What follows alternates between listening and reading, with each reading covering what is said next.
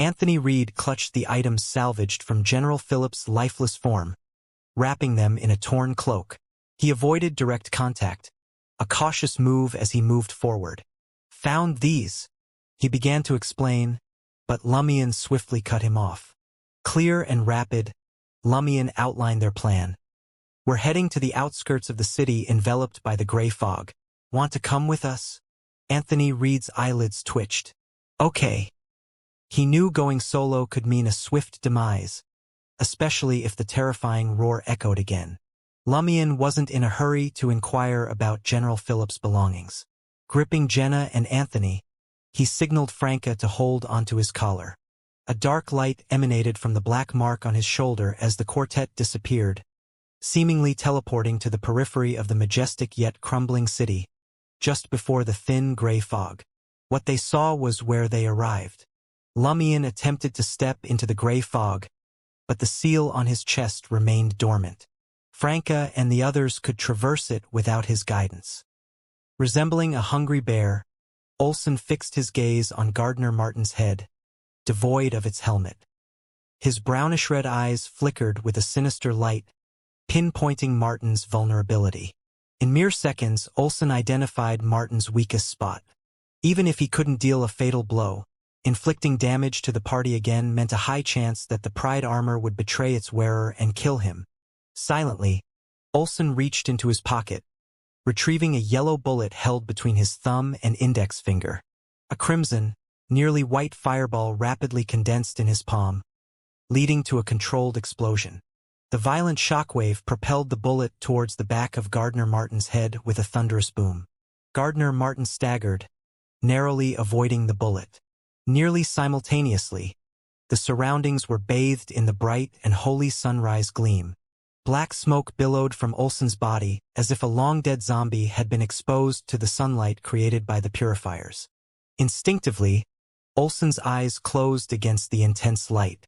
Meanwhile, Gardner Martin, no longer feeble, donned his helmet with a cold expression and sharp eyes. He ignited, transforming into a blazing white spear of flames, piercing Supervisor Olsen's forehead with a whoosh. Despite Olsen's formidable resistance to scorching flames, his skull suffered charring from the impact. As the flames dissipated, Gardner Martin's figure detached from the burning spear. Clenching his silver-armored fist, he swung it at Olsen's head from midair.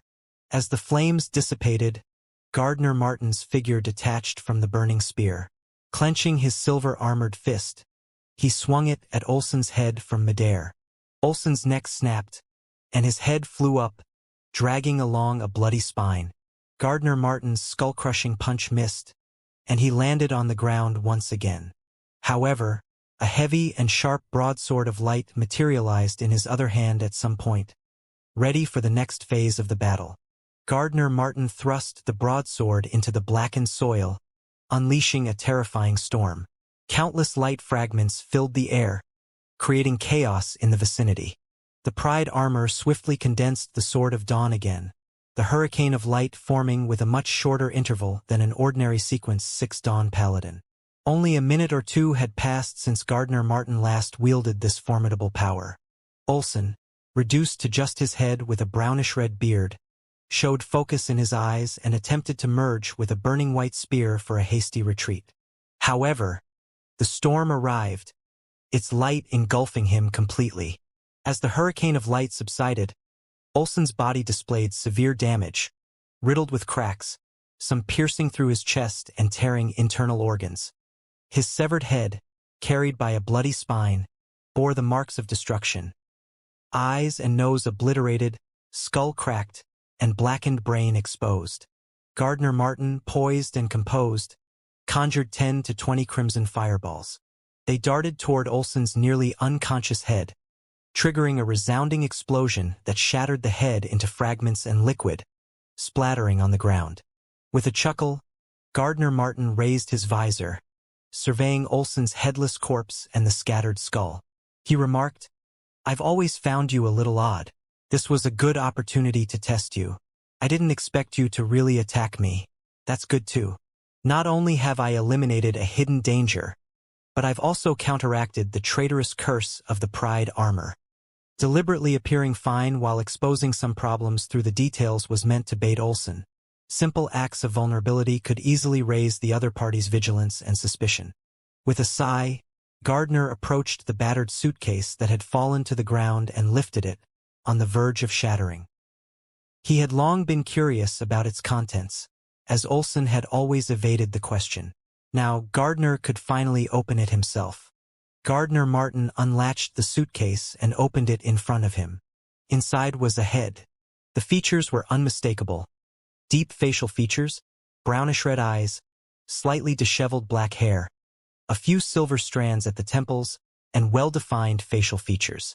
The head, which wasn't considered thin, was stained with blood. It was Gardner Martin. It was Gardner Martin's own head. Once Lumion and his companions traversed the outermost gray fog, the transition from morning to evening seemed to unfold before them. Darkness enveloped their vision, concealing the black asymmetrical buildings and houses that appeared as if splattered with blood. Everything silently melded into the obscurity. As they advanced, the looming, half-collapsed palace drew nearer.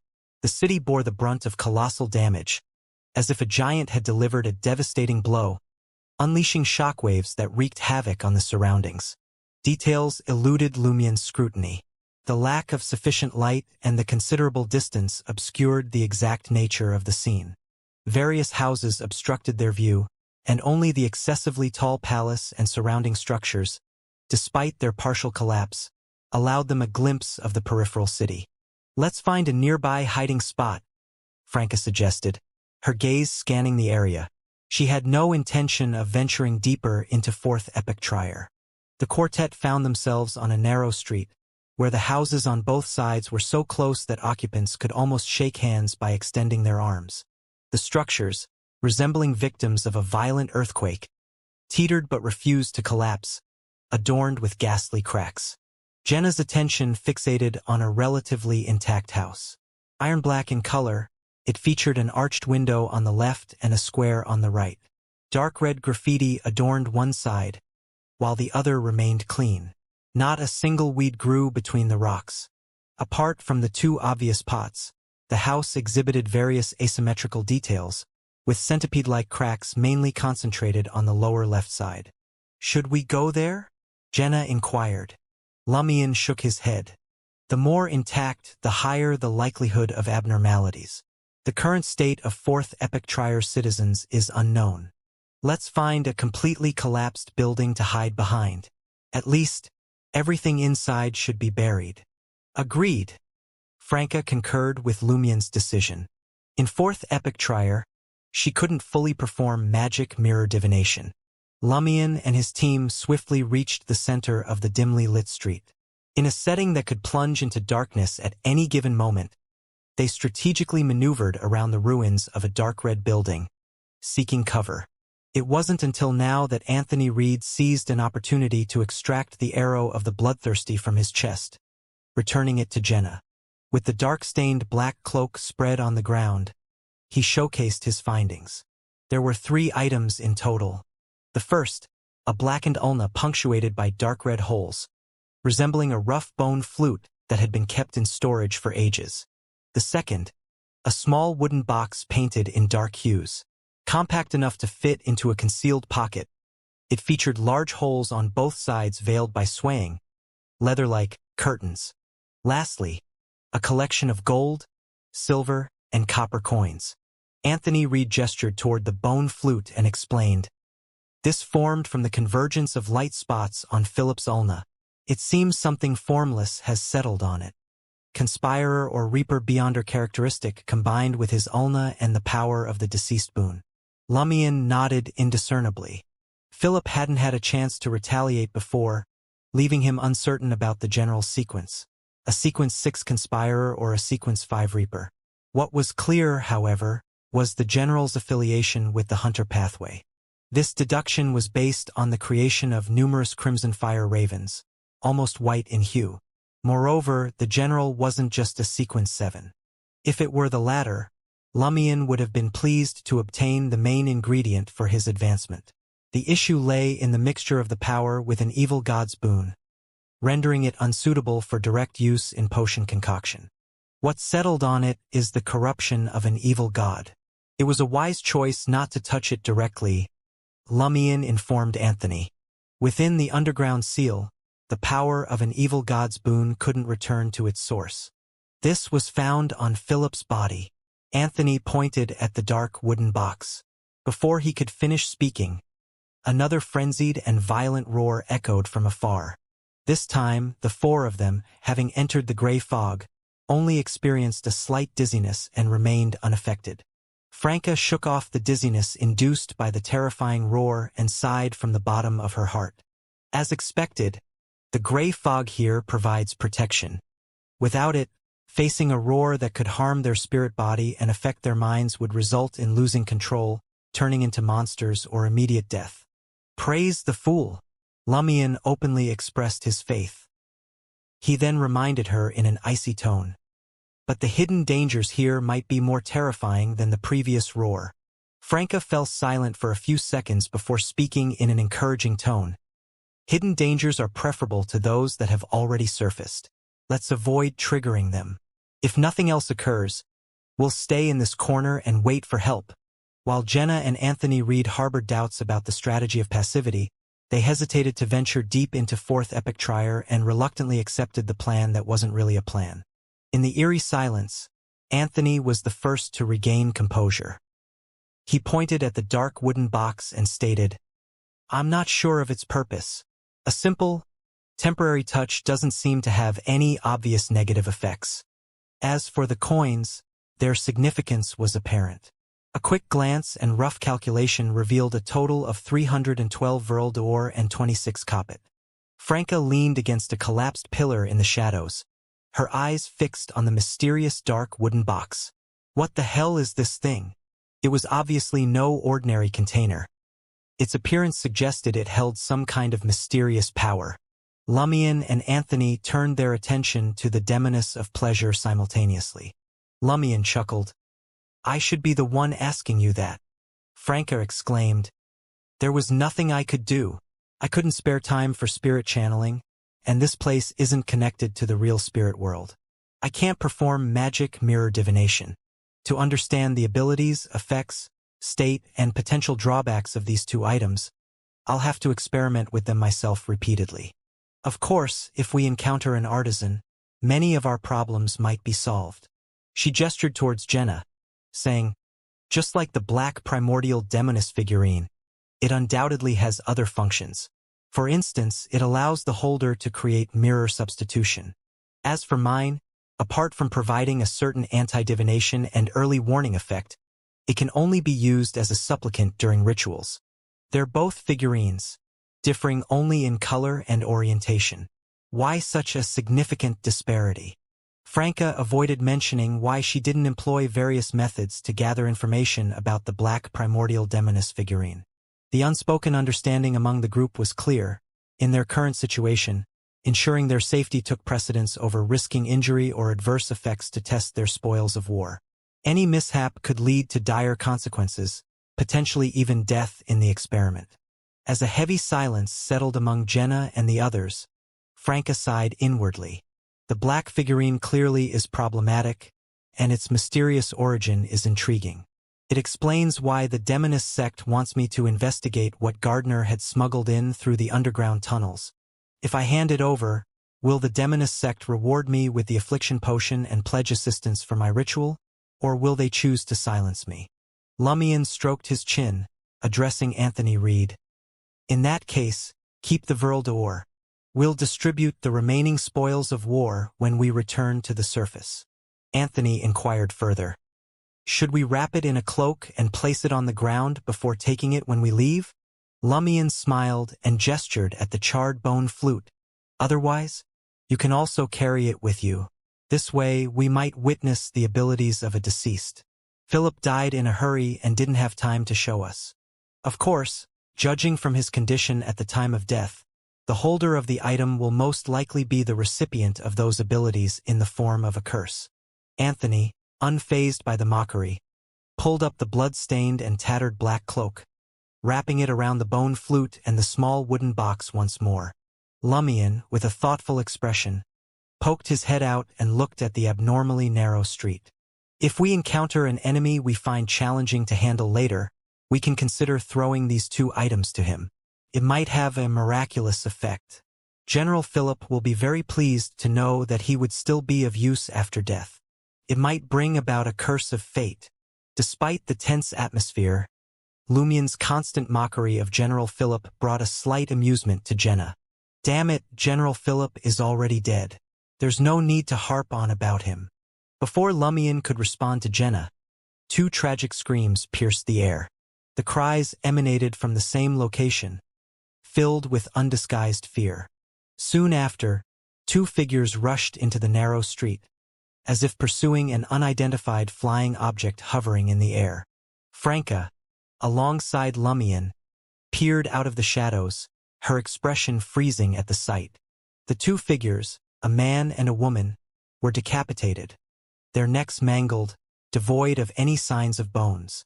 Chasing them were two heads, displaying pure fear and dragging bloody, tail-like spines behind them. One head belonged to a man with puffed-up cheeks resembling a squirrel. He chewed on long, thick black hair that emerged from his dark brown eyes, nostrils, and ears. Similar hair grew from the headless body chasing him, denser and more exaggerated, resembling seaweed. The other head belonged to a beautiful woman with black hair and brown eyes. She flew forward frantically, coughing and shaking out resplendent starlight. Gravel in the surroundings, sent flying by the pursuit, swayed as if in slow motion. Suddenly, the two heads and bodies, about to climb over a collapsed building and exit the narrow street, froze. The heads shook in confusion, attempting to dispel a discomfort. The headless corpses raised their hands, clutching their left chests. In mere seconds, the two heads, with bloody spines trailing behind them, plummeted into the collapsed black house, their bodies crashing onto the stacked rocks. A heavy silence fell upon Lumien and the others. After a few seconds, Lumien scoffed, "See, this is what happens when you venture deep into fourth epic trier. Do you suspect they're residents of the hostel?" Jenna inquired thoughtfully. Lumien replied with a smirk. "Otherwise? Where else could you find such fresh heads and bodies in an ancient ruin that's been buried for a millennium or two?" This brought back memories of Supervisor Olsen. He had been in this state when he first appeared. Now, Lumien was almost certain that Olsen was a true monster, with a head and body that could be separated. Franca also recalled Gardner Martin's servants. She withdrew her gaze and pondered for a moment before stating, "Why do bodiless heads still cough? As if they're sick? What happened to them at the end seems like a cerebral infarction. The two headless bodies show signs of cardiac arrest. Is this the work of the sick church's evil gods bestowed? Or is there another murderer?" Right, a sequence 5 of the Demonist pathway is called affliction. It can spread various illnesses, and I can enter this place with the primordial Demonist figurine and the ancient silver mirror. This place clearly has a lot to do with the Demonist pathway. Could the high-level power leaking out cause monsters to fall ill and die? Not bad. You still have some intelligence at critical moments, Lumien praised mockingly. Jenna, on the other hand, rejoiced. Fortunately, we didn't venture too deep. Otherwise, who knows when we'd fall ill and die. Lumien smiled at her. Why do you think we're not currently surrounded by disease? But we didn't cough. Jenna's voice trailed off as she glanced at the hidden pocket of her clothes.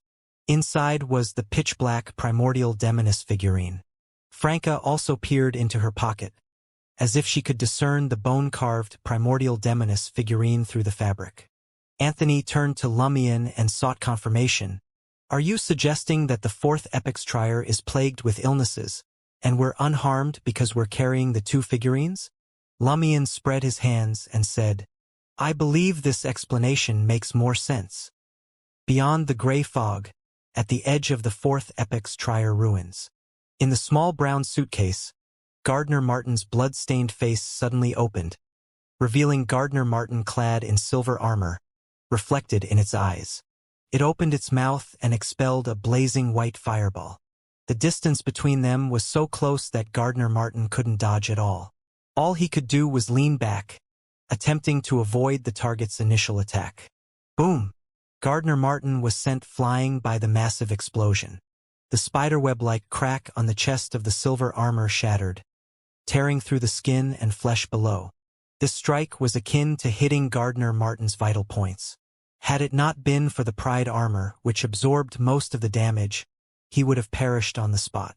However, this meant that the Pride armor lost its protection over the chest for a period. Gardner Martin's bloodied head flew up, dragging along a bloody spine. On the other side, Olsen's headless corpse stood up once more.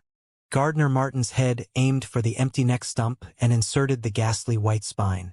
Amidst a cracking sound, this Gardner Martin, seemingly from hell, twisted his neck and smiled sinisterly at Gardner Martin, who had already changed positions and condensed a large number of crimson fire ravens that were nearly white. Olsen is long dead. I've been controlling his head and body.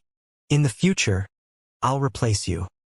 In the wilderness, the ground trembled violently, and blazing cracks slithered into the distance like fiery serpents. The figures of Magician and Justice appeared. Dressed in a white shirt with a knot and a beige dress, Magician fixed her gaze upon the menacing hurricane that bridged the gap between sky and earth. Her eyes glittered, as if concealing the vast cosmos. Vermanda Sauron is indeed a Sequence 1 conqueror. It's no wonder he could influence generations of the Sauron family after losing control and going underground. It's no wonder the Sauron family, once a royal lineage, swiftly declined. Magician mused, sighing. Justice, inquisitive, asked, I wonder how the former leader of the Secret Order, Zeradal, and Emperor Roselle played a role in Vermanda Sauron losing control and entering the Fourth Epic Trier. The Sauron branch, wielding Grade 0 sealed artifacts, obstinately believes that they harmed Vermanda, causing the Conqueror to lose control. The former even left a prophecy to mislead generations of Sauron family members.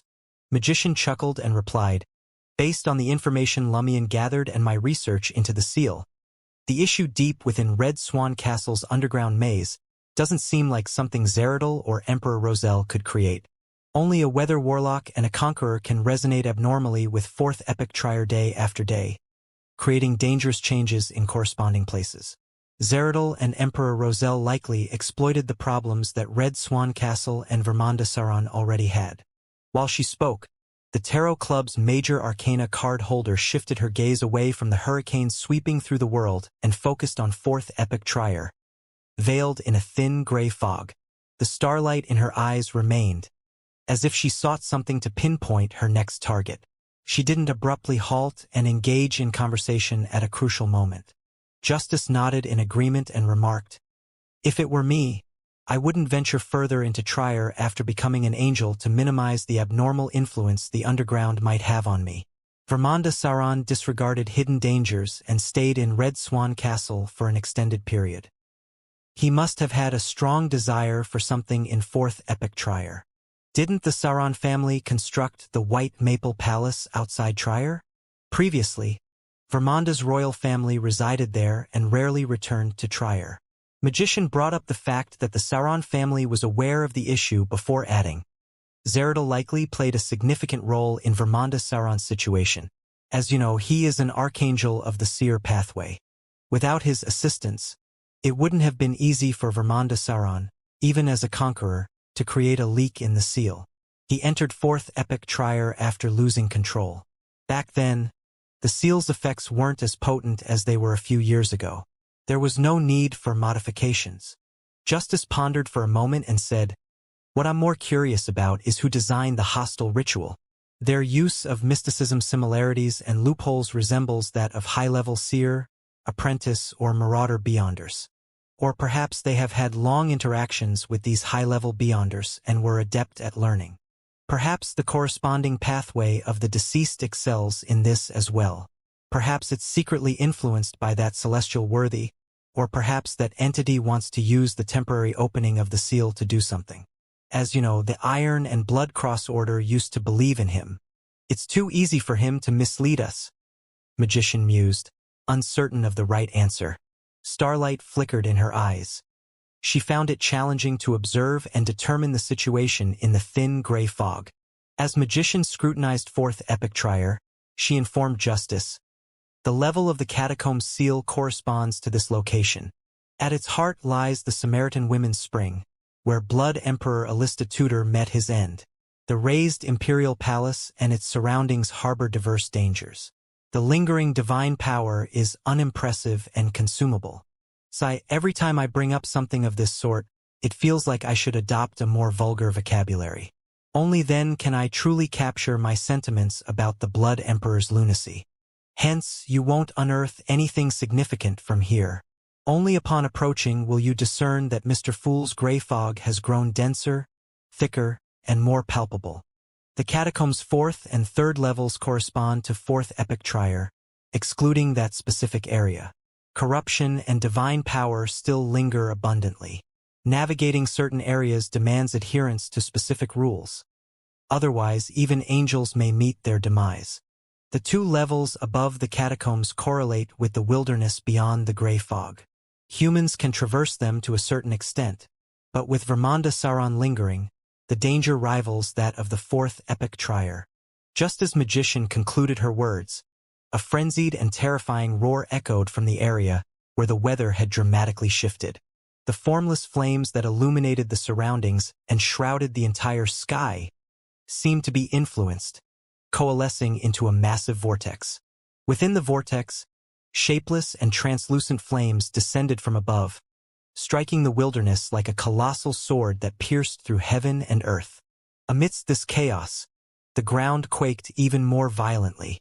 Fiery crevices extended further towards 4th epic trier, concealed within the gray fog. Magician remained unperturbed as she observed the splendid yet dilapidated city for a while. Then, she said to Justice, "Let's enter." Justice tersely acknowledged, offering no objections. Both of them tacitly avoided mentioning Vermonda Sauron, an archangel who had lost control, a conqueror. They had no intention of joining the battle or seizing the Beyonder characteristic.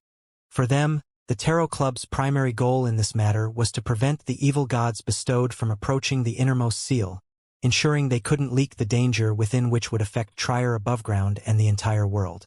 Furthermore, they sought the lost minor arcana card holders to guide them out. As for the Conqueror Beyonder characteristic, symbolizing an archangel and sequence 1, as long as it didn't fall into the hands of heretics, obtaining it wasn't a particularly grave issue for anyone. Magician didn't mind observing and, if the opportunity arose, pilfering the gains. However, she wasn't a high-level Beyonder of the Marauder pathway capable of dividing herself and participating in every battlefield. Despite achieving a similar effect by moving back and forth, she had to respect Mr. Fool's gray fog and the core seal of 4th epic trier. Corresponding restrictions were undoubtedly in place. Starlight blossomed, and Magician and Justice vanished. The thin gray fog enshrouding 4th epic trier undulated.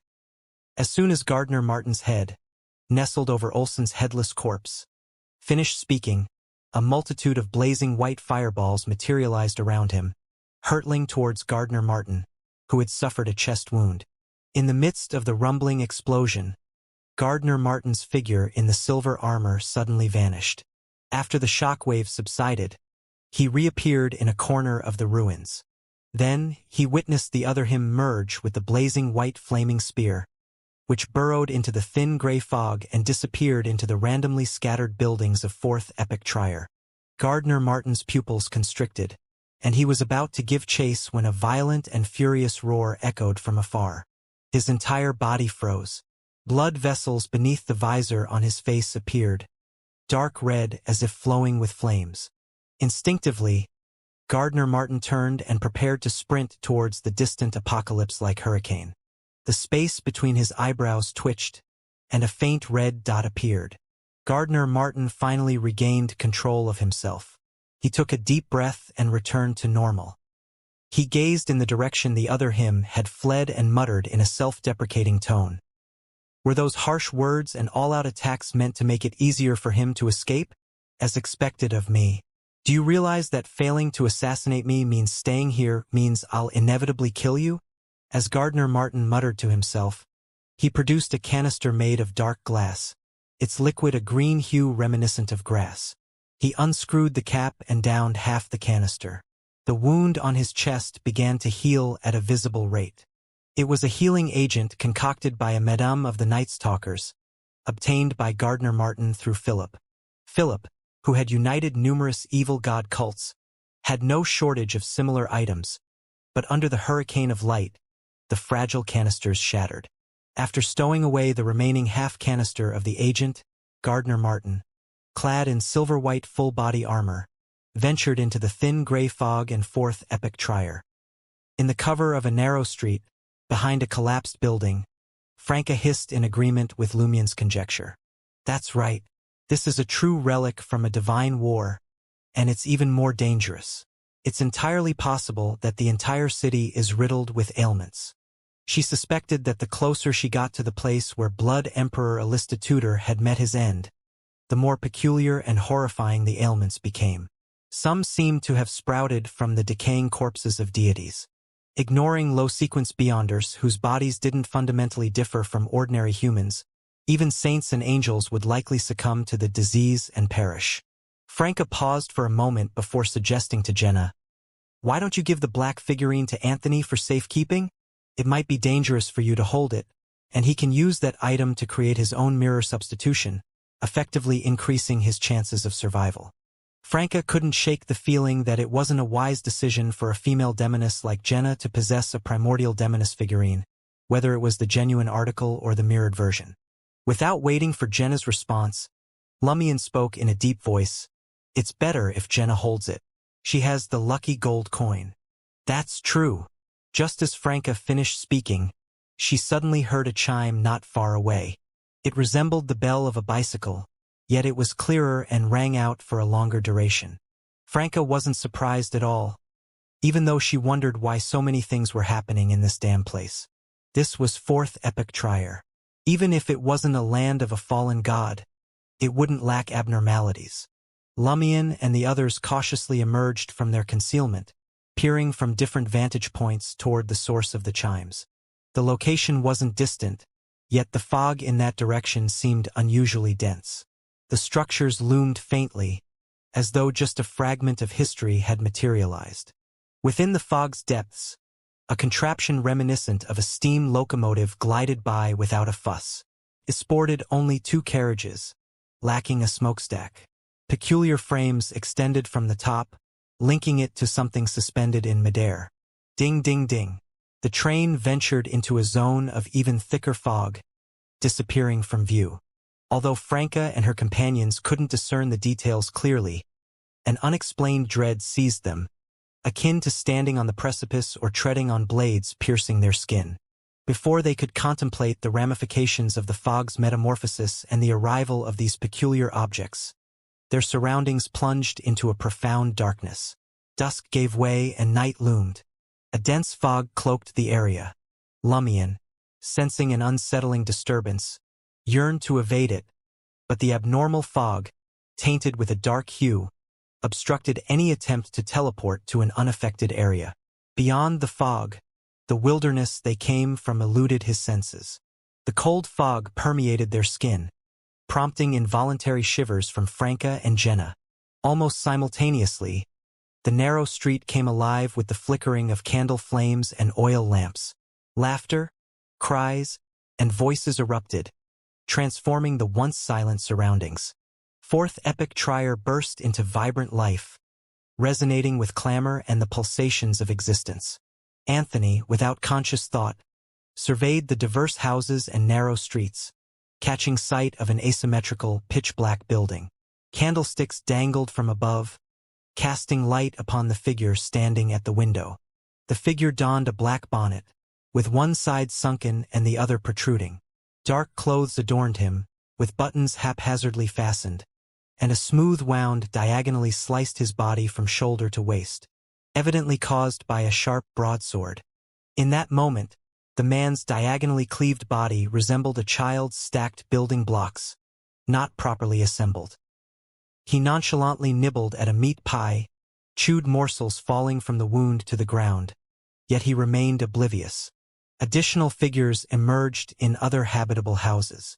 Some appeared like melted candles that had solidified once more, their flesh viscous and indistinct. Others had pale white skin, and greasy white feathers sprouted from their pores, oozing yellowish pus. Some had tiny holes in their bodies with black insects flying in and out. There were those reduced to white skeletons, with only a mismatched human-skinned mask covering their faces. Some had degenerated into black shadows, as if burned.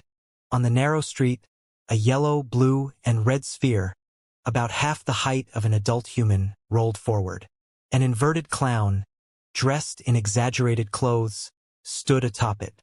The clown's ears were unlike those of a human, dog-like and slightly pointed. Dark gray hair covered his red-yellow painted face. These are the long-dead citizens of Fourth Epoch Trier? Lumien's eyelids twitched. He, Franca, and the others also observed the blood-stained faces and cold expressions of these figures. Very similar to those mirror people. Franca muttered to herself before exclaiming in horror.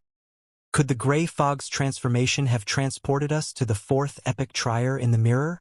The citizens of Fourth Epoch Trier in reality are dead, but the ones in the mirror are still alive.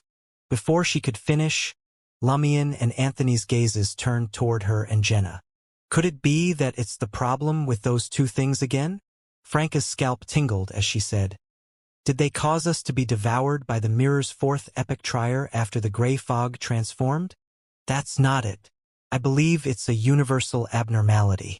Apart from a few special individuals who enter this place, they all arrive in the mirror ruins after being enveloped by the expanding gray fog. Lumien observed the narrow street brimming with vitality, pondering for a moment. The most likely possibility is that the two figurines triggered Fourth Epoch Trier, causing changes like the gray fog's expansion. Jenna fell silent for a moment before frowning. But we've been here for a while. Why did something only happen now? We didn't do anything just now. That's right. Franca suddenly realized. Those hostile residents must have triggered something while wandering around after their entry. As soon as Franca finished speaking, a hoarse and terrified shout echoed nearby. Help! Save me! Lumien and his companions turned their attention toward the voice and witnessed a man in a black formal suit. His hair neatly combed like a prominent figure's secretary, sprinting down the narrow street. His face was marred by abscesses, oozing mucus. Occasionally, he turned his head 180 degrees. His eyes filled with fear as if a formless and terrifying entity pursued him. Save me! Amidst his cries, the man's body suddenly froze, and he involuntarily retreated. His retreat accelerated until he lifted off. Ah!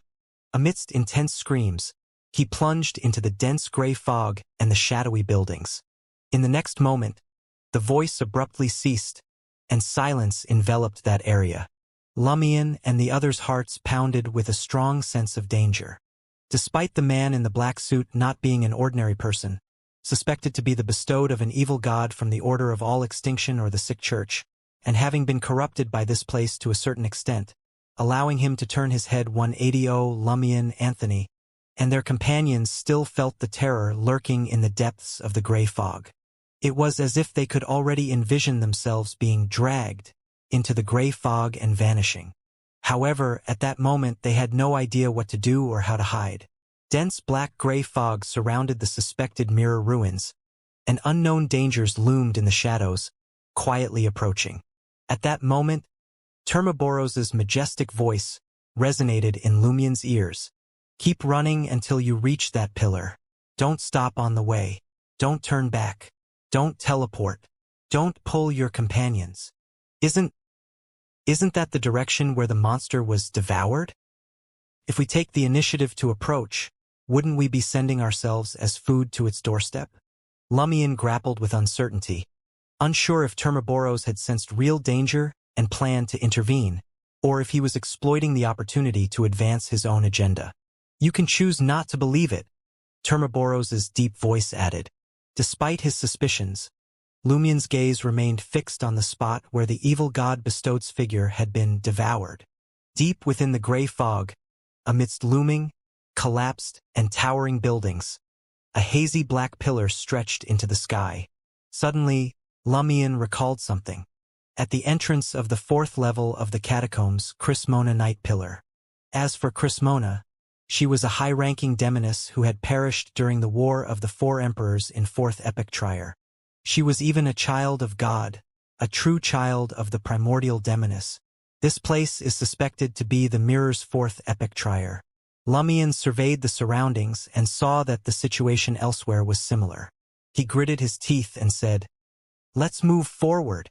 To the Black Pillar. The sense of danger intensified, pushing Lumion to make a decisive gamble. Move forward? Franca, Jenna, and Anthony were brimming with questions about Lumion's choice. Everyone had witnessed the chilling fate of the man in the formal suit. Lumion stood tall and declared in a commanding voice, "Jenna, carry the spoils of war. Don't stop, don't turn around, and don't pull any of our companions." Upon finishing his sentence, he darted out of his hiding spot. Given the specificity of Lumion's instructions, Franca cast a glance at him and chose to trust his judgment. Jenna tightened her grip on the lucky gold coin, hoisted the cloak containing the spoils of war, and followed suit. Anthony, having exacted his revenge, harbored no regrets or obsessions. Lumion had proven his correctness multiple times, so he didn't question him and trailed closely. Thud, thud, thud. The quartet sprinted down the narrow street, passing by the inverted clown, who rolled forward on the ball at a deliberate pace. They plunged into the depths of the gray fog, heading towards the Black Pillar. In a corner of 4th Epic Trier, in front of a black iron-like house adorned with a red pattern, a wilderness overgrown with weeds had been condensed to the size of an ordinary square. Within a dark red open carriage in the wilderness, Lady Moon, draped in a loose white robe and a light-colored veil, queried Madame Pualis, who stood beside her. "What's wrong?" Madame Pualis, dressed in black with her head covered by her right hand, replied, "I can hear my child crying again." Lady Moon nodded gently and offered reassurance. "That's unavoidable. Rest here and catch up when you've recovered." "Are you sure you can handle it alone?" Madame Pualis's facial muscles twitched and distorted intermittently. Lady Moon smiled and responded, "My child left me a gift. Don't worry." She didn't consider Madame Knight to be of much help in this matter. Madame Knight could enter because she needed to stay at the Sacred Heart Cloister to draw attention and couldn't remain in the hostel. "All right," Madame Pualis said regretfully. After Lady Moon's carriage and the wilderness departed, Madame Knight's expression quickly returned to normal. Lady Moon's carriage, pulled by 2 demon-like creatures, advanced for a while before the gray fog thickened and expanded. Her eyes narrowed as a blood-stained umbilical cord materialized in her hand. The umbilical cord emitted a brilliant golden sunlight, warding off all corrosion and influence. Thus, Lady Moon successfully reached the periphery of the land of a fallen god. The gray fog here stood as dense as a wall. Attempting to approach, she found herself blocked, akin to an ordinary person encountering an impenetrable barrier. Lady Moon felt a compelling force but couldn't proceed any further. She whispered in surprise and confusion, "How could this be?" As she pondered to herself, Lady Moon surveyed her surroundings. Suddenly, her gaze froze. On the surface of a nearby half-collapsed palace-like structure, a flamboyant red color seized the wall, outlined in a bloody state. "Didn't anyone tell you that there's another seal here?" The intensifying gray fog at the core that spread to every corner of 4th Epic Trier didn't faze Gardner Martin, wrapped in sleek silver-white full-body armor. Instead of alarm, delight surged within him. Since the invasion of the power from Building 13 on Avenue du Marquet, and being able to hear the great voice, such scenes had frequented his dreams. Felt like returning home, the door wide open for him. Without hesitation, Gardner Martin sprinted toward the heart of 4th Epic Trier, heading for the land of the fallen god. Through a street so narrow that the residents in the houses on both sides could almost reach out and shake hands, Lumion and his companions sprinted forward. After only a dozen steps, Lumion sensed an intangible force emanating from the pitch-black gray fog. It was like the countless arms of a terrifying entity, gently and methodically caressing every living being to determine its prey. Lumion's scalp tingled. Even with his clothes providing cover, goosebumps erupted where the formless entity touched him. Instinctively, he wanted to resist, but then he remembered Termaboros's words. Don't stop. Don't turn back. Don't teleport. Don't pull your companions. While this didn't explicitly mention resisting, defending, or attacking, Lumion felt it wise to observe and wait for developments. Suppressing the urge to incinerate the formless entities, he compelled himself to move forward. Jenna, by his side, and Franca and Anthony behind him, closely monitored Lumion. If he didn't act, neither did they. If he did, they would quickly follow suit. Observing Lumion refraining from confronting the formless entity in the dim gray fog, they braced themselves, enduring the intense and danger-filled caresses. In the midst of this, Franca found the formless object somewhat familiar. Recalling the suspicion that this place was the mirror's fourth epic trier, closely linked to the demoness pathway, she quickly had an answer. It bore a striking resemblance to a demoness of pleasure's spider silk. Could it be left behind by a high-level demoness? Franca imagined a scene. A colossal pitch-black, half-human spider, nestled silently in the depths of the gray fog, extending spider silk that seemed to possess a life of its own, attempting to locate and capture its prey. After covering more than 10 steps in a sprint, Lumion was pleasantly surprised to notice the formless entity slowly retracting. It no longer actively caressed him, but given their dense presence, occasional brushes or touches were inevitable. This change appeared to be a response to his proactive approach towards the source of the formless entities. These formless entities seemed to single out those attempting to escape. Upon breaking free from the narrow street and delving into the thick gray fog, Lumion suddenly felt his hair stand on end, a chilling sensation running down his spine. His intuition warned of immense danger ahead, a threat capable of obliterating them all. The consequences of getting closer were beyond imagination. Franca and the others involuntarily slowed down. The horror felt palpable, like a loaded revolver pressed against their foreheads, poised to fire at any moment. Lumion clenched his teeth and pressed on. Having chosen to trust Termaboros's advice, he needed to endure until there was evidence to the contrary. Otherwise, he might as well do something else from the beginning. He didn't halt, and Jenna and the others didn't dare to either.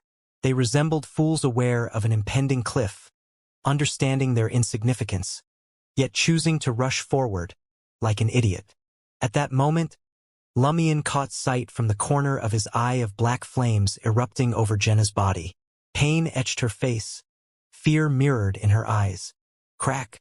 Jenna shattered like a mirror, only to reappear, still engulfed in black flames and frost. Her eyes pleaded with Lumion. Instinctively, Lumion raised his left hand, as if to aid Jenna. However, a brief moment of hesitation swept over him, and he withdrew his hand, fixing his gaze ahead. Don't pull, companions. Despair, surprise, and resentment filled Jenna's eyes instantly. She coughed and came to a standstill. Swiftly ensnared by the formless entities, she was dragged deeper into the gray fog. Franca, witnessing this, had an immediate change in expression, ready to offer assistance when Lumion's instructions flashed through her mind.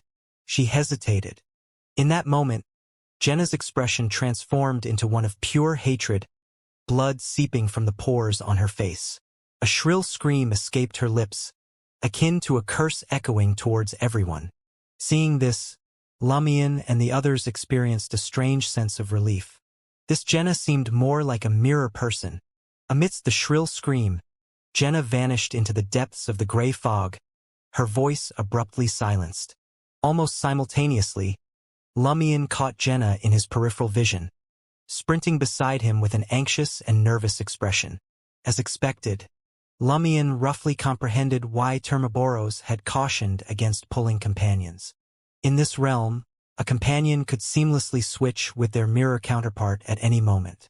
Assisting the mirror person risked harm to their true companion, leading to complete assimilation into this place, becoming food for the entity at the source of the formless objects. Damn it, couldn't you be more explicit? These reasons aren't particularly intricate. You insist on us experiencing them ourselves and overcoming them. Cursing Termaboros inwardly, Lumion pressed on with even more determination. In the subsequent encounters, similar challenges arose multiple times. Yet, armed with experience, they refrained from resisting or attempting escape. They resisted the impulse to aid their companions. Lumion and the others, focused on their path, ran straight using the black pillar as a guide. Occasionally, they bypassed obstacles. Finally, the black pillar loomed not far ahead.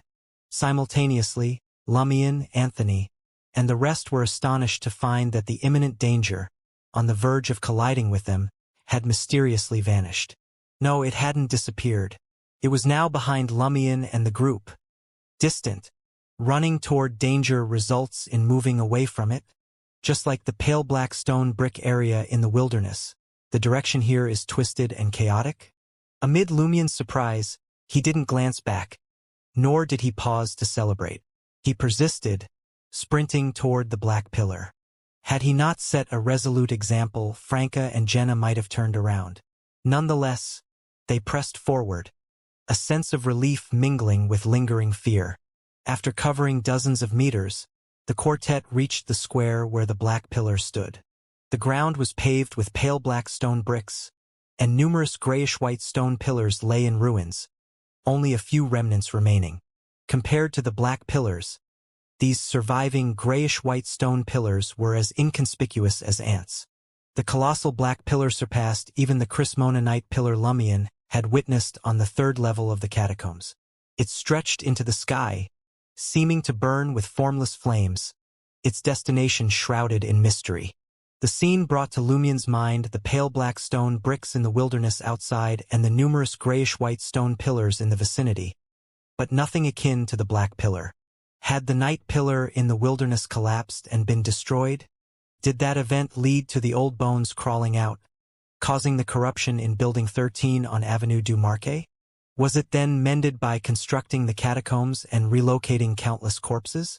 Lumion ventured a guess based on these thoughts. Franca and Jenna surveyed the square ahead, observing that the area surrounding the black pillar had sunk into the ground. Below, there seemed to be white magma flowing, and faint black tentacles lurked. Though there were no explicit warnings of danger, Lumion and the others sensed that this might be even more dangerous than the entity they had previously encountered. Next to the black pillar stood a 1.78-meter-tall snowman. Its frosty face, cracked to form eyes, nose, and mouth, lacked ears. As Lumion's gaze nonchalantly swept across the snowman, it abruptly froze. He noticed a dark stain on the snowman's right eye, as if it wore a monocle. Amon? Lumion startled, a desire to flee taking hold. At that moment, Termaboros's majestic voice echoed in his ears. "It's dead. Dead." Lumion breathed a sigh of relief. It made sense. Amon, a nobleman of the Fourth Epoch's Tudor Empire, wouldn't be exempt from the casualties of the Divine War. It was plausible that dozens, even hundreds of avatars perished back then. Retrieving them might not have been feasible in the circumstances. For some reason, Lumion detected a trace of joy in Termaboros's concise words. Observing the snowman, Anthony suddenly felt his forehead heat up, and his breath turned hot. His spirit body rapidly weakened. "I'm infected," he calmly informed his companions. Ailment. Lumion glanced at the black pillar again. Could this be the true form of the Crismonanite pillar? Even the figurine of the primordial demoness can't stem the corruption of ailments in this place. Franca's heart skipped a beat as she instructed Jenna, "Take out that figurine." Simultaneously, she reached into her pocket and pulled out the primordial demoness figurine crafted from bone. After Jenna handed her the black one, Franca motioned for Anthony to come closer and observed his expression. "How do you feel now?" "It seems better. I'm getting better." Anthony scrutinized his physical condition earnestly. Franca smiled. "I knew it. How could Jenna and I be fine? But you're sick. Looks like we have to maintain a certain distance from the figurines." As soon as she finished speaking, blazing white fire ravens soared out from behind the black pillar, hurtling toward them. Then a figure emerged, It was Gardner Martin, attired in a black formal suit and yellow vest, an unusual sight. His gaze fixed on the black figurine in Jenna's hand and the bone statue in Franca's, revealing a longing expression. As the blazing white fire ravens erupted from behind the black pillar, Lumien's reflexes kicked in. While Franca, engrossed in deciphering the cause of Anthony's ailment, Lumien seemingly engaged in the discussion. Yet, beneath the facade, he, a hunter, maintained a vigilant stance, keenly aware of his surroundings. In this dangerous and ominous setting, he couldn't afford to focus solely on conversation. Lumien thrust his palms towards the oncoming blazing white fire ravens. In a swift motion, a colossal crimson fireball materialized, hastily intercepting the impending assault. However, before it could reach its target, the unstable structure caused it to detonate. Amidst the explosive chaos, a shockwave, laced with flames, surged forward and sideways, engulfing nearly all the blazing white fire ravens like a torrent. Confronting the fiery wave head-on, the fire ravens staggered, losing stability in the storm. They prematurely blossomed, transforming into a dazzling display of fireworks. The fire ravens circling from the side were also affected by the explosive waves, deviating from their intended trajectories or being partially extinguished. Hunters, particularly those at higher sequences like Pyromaniac and Conspirer, proved unparalleled in defending against the swarm attacks of fire ravens.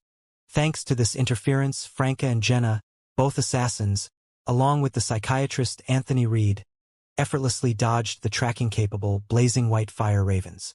They observed as these dangerous projectiles landed on the ground, setting off fiery eruptions. In the blink of an eye, Franca vanished, and Jenna swiftly moved toward the nearest grayish-white stone pillar. She scattered fluorescent powder and chanted the invisibility incantation in Hermes. Anthony, seemingly back in the fray, rolled and sprinted, encircling another relatively intact grayish-white stone pillar in an attempt to find cover. Lumien maintained his position, hands poised to push forward. His golden-black hair swirled in the ordinary gust of wind that followed the massive fireball's explosion. Looking at Gardner Martin, unusually tall and face marked with bloodstains, Lumien taunted, "Is this your way of greeting? Sending a swarm of fire ravens to welcome us? Hey, what's with the change in appearance and the missing armor? Are you the Mirror's Gardner Martin?" Gardner Martin, donned in a black formal suit and yellow vest, ceased his attack. Instead, he paused and sneered, "Sooner or later, I'll become the real Gardner Martin." Observing the situation, Lumien didn't rush to teleport behind Gardner Martin. He chuckled and remarked, "So, you're admitting to being a counterfeit?" His aim was to provoke and incite the other party, unraveling the motives of these mirror people. Surely, their purpose wasn't merely to replace genuine forms and return to the real world for a serene life. It had to be one of the objectives, but not the sole or primary one. The actions of a mirror person were too intricate for such a straightforward motive. Mirror Gardner Martin scanned Lumien's surroundings, as if seeking the invisible Franca and Jenna. In response to Lumien's mockery, he sneered and stated, "Counterfeit? We, the counterfeits, might be the only ones to secure victory and survive. Look at the fourth epic trier, destroyed and reduced to ruins. Yet it persists within the mirror. All its citizens remain alive. You call that living?" Lumien refrained from interrupting the mirror gardener's resentful narrative. The formidable beyonder with a peculiar form chuckled. "Counterfeit? Countless members of the Iron and Blood Cross Order you usually encounter are already on our side. They've emerged from the mirror, spawned since the unexpected seal incident decades ago, and the ensuing power leak. We've been covertly engaging in similar activities. Otherwise, how would Gardner Martin, Tony Twain, and Deist have known about Vermonda Saron's underground entrance into the seal? How would they have recognized it as a Sequence 1 Conqueror Beyonder characteristic? How could they have been so focused on exploring the underground and inadvertently influenced?" Lumien was taken aback. "So, this involves the plans of your mirror people? Damn it, how many factions are entangled in this, and how many conspiracies are woven together?" While Gardner's words in the mirror shed light on the murky situation, making many details more plausible, Lumion still found it absurd. Aren't there too many factions and conspiracies? And behind these conspiracies, even more conspiracies, as intricate as spiderwebs. Mirror Gardner's expression returned to normal as he smiled and said, "Ever wonder how the Iron and Blood Cross Order discovered the black figurine? How did they realize they could exploit the uniqueness of this mirror world to bypass the seal? Do you dare to keep carrying that figurine? It holds no practical value for you. Why not hand it over to me, and I'll let you leave this mirror world? Don't worry, you're not Gardner Martin. I can't replace you. I harbor no insurmountable malice towards you. So, were the fire ravens from earlier merely a greeting?" Lumion laughed and inquired, "Essentially, that figurine holds great value for you? What do you people intend to do with it?" Lumion suspected that the Iron and Blood Cross Order's discovery or acquisition of the black primordial demoness figurine was orchestrated by these mirror people. Their plan was undoubtedly intricate. Mirror Gardner's lips curled as he replied, "Did you think I'd tell you? Whom do you people serve?" Lumion interjected. As the Mirror Gardener's mouth opened, his expression suddenly darkened, and his eyes brimmed with hatred. "That's all the answers." Observing the Mirror Gardener's sudden shift, Lumion had a profound realization that these mirror people could maintain normalcy most of the time and seamlessly replace the originals. However, when certain matters arose, they couldn't suppress their monstrous side.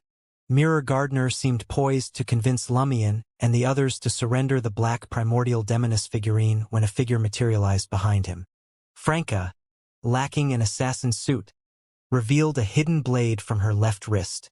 Enveloped in black flames, she thrust it into Mirror Gardner's back, causing the blood-stained figure to shatter like a mirror. He reappeared on the other side of the black pillar, on the fringe of the collapsed area, wearing a sinister smile. He declared, "You're stalling for time and completing preparations. Me too." As he finished speaking, a man emerged from the debris of a crumbled grayish-white stone pillar outside the collapsed area, dripping with magma. His face bore bloodstains too, and his short flaxen-colored hair, along with slightly thick brown eyebrows, framed aqua-blue eyes and thin lips. Despite his unremarkable appearance, he uncannily resembled Franca. Witnessing this figure, a phrase flashed through Franca's mind. "It's over." It was her past self, her former identity as a man. Ever since Franca began suspecting that this area represented the mirror's fourth epic trier, she harbored concerns that her past self would surface, exposing his true identity to Jenna. Now her fears materialized. It's over. Social death. Franca's mind raced as a woman emerged from behind another intact grayish-white stone pillar. Adorned in a white shirt, a black vest, and dark pants, her pure black hair cascading over her shoulders, she exuded an imposing beauty. Despite her deep and delicate facial features, her blue eyes betrayed a sense of mockery. This is eerily similar to Seal. The mirror version of him is a woman? Franca swiftly scanned her surroundings, concealing herself again. Behind different grayish-white stone pillars, two more figures emerged.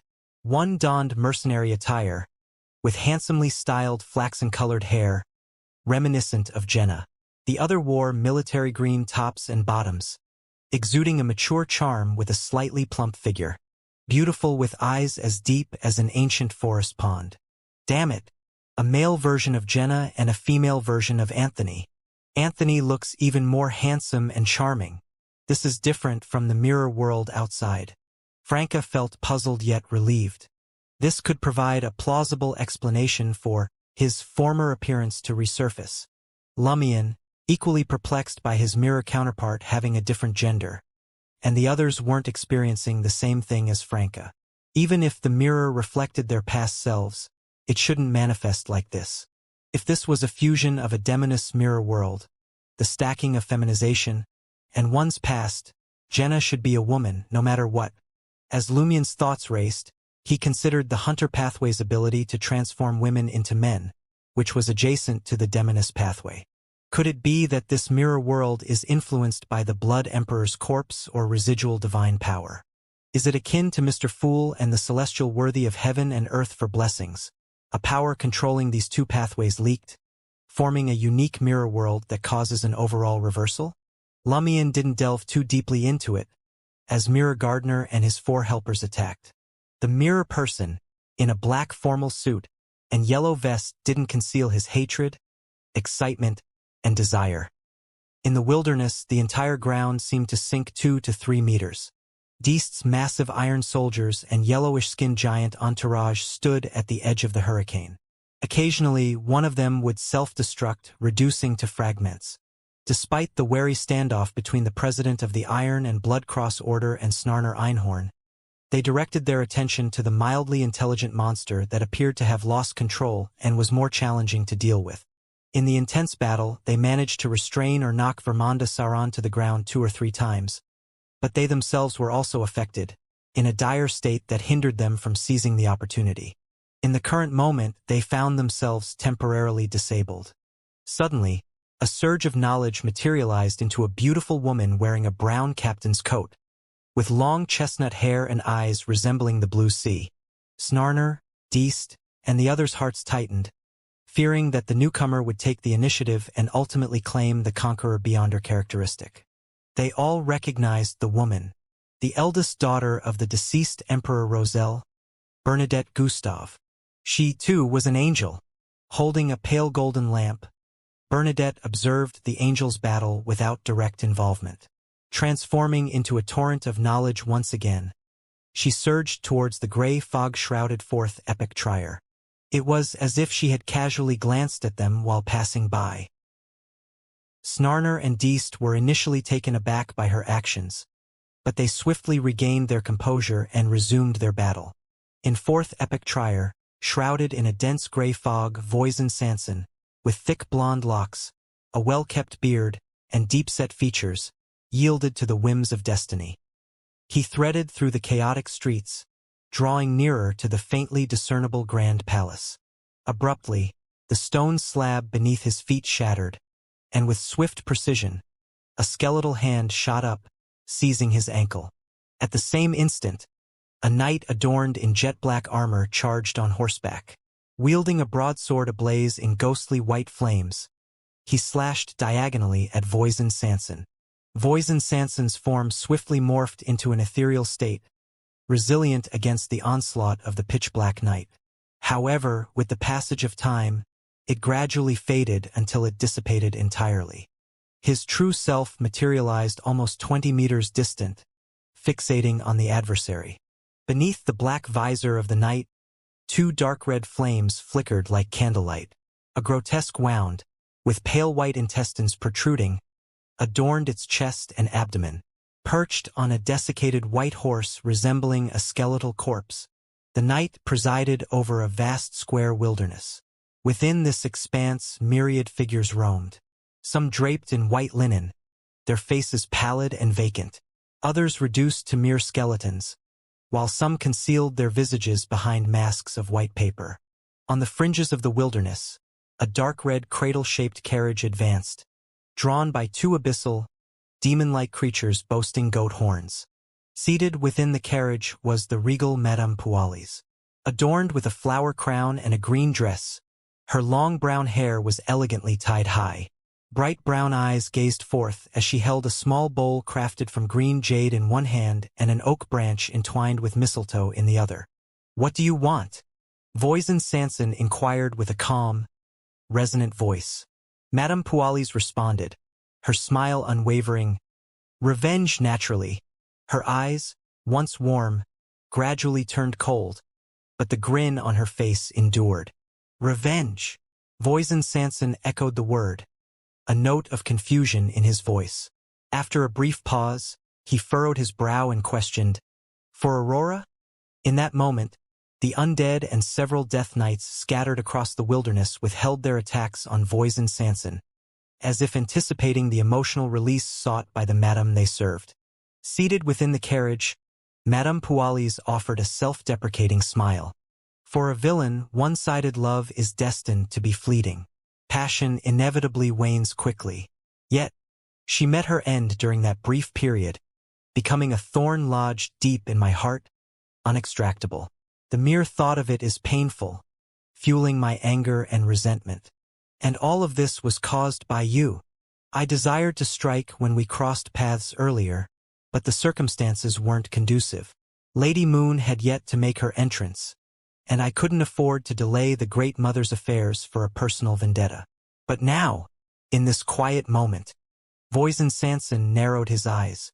After receiving the Great Mother's boon, shouldn't these delicate and easily shattered emotions be eradicated?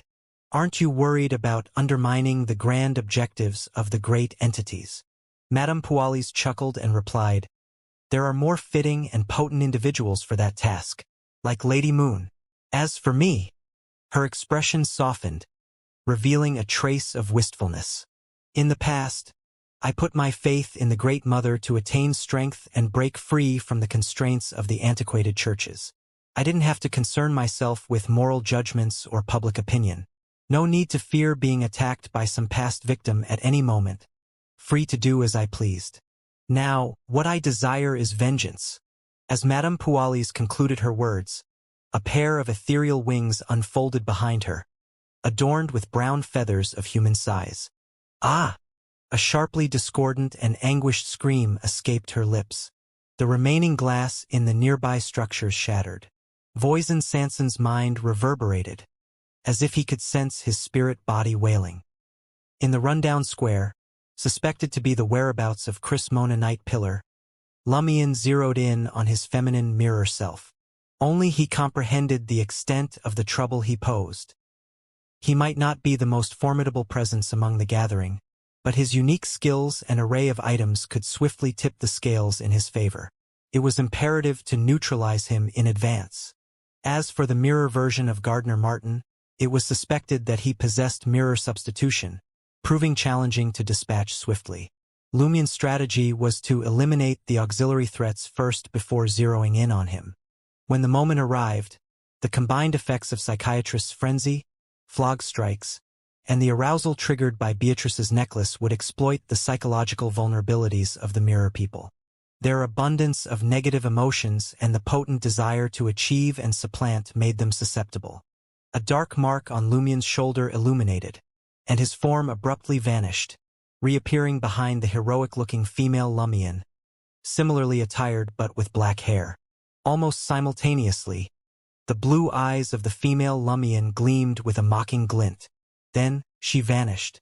Her figure materialized behind Anthony Reed, mostly concealed by the grayish-white stone pillar. Spirit World Traversal. She knew the technique as well. Damn it! Lumion cursed inwardly. The dark mark on his right shoulder emitted another shadowy glow. He had to hurry to his aid.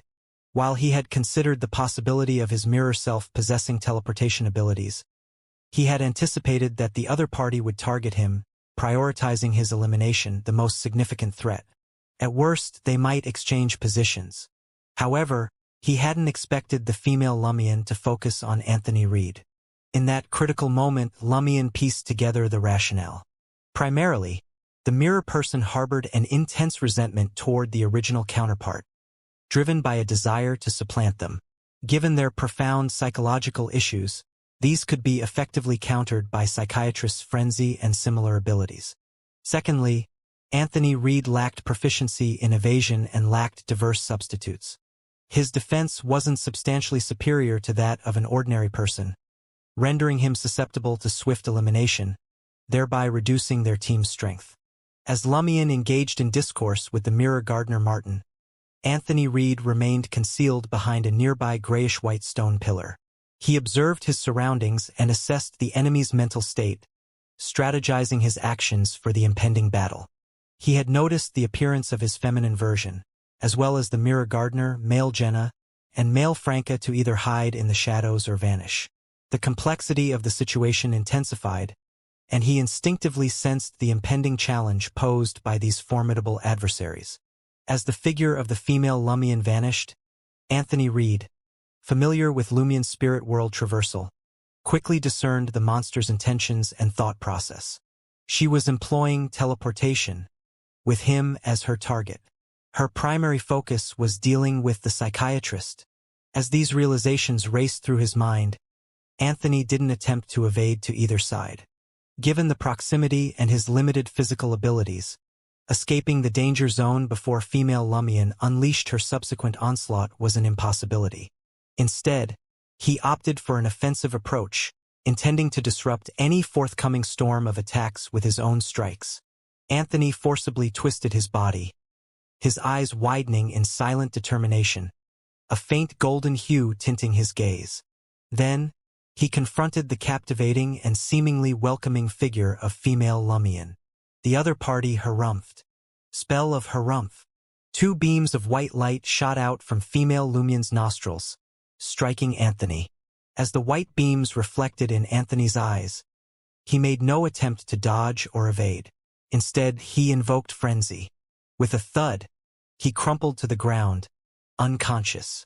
Female Lumion's facial muscles contorted, and dark red blood vessels emerged beneath her skin, resembling tiny fire serpents coming to life. Her blue eyes radiated violence and madness, while crimson flames bordering on white emanated from her body. Lumion materialized beside her and the unconscious Anthony. Choosing not to employ the spell of harumph, he clenched his right hand, enveloped in almost blazing white flames, and delivered a punch to his mirror self's head. With a cracking sound, female Lumion's body shattered like a mirror. She, too, possessed mirror substitution. Upon witnessing this, Lumion cursed inwardly once more. Dog's hit. Despite anticipating that these mirror people were closely related to mirrors and might have multiple mirror substitutions, thus opting for a flaming punch instead of the spell of harumph to conserve spirituality, the confirmation left him frustrated and angered. Only by facing it personally did he realize how repulsive abilities like mirror substitution and paper figurine substitutes were.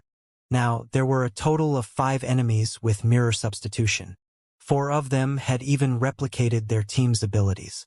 How could they possibly prevail in such a situation? In that moment, the flames dissipated from Lumion's fiery fist, precisely as expected, landing on Anthony Reed. The scalding pain abruptly snapped the psychiatrist out of his stupor. Reacting instinctively, he rolled to smother the flames. Suddenly, Mirror Gardener Martin's cold, smiling voice echoed from an unseen location. "How does it feel? Are my aids proving stronger than you expected?" Unfortunately, they hail from profound mirror images, and their genders have been reversed. They can't replace you and return to the real world. What do you say?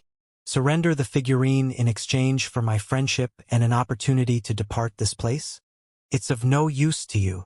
If you're so powerful, why don't you just kill us and take the figurine? Are you wary of something? For example, Termaboros's escape? Or are you deliberately using such words to weaken our resistance and ensure your own safety to the greatest extent? Or are you actually not strong and are stalling for time for some development? A series of guesses raced through Lumion's mind. Meanwhile, Anthony Reed, having extinguished the flames, rose to his feet and coughed. Lumion's throat itched as he heard that. Soon, Franca and Jenna emerged from invisibility amid uncontrollable coughing, having intended to encircle the female Anthony. The voice of the Mirror Gardener resonated, accompanied by evident laughter. "I neglected to mention that the fire raven I initially employed carries an affliction disease. Igniting and detonating them only aids the spread of the disease. Those 2 figurines can only suppress non-conscious diseases, but this is under my control. Fire raven fused with an affliction disease? Is that even possible? Will I pull off something similar when I switch to the hunter pathway? Is this the merging of different abilities through pathway switching? It's more unique and bizarre?" As Franca coughed, surprise, solemnity, and a touch of anticipation painted her expression. Even though she was compelled to break her invisibility, Franca found herself in close quarters with the female Anthony. Her left hand rose, directing the ring of punishment, snug around her thumb, at the mirror person. Yet, Franca refrained from employing psychic piercing. It was a calculated move to confound the target and any hidden foes. Having observed Lumion's skirmish, Franca suspected that female Anthony also possessed mirror substitution. Psychic piercing wouldn't yield the desired effect. In that case, why not afflict the opponent with a negative state that wouldn't trigger mirror substitution?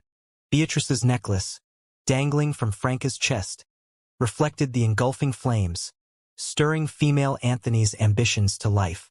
Franca had long discerned that these mirror people harbored resentment and animosity toward their authentic selves. Their burning desire to prove themselves was their weakness. The longing for success served as their greatest vulnerability. As two coughs reached female Anthony's ears, she, being a psychiatrist, mirrored the choice made by her male counterpart. Unable to evade the ensuing assaults, she swiveled halfway around, locking eyes with Franca and Jenna, who had already materialized. Her pupils turned vertical and shifted to a pale golden hue. Awe! Unlike her male counterpart, female Anthony opted for awe, considering the presence of two assailants. This ability had the potential to influence both targets. The aura of a dragon, the pinnacle of the food chain, swiftly descended. Franca and Jenna couldn't help but tremble in fear. One of them found themselves immobilized, while the other sought refuge behind the nearest grayish-white stone pillar. Before female Anthony could unleash awe, Jenna, still coughing, seized the moment. She flung a half-blood-stained cloak, causing the bone flute and wooden box to tumble toward the target's feet. With her other hand, Jenna pulled the trigger of her revolver, propelling a yellow bullet engulfed in black flames towards female Anthony. However, in that critical moment, awe took effect. Jenna's right hand quivered, causing the bullet to veer off course. Amidst the gunfire, the shadowed mirror gardener narrowly evaded the bullet's trajectory. Swiftly moving, he leaped to the ground, dodging the projectile, and rolled into another shadow, vanishing from sight. Unharmed, female Anthony's eyes seemed to blaze with flames. She abandoned the idea of casting frenzy on Franca, who succumbed to the effects of awe, redirecting her focus to the coughing and moving male version of herself. Thud! Thud! Thud! She charged forward, determined to prove herself by defeating the male Anthony. At that moment, figures materialized behind the frozen Franca and the fleeing Jenna. They were male Franca and male Jenna, who had previously concealed themselves with their abilities. The former aimed his hidden blade at Franca's back and struck with all his might. The latter fixed a glare at Jenna's back and pulled the trigger. With two cracking sounds, Franca and Jenna's bodies shattered like mirrors, allowing them to escape the effects of awe. However, their throats remained irritated. They had no choice but to endure the discomfort and occasionally cough as they faced off against male Franca and Jenna. Lumien's throat itched, and his head, accustomed to enduring high temperatures, still radiated warmth. As an ascetic, this level of illness couldn't challenge his endurance. He glanced at female Lumien, not far away, and crimson flames enveloped him, transforming into a fireball that shot forward. Female Lumien, her face still marked by blood vessels, sneered and vanished from her spot once more. Spirit world traversal again. Her figure reappeared behind the rapidly moving Anthony, as if she wouldn't stop until she had vanquished the psychiatrist. Just then, the fireball that had just shot out dissipated prematurely, morphing into a stream of light. In the stream of light, Lumien's figure flashed as he teleported to Anthony's side. He had been feigning an attack, anticipating female Lumien's use of spirit world traversal. He seized the opportunity to closely follow and block her. To achieve this, Lumien not only destabilized the fireball structure in advance but also utilized Lai's ability to strengthen his control over flames. Appearing beside Anthony as swiftly as female Lumien, he promptly raised his iron-black boxing gloves and unleashed a flurry of chain punches. Simultaneously, Lumien conjured the desire he longed to witness in his mind. The desire to replace a real person. This desire proved easier to trigger, and its detonation even better. Having already adorned the flog boxing gloves, Lumien aspired to exploit this state, potentially immune to mirror substitution, to impact the target and temporarily incapacitate his mirror self in combat. With a resounding bang, Lumien's left and right punches met the resistance of female Lumien's raised hand. However, she lacked boxing gloves, and her forearm bore several bleeding punctures from Flog's short thorns. Her eyes brimmed with escalating resentment and malice, as though she yearned for Lumien's demise in the very next second. She had entirely forsaken her pursuit of Anthony Reed. Bam! Bam! Bam! Lumien unleashed a barrage of punches, incessantly thwarting his mirror self's attempts to employ other abilities. He persisted in taunting his counterpart. Hey, no flog boxing gloves? Are you so feeble that you can't even mirror a mystical item below the demigod level? On the one hand, Lumien sought an emotional release. On the other, he aimed to use provocation to incense his female self, heightening the likelihood of the flog boxing gloves triggering the other's desires and emotions. Female Lumien didn't hide her anger. Blocking Lumien's punches, she taunted with provocation. Imbecile! If you had detected Aurora's anomaly earlier, the issue might have been resolved. Imbecile! If it were me, I would have undoubtedly handled it better than you. Lumien's mind buzzed.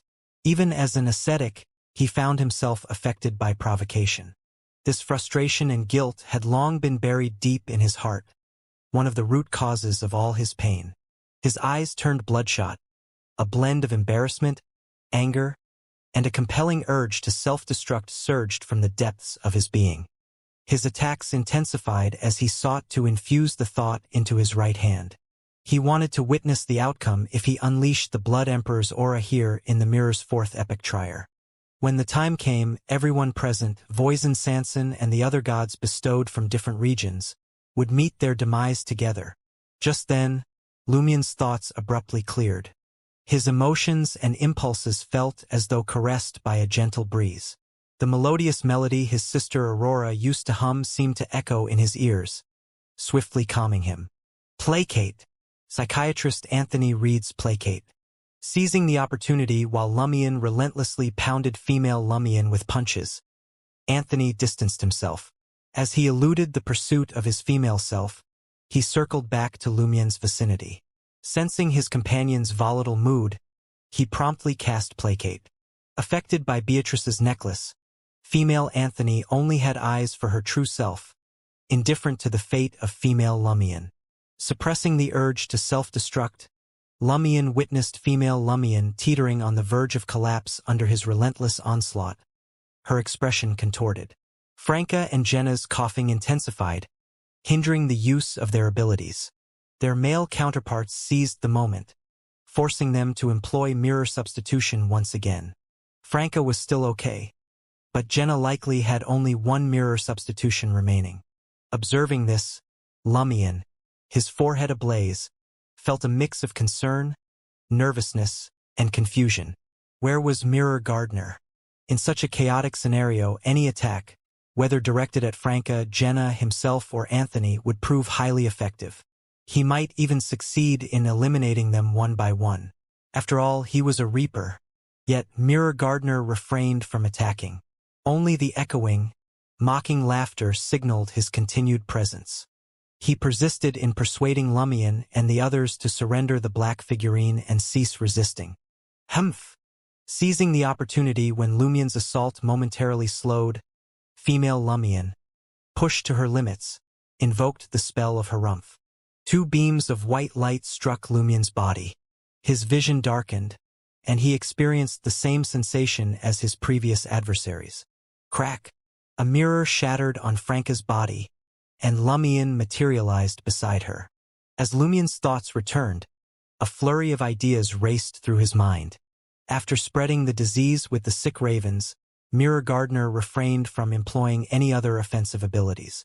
Instead, he chose to hide in the shadows or conceal himself. Wait, it didn't begin with the disease spread by the sick ravens.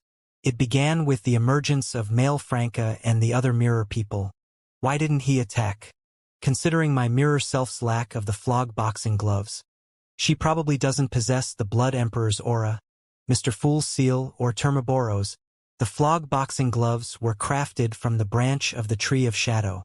The mirror world, despite its apparent danger and terror, shouldn't be incapable of mirroring the flog boxing gloves.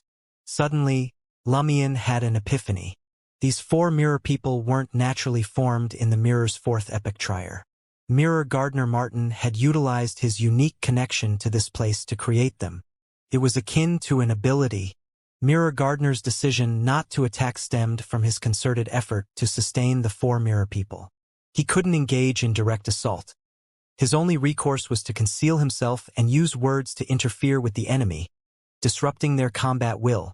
As these realizations coursed through his mind, Lumion couldn't help but smile. Dodging male Franca's attack and anticipating the teleportation of female Lumion, he retrieved the Eye of Truth obtained from Bouvard. Lumion then adorned the peculiar monocle, seemingly fashioned from flesh and blood. It had the ability to pierce through illusions, perceive reality, and discern the light of spirituality.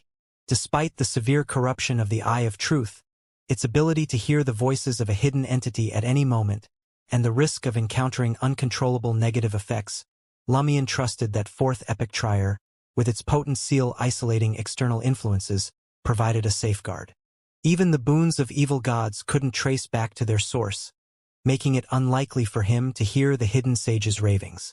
In this realm, there should be no adverse effects when using the Eye of Truth, especially within the mirror's fourth epoch trier.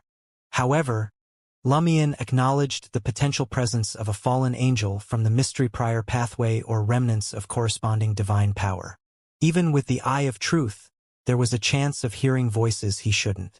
Consequently, Lumion didn't plan to use it extensively. He intended to locate Mirror Gardner Martin and remove the mystical item when the opportunity presented itself.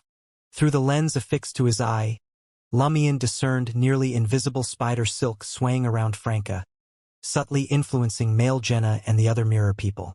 Similarly, male Franca had created a plethora of spider silks, utterly unaffected by the constraints of the term witch. Lumion also took note of the fine snake-like black hair covering the area. They manifested and disappeared, delicately caressing every living being they touched. Their origin seemed to be the black pillar extending into the sky. Concurrently, Lumion's left eye reflected Mirror Gardner Martin. Concealed beside a grayish-white stone pillar, he seemed invisible. Without hesitation, Lumion activated the black mark on his right shoulder, the fifth time since becoming an ascetic. With the Eye of Truth in place, he instantaneously vanished, reappearing behind Mirror Gardner.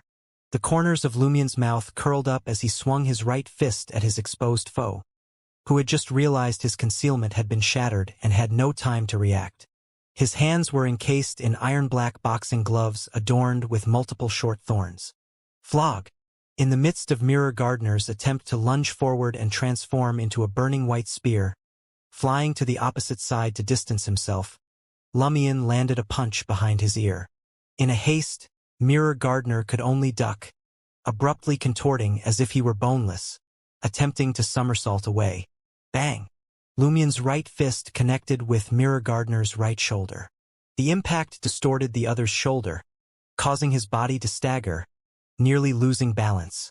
Mirror Gardner's combat prowess proved formidable.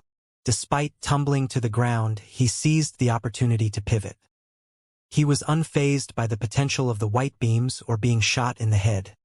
He still possessed mirror substitution, confronting Lumion, who lunged at him with blood still dripping from his iron-black boxing gloves. Mirror Gardner smiled, his eyes reflecting blatant greed. This time, Lumion opted to trigger greed. In an instant, Mirror Gardner ignited with blazing white flames, morphing into a spear charging at Lumion. At this range, he doubted that Lumion could evade the impending attack. Having committed to close combat, he had to bear the consequences, rendered unable to fully utilize spirit world traversal. Lumion didn't attempt to dodge, nor did he plan to. He swiftly adjusted his posture, watching as the blazing white spear collided with his right chest. His defense against flames was robust. The blazing white spear took nearly 2 seconds to burn through his skin and flesh. Yet, Lumion maintained a smile on his face.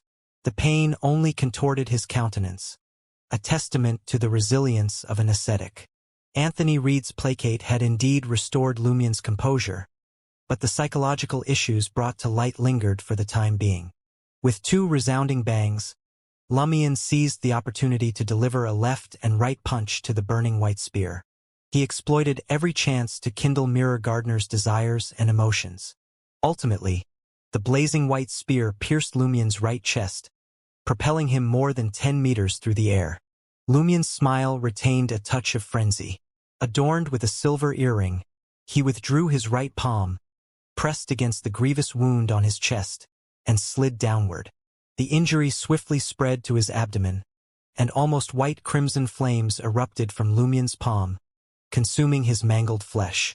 He willingly accepted increased risk in the future to mitigate the impact of his injuries. With that, his figure melded into the void. Just as Mirror Gardener emerged from the dissipating blazing white flaming spear, Lumion materialized behind him. Bang! Bang!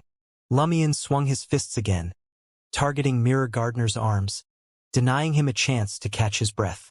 He opted not to strike vital points, fearing that excessive damage might trigger mirror substitution. As Mirror Gardener transformed into a blazing white spear to assail Lumion, female Lumion, intending to teleport over to assist, stood stunned, as if temporarily losing autonomy. Likewise, both male Franca and male Jenna exhibited similar reactions, as if their resemblance to real people had momentarily waned. Franca and Jenna, in dire straits, seized the opportunity to catch their breath. Although they didn't immediately comprehend the reason, they keenly sensed that Mirror Gardener held the key to the problem. Lumion's assault on the leader had brought about such a change. Franca, relying on her experience, swiftly instructed Jenna, "Give me that arrow." She needed the potent self-healing abilities of the arrow of the bloodthirsty to withstand the infectious disease and recuperate to a relatively healthy state within a specific time frame. Franca aimed to delay female Lumion and the other mirror people, creating an optimal environment for Lumion to confront Mirror Gardener solo. Her only hope rested on Lumion catalyzing positive changes before the infection and illness exacerbated, outpacing the effectiveness of her self-healing abilities. Jenna had intended to use the arrow of the bloodthirsty herself. Despite having used it twice already, with another use risking a collapse of her body, she was willing to disregard the consequences in the current dire situation.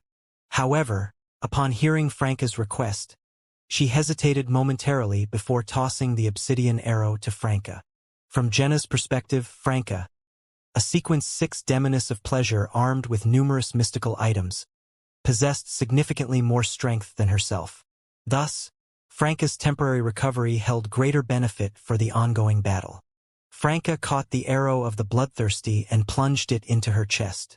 Observing that female Lumion and the other mirror people had regained their composure, becoming lively once again, Franca's lake blue eyes silently transformed to a fiery red. The rubber band securing her ponytail snapped as if corroded, allowing her flaxen-colored hair to billow in the air, enhancing her enchanting allure.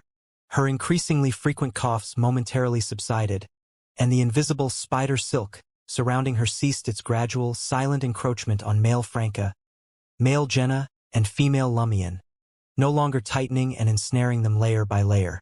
Like mirror images, Franca and Jenna felt their bodies grow heavy, their limbs constricted. From the outset, male Franca had been covertly using spider silk. Only when there was no way to further ensnare them layer by layer in secret did he reveal it. In an instant, Franca and the others were immobilized. Female Lumion, who had just teleported over, was the least affected by the spider silk and was skilled in using flames. She swiftly activated Spirit World Traversal in a crimson light, heading towards Lumion and Mirror Gardener's battlefield. Taking advantage of the momentary pause in female Anthony's actions, Anthony could finally counterattack.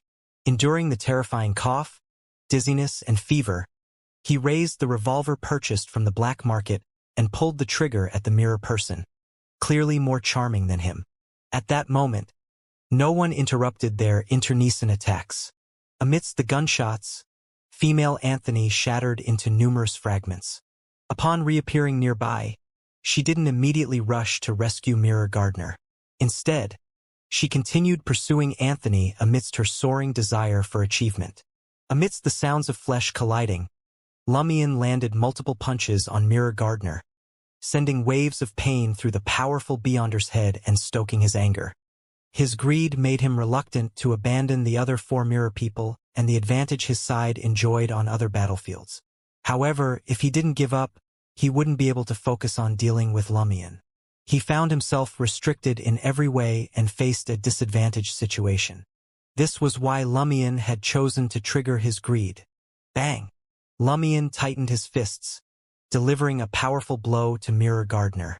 Mirror Gardener crashed to the ground, instinctively summoning a swarm of crimson, almost white fireballs for protection. This caught female Lumion off guard as she had just teleported over. Unfazed by the nearly white crimson fireballs, Lumion swiftly teleported toward Mirror Gardener. The safest spot was, of course, where the caster stood. Amidst the explosive chaos, Lumion gritted his teeth against the searing pain in his back and landed another punch on Mirror Gardener's face.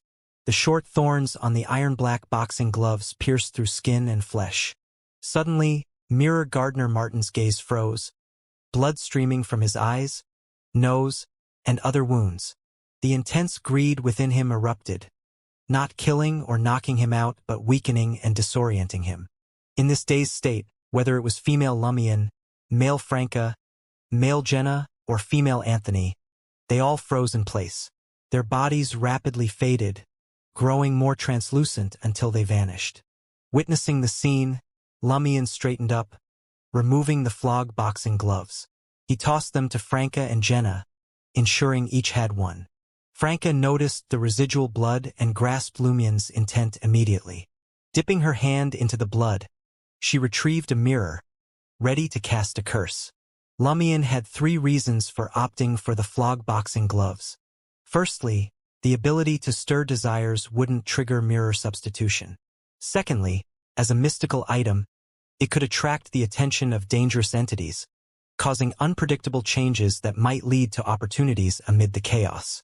Thirdly, it provided a chance to collect a curse's medium, the target's blood, even if his triggered greed couldn't be controlled, leading to Mirror Gardener's mirror substitution. Lumion planned to seize the moment when the other mirror people were temporarily affected. He would throw the flog boxing gloves to Franca and Jenna, aiding them in intercepting the attacks. Repeatedly cursing with the possession of the blood, Lumion aimed to challenge how many times mirror substitution could be used and find an opportunity to sever the connection.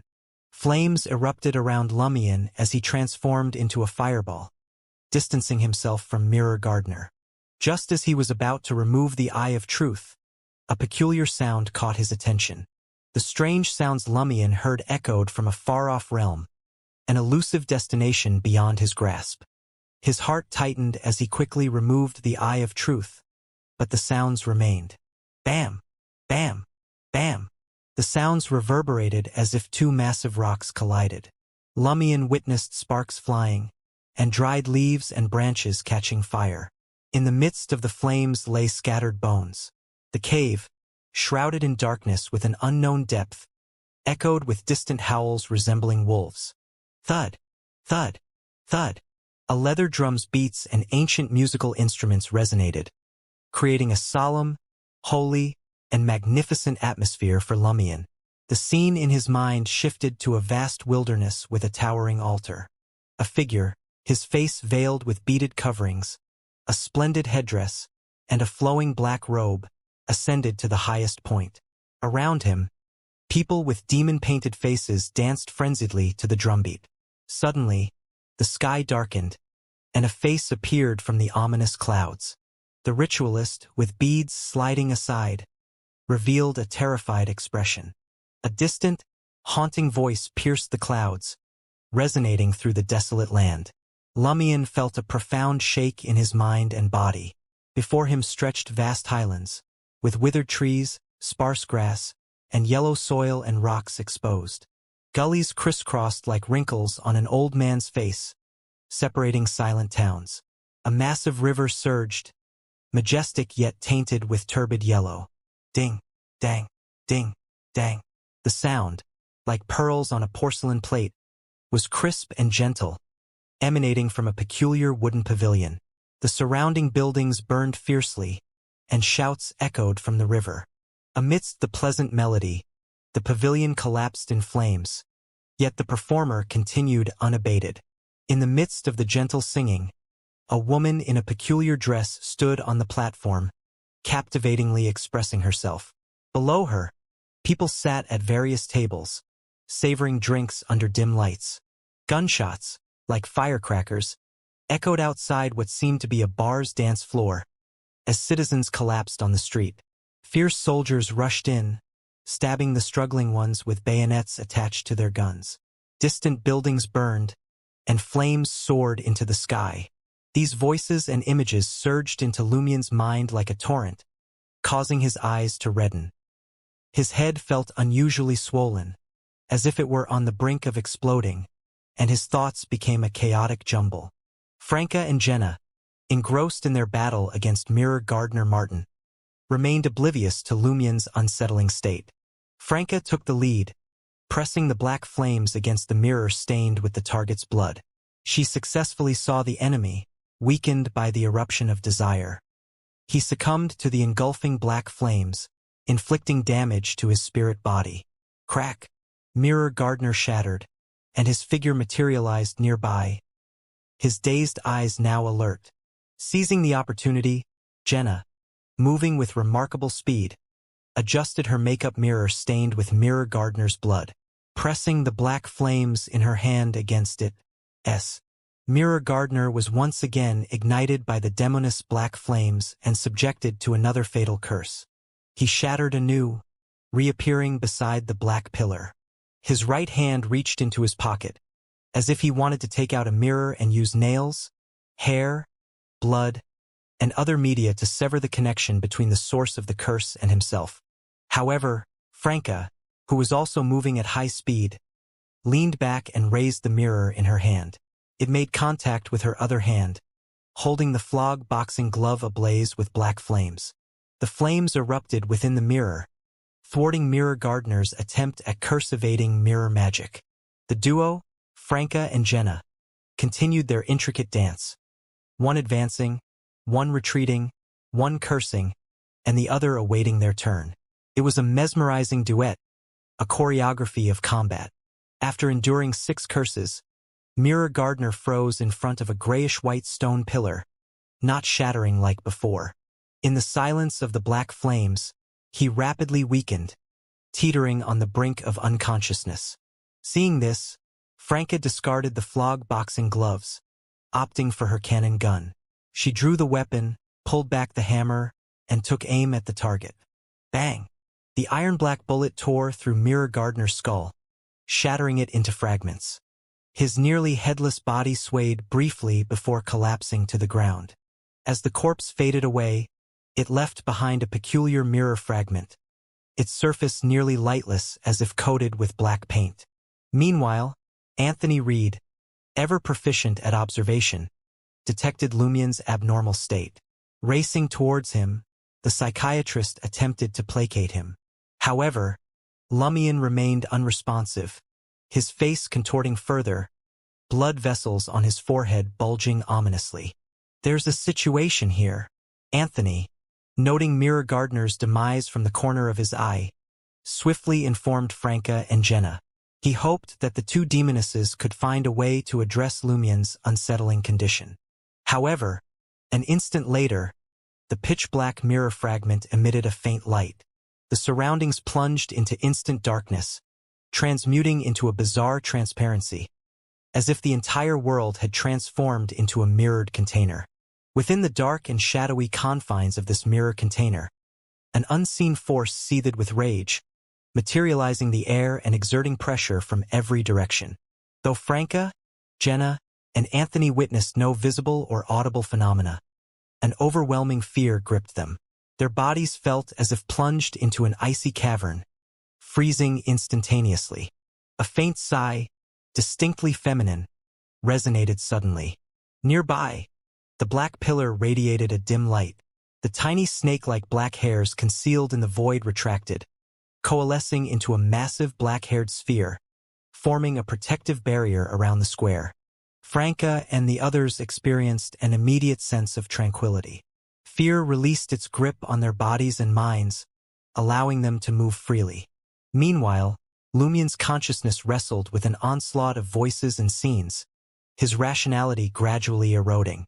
Suddenly, he heard a voice. It was a male sigh. Then, he saw a face and a figure. A man seated cross-legged in a serene room, adorned with a headdress and a blue robe. Though handsome, the man's eyes betrayed profound sorrow and pain, lending him a withered appearance. His gaze fixed on Lumien, comprehending the scenes unfolding, and he picked up a brown rod adorned with numerous white silk strands at one end, resting beside him. As the sigh persisted, the myriad sounds and images Lumien perceived vanished, replaced by overlapping shrill cries akin to curses. While Lumien couldn't comprehend the language, the phrase echoed in his mind, infused with the purest knowledge, enabling him to grasp its meaning. The voices converged into a torrent, laden with resentment and hatred. Celestial Master! At the base of the deep valley quarry, the once busy hall now stood in partial ruins. The tumultuous activity had taken its toll, leaving many members of the machinery hive mind injured. Conscious of the need to avoid hindering their comrades' battles, these individuals strategically retreated. Claude, the mechanical giant, abruptly halted his movements, his colossal ears resonating with overlapping roars. Amidst the roars, a sigh descended from above, casting an eerie atmosphere upon the indistinct wilderness. In that wild expanse, numerous ethereal figures lingered, occasionally gazing at the sky and emitting haunting screams. Observing this mysterious transformation, Archbishop Horimic refrained from seizing the opportunity to attack Claude directly. Instead, he swiftly withdrew from the crumbling hall, leading the remaining members of the machinery hive mind away from the illusory wilderness. The cybernetic eyes of the mechanical giant, with one resembling a ruby and the other an emerald, suddenly dimmed. It appeared as if intelligence had deserted him. Slowly turning around, Claude stepped into the surreal wilderness, seemingly intent on joining the lingering figures. Midway through, the mechanical giant turned to regard Archbishop Horimic and his companions, gears spinning loudly. An indescribable smile graced the face comprising multiple metallic components. In the next instant, the mechanical giant retracted his gaze, resuming his forward journey. His figure gradually took on an illusionary quality, merging with the mysterious wilderness until both vanished into the unknown. In the depths of the fourth epic trier, adjacent to the wall-like grayish-white fog, Magician and Justice materialized, their intense gazes fixed upon Lady Moon. She had lost her veil, revealing a vacant expression. The bestowed of the Great Mother, the lady who had nurtured a deity, stood in front of the gray fog, her shadow tainted by char. Magician and Justice were surprised to see this. Almost simultaneously, the wall-like grayish-white fog expanded, pulsating like a beating heart. Almost simultaneously, an imposing aura, one that seemed to look down upon all existence, permeated the surroundings. It quelled the earlier sigh that had echoed through the air. The grayish-white fog in the vicinity heightened its intensity, spreading in all directions once more, thickening the gray fog throughout the entirety of fourth epic trier. Him! So it's him! Justice and Magician exchanged silent whispers. Unaffected by the adverse consequences targeting others, they persisted in their actions. The dazed Lady Moon immediately found herself shrouded in resplendent starlight. In the wilderness, Snarner Einhorn and Deist, the president of the Iron and Blood Cross Order, continued their struggle to restrain Vermonda Saran, a calamity giant, an angel who had lost control. Their efforts, however, were met with fierce counterattacks, forcing them into a gradual retreat, unable to capitalize on the situation. Amidst the chaos, the gray fog shrouding the ruins of fourth epic trier stirred violently, as if the very city had awakened. The turbulent fog swiftly coalesced into a spear-like form, a weapon capable of shattering mountain peaks. It hurtled towards the captive Vermonda Saran. In an instant, the spear, crafted from the gray fog, erupted into violent flames, taking on a violet hue. It exuded an aura of supremacy, as if it aimed to conquer all in its path. witnessing this surreal phenomenon. Whether it was Snarner Einhorn, Deist, Vermanda Sauron, or their allies, it was as though they beheld a city enshrouded in fog. A sense of awe overwhelmed their bodies and minds, dissuading any inclination to resist. The majestic purple flaming spear traversed a significant distance, impaling Vermanda Sauron, the calamity giant yet to regain mobility. His chest rent open, the colossal being was pinned to the wilderness. As the purple flames dissipated, a figure stood up from a genuflecting position. Clad in blood-stained black armor, adorned with long red hair, the youth exuded a handsome yet haunting presence. Rotting wounds marred both sides of his face, and a vivid red mark resembling a banner flag adorned his forehead. The gray fog encircling Fourth Epic Trier extended into the wilderness, as if intercepting and obstructing an unseen force. In the midst of the tempest, Snarner, Deist, and the other formidable beings felt a high and formidable aura. An instinctive urge to bow in submission washed over them. It was as if the Blood Emperor Tutor, who had met his end deep in Fourth Epic Trier, had returned from the abyss. However, he wasn't as unhinged or violent as before. Instead, a veiled sense of danger and calamity lingered. Fighting the impulse to surrender while stepping back, their eyes fixated on the figure of a young man clad in blood-stained black armor, adorned with long red hair and a conspicuous red mark between his brows. Their nerves tensed as a name echoed in their minds. Medici, Red Angel Medici. He was a king from ancient times. As early as the Fourth Epic, or even during the catastrophic demise of the Third Epic, he held the title of King of Angels. Kings of Angels were archangels beyond Sequence 1, yet they hadn't attained the level of a Sequence 0 true god. Through the consumption of multiple Sequence 1 potions or the possession of the key to deity status, however, having something missing prevented them from taking that crucial step. The Red Angel was among the 8 kings of angels who had once served the ancient sun god. Though he met his end at the hands of Tutor during the Fourth Epic, leading to the latter's ascent as Blood Emperor, the king of angels hadn't completely perished. Transformed into an evil spirit in a hidden sanctuary, he survived and re-emerged a few years ago, resuming his activities. As angels of the Hunter pathway, Snarner and Deist grew increasingly apprehensive about the situation. They suspected that Medici might have already acquired a Conqueror Beyonder characteristic, ascending once again to a Sequence 1 archangel. While devising a plan to obtain Vermanda Sauron's Conqueror Beyonder characteristic, Snarner and Deist remained cautious of the possible involvement of the ancient king. When Albus Medici disclosed his name, their vigilance heightened, and they kept a constant watch on him. Only when the operation was unexpectedly hastened, and the Red Angel showed no signs of breaching the seal, nor did Albus Medici display any abnormal behavior, did they finally ease up. But just at that critical juncture, Red Angel Medici appeared. With a terror-inducing aura that subjugated everything, he soared majestically from the depths of Fourth Epic Trier. Seizing the opportunity, he dealt a severe blow to Vermanda Sauron with a single strike. Medici's disdainful gaze swept across Snarner and Deist as he casually tossed an item to the struggling calamity giant, Vermanda Sauron. It was a blood-stained umbilical cord. The moment the umbilical cord left Medici's hand, it burst into flames, emitting a golden light resembling a miniature sun. Above surface Trier, the sun, engulfed by hurricanes, lightning, and torrential rain, suddenly emitted a blinding light, tearing through the calamitous scene.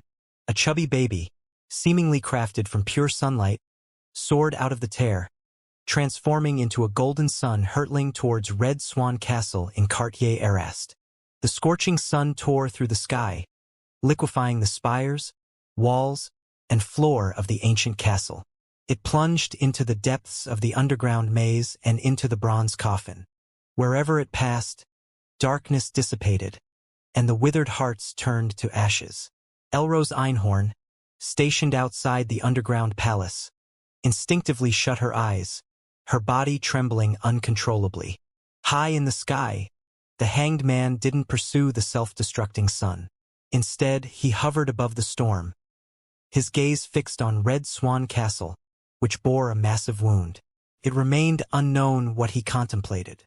Danitz, leading his team in Cartier-Arrest's battle against the mutated soldiers and the monstrous Carbonari army, couldn't help but curse under the intense sunlight. The people around him and the mutants shared a similar reaction. In the outer seal of Fourth Epic Trier, an invisible flame burning silently in the sky formed a massive vortex, tainted with a golden hue. The sun descended from the vortex, illuminating the entire wilderness and Fourth Epic Trier as if it were daytime. It caught up to the burning umbilical cord and enveloped the severely injured archangel, Vermanda Sauron. Sunlight erupted, and darkness vanished. The Calamity Giant, formed by a conqueror's loss of control, emitted a tragic cry and swiftly dissipated, undergoing profound purification. The infant that had transformed into a sun ceased to exist. Only the remnants of its power burned fiercely, emitting light and warmth. Snarner, Deist, and the other powerhouses turned sideways, steeling themselves to withstand the impact of the sunlight. In the brilliantly lit Fourth Epic Trier, Voisin Sanson and Madame Pualis, entangled in intense combat, simultaneously closed their eyes, as if unaccustomed to the direct sunlight. Upon reopening their eyes, they found themselves separated, no longer able to see each other. One stood in a square adorned with stone pillars, while the other perched on a collapsed black building. The two bestowed, who had already tasted the power of godhood, were momentarily taken aback before realizing that Fourth Epic Trier had undergone a transformation due to the impact of the golden sunlight, leading to a shift in direction and spatial disarray. Gardner Martin, donned in a full-body silver armor, could already discern the dense grayish-white fog ahead, resembling an impenetrable wall. A surge of joy coursed through him. What he desired, what he sought, was within reach. Suddenly, sunlight pierced through, illuminating the nocturnal environment. Instinctively, Gardner Martin shut his eyes and decelerated. Then, a cracking sound reverberated. It emanated from his neck. In surprise, Gardner Martin lowered his head, acclimating to the sunlight. Accompanied by an intense and peculiar pain, he witnessed the widening gap between his head and chest. Blood spurted from the stump of his neck, staining the area crimson. He also beheld his white, bloody spine. How could this be? This thought flashed through Gardner Martin's mind, a mix of shock and fear. He had always believed himself to be the favored one, the special one. Hence, under the watchful eyes of the great will deep within Fourth Epic Trier, even upon entering 13 Avenue du Marquet, he assumed he would only suffer minor corruption. He could wield a certain power from Fourth Epic Trier to a limited extent without transforming into a terrifying monster like Olsen, whose head and body had been severed. Yet now his head had detached from his body, dragging along his spine, just as he was on the verge of approaching the Great Will. Lady Moon, adorned with brown wings and bird-like claws, crumpled amidst cascading silver lightning. Initially, she descended into madness, morphing into a bewildered monster. This marked the onset of the plague storm from the spectator pathway, succeeded by Magician's 9 attacks from 9 directions. As sunlight bathed the scene, Magician instinctively closed her eyes. With a sweep of her right hand, the void contorted, shaping into a sealed dark sphere that encased her, Justice, and the swiftly fading Lady Moon. Together, they withstood the ensuing anomalies as a unified entity. Within the sphere woven from thick black hair, Jenna, Franca, and Anthony felt the tumultuous storm and various catastrophes outside, causing the ground to quake and the sphere to sway. In an instant, time slowed, and the snake-like black hair composing the dark sphere swiftly split open, revealing a beam of sunlight above. In the sunlight, Jenna and Franca seemed to discern an ethereal female voice. "Reconcile with your mirror self." With these words, the snake-like black hair disintegrated entirely, no longer coalescing into a sphere. It retreated into the void. Franca and the others found themselves surrounded by a layer of dark glass, silently shattering and falling under the sunlight. The lights and figures in the nearby buildings vanished, and Jenna and the others returned to the dead silence reminiscent of when they first entered the ruins. After adjusting to the sunlight, Anthony immediately looked at Lumion and noticed that the blood vessels on his companion's face had faded. His contorted expression gradually eased. "Are you all right?" Anthony inquired, imploring placate. Upon hearing the roars, Lumion's mind was filled by the man's size in the dark room. The overwhelming knowledge that gripped him in corruption had subsided. He no longer felt like his head was about to burst or lose his rationality. He quickly returned to normal, no longer hearing the sigh or seeing the withered man in strange attire. "I survived," Lumion replied to Anthony's question. Simultaneously, he thought, is that the celestial master the armored shadow mentioned? Using the eye of truth here is even more dangerous than the outside world. Franca gathered the items, picked up Flog and other belongings, and threw out the arrow of the bloodthirsty. "What happened to you just now?" The aftereffects of using the eye of truth. Lumion took the arrow of the bloodthirsty and stabbed it into his chest. Surveying the area, he said, "Let's quickly collect our items and relocate." Previously, he had used Flog, hoping to attract the attention of dangerous entities, thereby creating chaos to find an opportunity.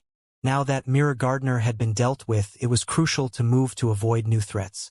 Jenna, with no time to ponder the meaning of reconciling with her mirror self, placed the bone flute, wooden box, and other items in the blood-stained cloak.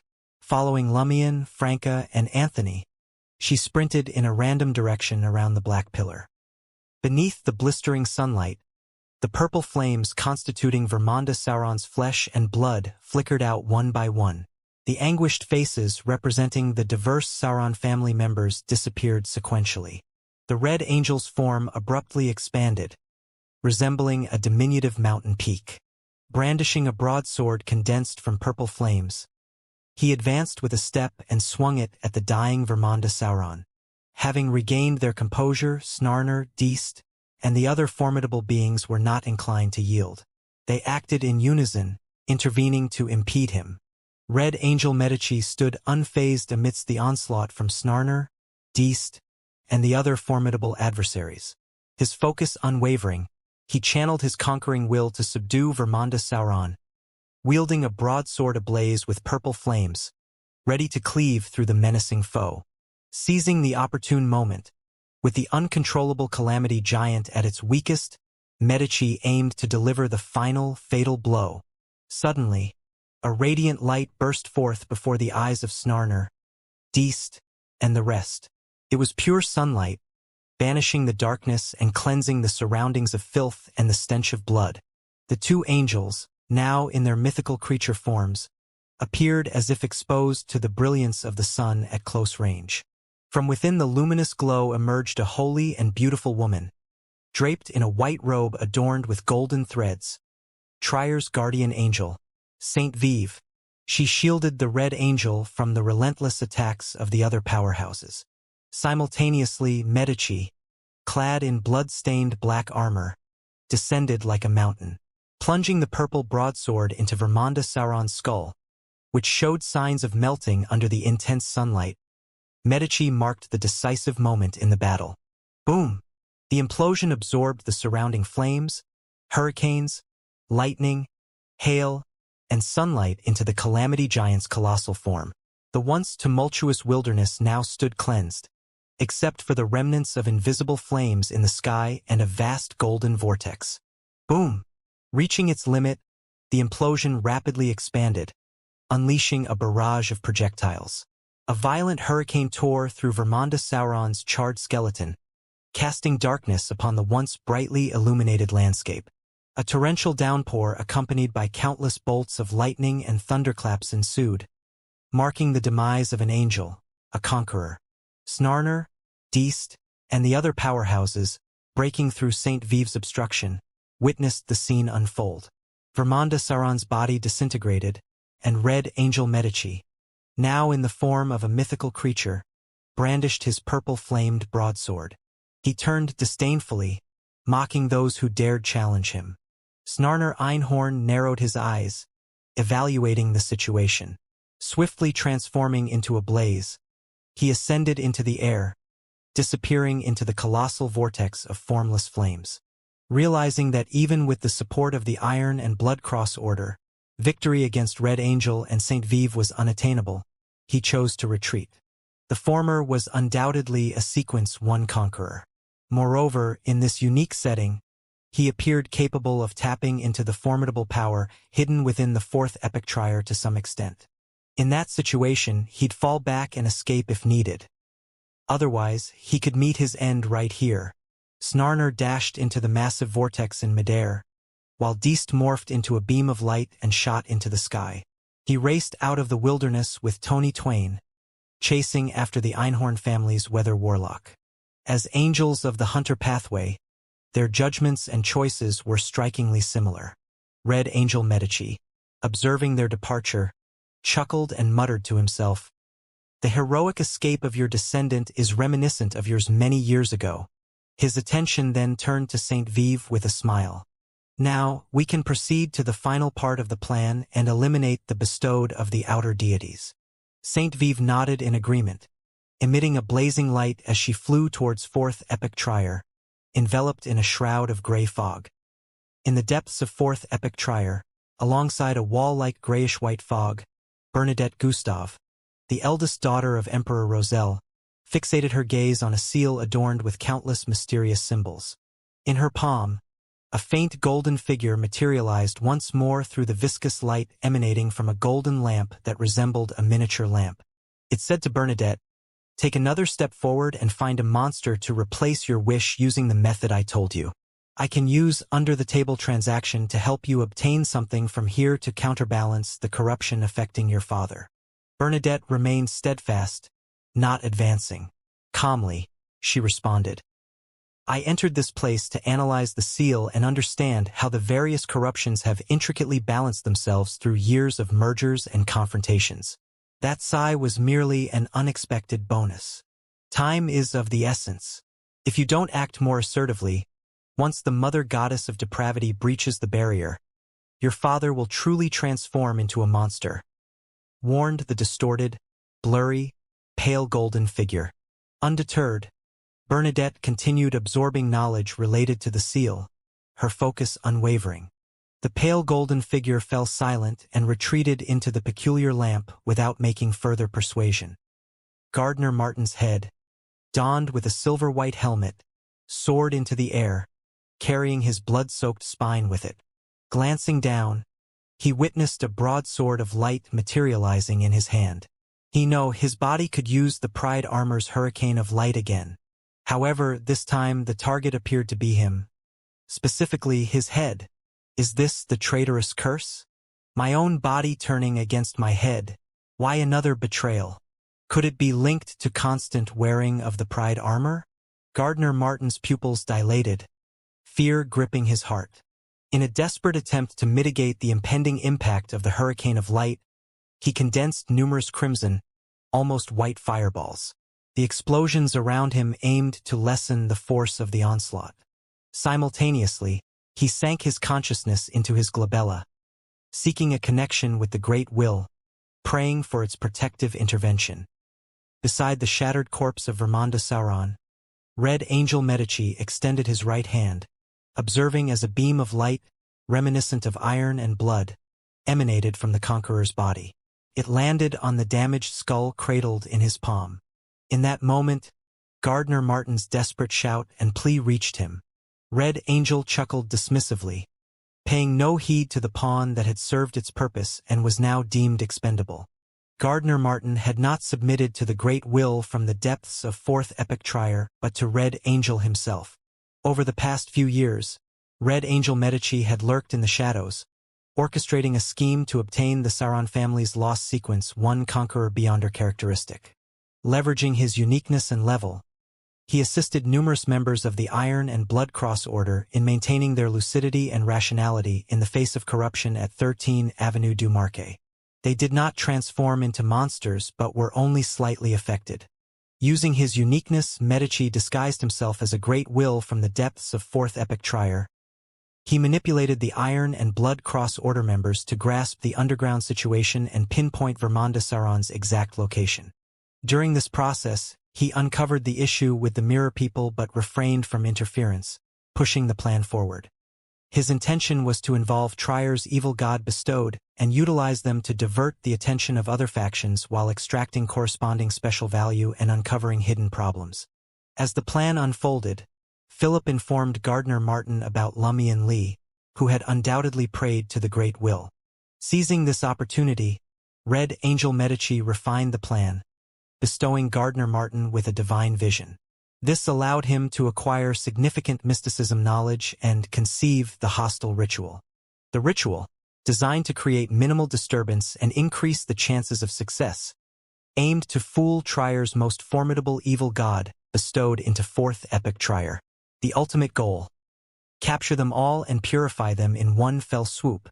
Observing the Beyonder characteristic rapidly condense in his hand, Red Angel Medici raised his gaze to the gradually shrinking golden vortex. The smile on his face, adorned with decaying wounds, deepened.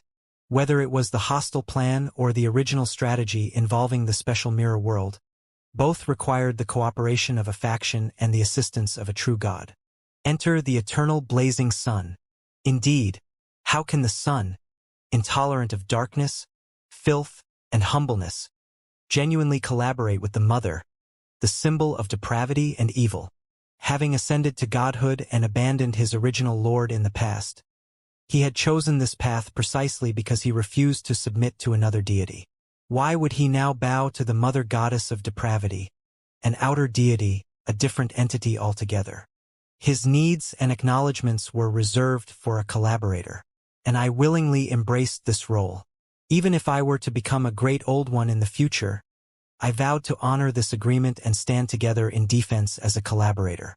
With the ruler of war's divine spot vacant and Cheek in dire straits, I emerged as the most likely candidate to ascend to true godhood and attain the status of a great old one in a short span. The sun didn't repent or return to the original Lord's side, nor did he submit to the mother goddess of depravity who reigned above the gods.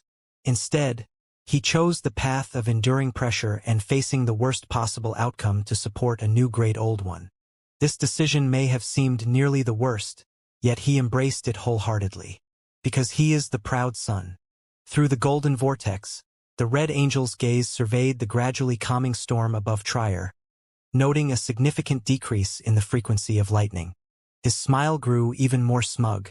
As expected, Tyrant and the old dragon have grasped the entirety of the situation.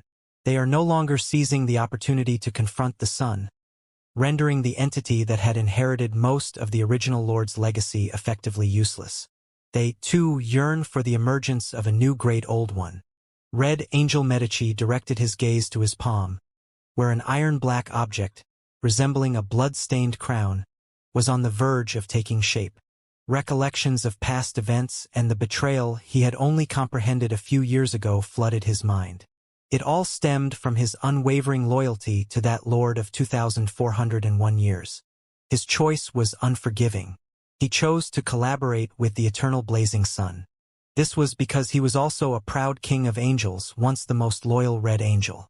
As the sequence 1 Conqueror Beyonder characteristic fully condensed, Medici chuckled and declared, "The curse of your useless descendants can end now."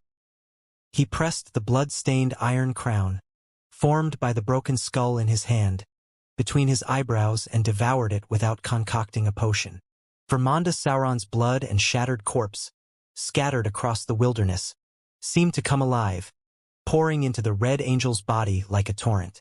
Sprinting through the silent, desolate, and dilapidated fourth epic Tryer, Lumian's abdominal injuries came under control, thanks to his potent self-healing abilities. It seemed they wouldn't worsen anytime soon. Beneath the sunlight, the direction in which Lumian, Franca, and the others were heading appeared to be in complete disarray. They traversed narrow, partially destroyed streets only to encounter magnificent red buildings, and attempts to reach landmarks led them further away, regardless of the directions they took. Fortunately, the four of them remained relatively close, avoiding the perils of getting lost or separated from the group. As Lumian contemplated finding a place to hide, a large number of violent fragments of light materialized in front of them. It was evident that the power emanating from the fourth epic Tryer had been transferred from a distance. Lumion and the others were no strangers to this terrifying storm of light. They had encountered it once in the wilderness, courtesy of Gardner Martin's silver-white full-body armor. Gardner Martin? Lumion halted in time, wisely refraining from rushing into the weakened but still perilous storm of light. Franca's expression became complicated, uncertain whether this encounter was luck or misfortune. As the light subsided, she witnessed Gardner Martin's head, a long, blood-stained spine trailing behind. His armor was incomplete, his face covered in charred and hideous wounds. The helmet had caved in, revealing his grayish-white brain faintly. His eyes appeared empty, unfocused, and filled with dizziness, as if he had experienced an exaggerated shock from the intense impact. Gardner Martin's adversary stood as his silver-white armor-clad body, lacking a head. The neck stump was drenched in blood. Raising his hands, he condensed a massive axe made of light. Though incapable of unleashing the hurricane of light, it proved sufficient for ordinary combat. Franca gazed at the familiar yet unfamiliar tragic face and exhaled. She took out a mirror and reflected it. In that moment, Gardner Martin's thoughts returned to normal. Aside from his headless body, he saw Franca's beautiful lake-colored eyes, appearing calm. Franca placed her right hand, engulfed in black flames, on the mirror reflecting Gardner Martin's head and whispered, "I'll liberate you." Gardner Martin, still reeling from the immense blow to his body, found himself instantly enveloped by black flames, his spirituality igniting from within. Struggling to scream, he discovered his voice stifled.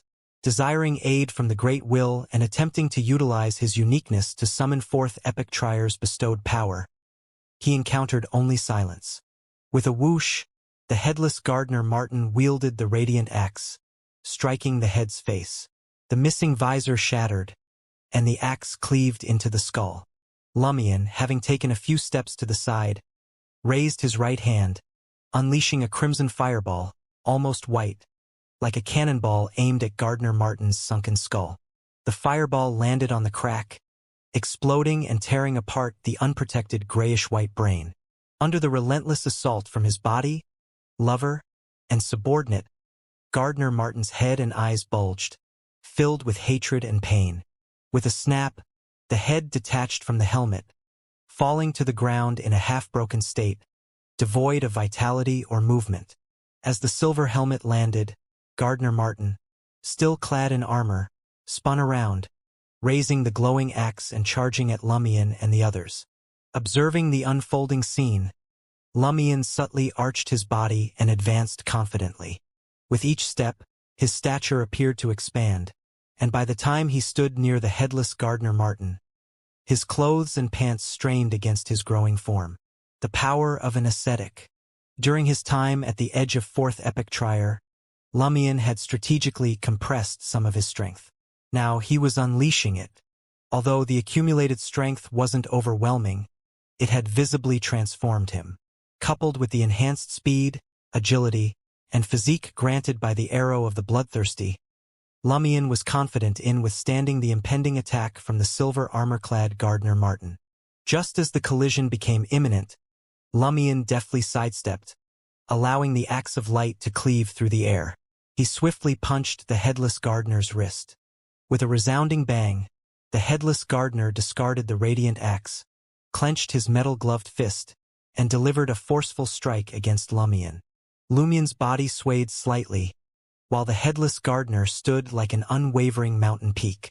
Retracting his left fist, Lumion released it, swinging it in the air to alleviate the pain as he prepared to strike with his right fist.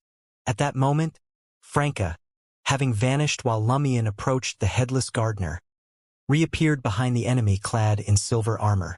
Raising the iron-black ring on her left thumb, her eyes illuminated like lightning. Unsure if the headless body could still be affected by psychic piercing, Franca believed it should be possible.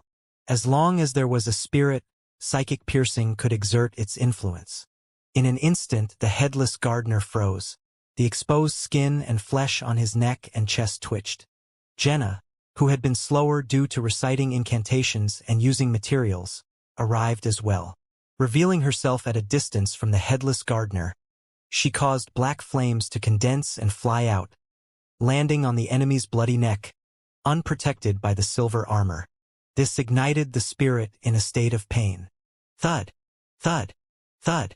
Anthony Reed sprinted past Jenna, closing the gap between him and the headless gardener. Then, his pupils turned vertical, a faint golden hue coloring them. Frenzy. Suddenly, flames erupted from the headless body in the silver armor, scorching its flesh. Upon witnessing this, Lumion leaned back, kicking the ground with his right foot to fly away from the headless gardener.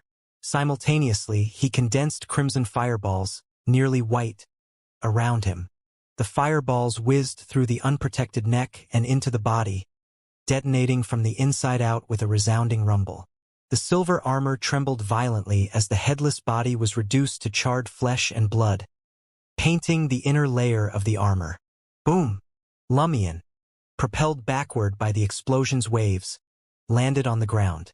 Simultaneously, the silver-armored mountain collapsed to the ground.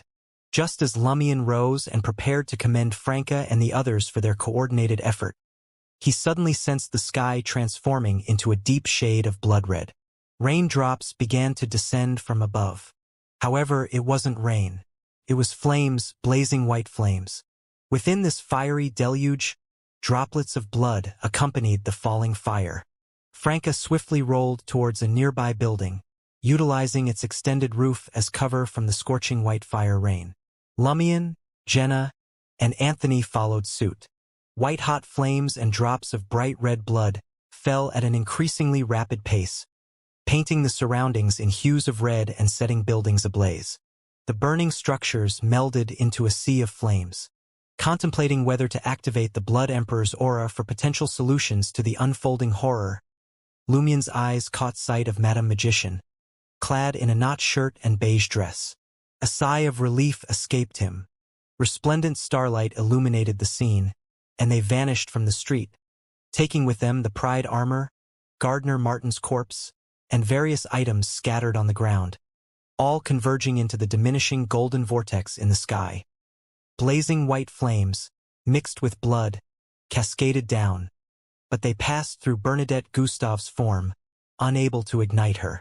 It was as if the angel existed beyond their reach. Her focus remained on the dense gray fog and the diverse corruptions within the city. After a moment, her body transformed into transparency, eventually disintegrating into a pile of bubbles that mirrored the flames. As the bubbles dispersed, so did Bernadette, departing from fourth epic trier. Two elegant women with captivating eyes approached the wall-like grayish-white fog, only to realize that the sky above was tainted with blood, and dense white flames, resembling raindrops, descended. Just as they considered seeking shelter, a golden sun suddenly reflected in their eyes. In the blink of an eye, they were entirely purified. Elsewhere in fourth epic trier, the hostile residents who had ventured within were already undergoing abnormalities. Some perished, transformed into monsters, others were engulfed in incandescent white flames, and a few caught sight of the sun. Madame Pualis discovered a relatively intact asymmetrical house amidst the chaos. Observing distant sunlight and blazing white flames setting nearby buildings ablaze, she hesitated to seek refuge within the door due to the deep, terrifying darkness within. Suddenly, her head throbbed violently, and she heard an almost illusory cry of a baby. It was the cry of her child, a fragment of memory echoing nearby. Driven by the mystical sensation, Madame Pulias ventured into the infinite darkness beyond the door. Amidst the incandescent white flames that descended, Voisin Sanson, positioned in the collapsed square, was set ablaze. However, he promptly reverted to his original state. Soon after, he witnessed his impending purification by the sun. In that moment, his peripheral vision captured a figure emerging from behind a grayish-white stone pillar at the square's edge. It was a diaphanous, indistinct lizard-like creature. The creature's cold eyes silently observed him. In fourth epic trier, numerous buildings were engulfed by incandescent white flames, their facades now tainted red by rainwater transformed from blood and charred black by the inferno. Red Angel Medici, donned in blood-stained black armor, emerged from the wilderness into the resplendent city, now permeated with the air of destruction. He navigated through the charred and collapsed houses, moving amidst falling white flames and beneath blood-like raindrops, a visible smile gracing his face. The 2 decaying wounds on his face, exposing the bones beneath, had already started to heal, leaving behind marks resembling a mouth. Splash! Flames and blood cascaded from the sky, casting a fiery glow upon 4th Epic Trier and shrouding the ruins, transforming it into a crimson hell. After 2081 years, Medici had once again ascended to the title of King of Angels. The looming dark clouds over Trier had vanished, replaced by the glow of the crimson moonlight that bathed every nook and cranny of the city, casting reflections in the calf-deep puddles below. On the rooftop of an unknown building, Lumion and Franca materialized at the edge. Before them, Magician hovered in the void, accompanied by a stack of items. Jenna and Anthony, encased in what seemed like dark glass, fixated their gazes elsewhere. Without prompting from Lumion, Magician let out a weary sigh and divulged. Medici has ascended once again to King of Angels. Once hailed as the most formidable conspirer, he has returned. The Red Angel who once served the ancient sun god and met his demise at the hands of the Blood Emperor, Medici? Lumion's reaction was a mix of surprise and inevitability. How could the Angel of the Hunter pathway not be entangled in the affairs of the Sauron family's secrets and 4th Epic Trier? The existence of Albus Medici was irrefutable proof. Lumion, previously under the impression that the clandestine nature of the hostile ritual and its premature commencement had prevented the Red Angel from exacting influence, now realized Medici was apparently the ultimate victor. Madame Magician, in a relatively composed manner, chuckled and remarked, "No need for the latter half of that statement. It makes it sound like you're provoking him, especially with the Blood Emperor's aura mark still imprinted on your right hand." Franca, having heard Lumion's mention of the Medici family, inquired out of curiosity, "What did the Red Angel do?" As she spoke, her eyes flitted towards Jenna and Anthony, only to realize they were oblivious to the conversation with Madame Magician, as if trapped in another dimension. Behind Franca, the water that had pooled on the rooftop began its gradual retreat, the drain's sloshing sounds echoing. Magician sighed. When the Einhorn family's angel, the powerhouses of the Iron and Blood Cross Order, and the sealed artifacts, along with the unique powers of the 4th Epic Trier, were on the brink of killing the out-of-control Vermanda Sauron, he seized the moment to terminate the entire battle and acquire the sequence 1 Beyonder characteristic. The blood-colored sky and the fiery rain you witnessed were the aftermath of his return as a King of Angels in 4th Epic Trier. That explains it. Lumion, recalling the situation, gained a first-hand understanding of the dread and power wielded by a King of Angels. At that moment, his feet were bare, lacking shoes and socks, the consequence of being transported to the painted world while asleep. The painted footwear he later wore was evidently short-lived. Pondering the recent events, he inquired, "Was that roaring giant the out-of-control Vermanda Sauron?" No wonder the roar had nearly rendered them unconscious. Thankfully, Mr. Fool's gray fog had provided protection. That's correct. Vermanda Sauron's loss of control and descent into the sealed underground marked the beginning of the Sauron family's downfall. While many details remain shrouded in mystery, the overall picture is becoming clearer. Angel of the Einhorn family, Lumion connected the dots, realizing that one of Elros Einhorn and the Iron and Blood Cross Order's primary objectives was to break the seal, hunt the out-of-control Vermanda Sauron, and obtain the sequence 1 Beyonder characteristic. Lumion nodded thoughtfully and asked with uncertainty, "Did these powerhouses enter 4th Epic Trier through the hostile ritual?" Most of them accessed it through the underground leakage of Sal de Balbreeze triggered by the hostile ritual. The representative from the Einhorn family entered through the leakage deep within the underground palace of Red Swan Castle. But it's essentially a result of the chain reaction caused by the hostile ritual. As for how the Red Angel entered, that remains unknown to me. Magician's expression turned serious. However, There's reason to believe that the hostile ritual was orchestrated by the Red Angel. He manipulated the Iron and Blood Cross Order and Gardner Martin, truly befitting the entity that once guided and watched over Amon. Lumion felt a surge of enlightenment, finding that many previously confusing details now made more sense. Franca's emotions were a mix of complexity. Madame Magician, glancing at them, offered consolation. Regardless of the circumstances, our actions accelerated the hostile ritual, mitigating the damage this plan inflicted on Trier. In the entire market district, only a handful of night duty personnel from places like Le Marquet du Quartier du Gentleman and Ristox bore the brunt of the disaster. Some soldiers lost their lives in other areas. Overall, the impact was mainly financial. Our efforts were not in vain. She smiled self-deprecatingly and gazed up at the sky. The only unexpected thing was that they chose to cooperate. Lumion and Franca thought inwardly. Eager to uncover who the Red Angel collaborated with, they realized that Madame Magician had no intention of revealing that information. The lady's eyes traveled over the silver-white full-body armor, Gardner Martin's remains, and the items Jenna had discarded during the battle.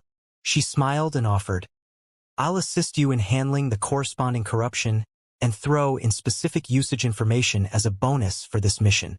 By the way, I recommend you temporarily overlook the corruption on the bone flute. Can produce peculiar effects.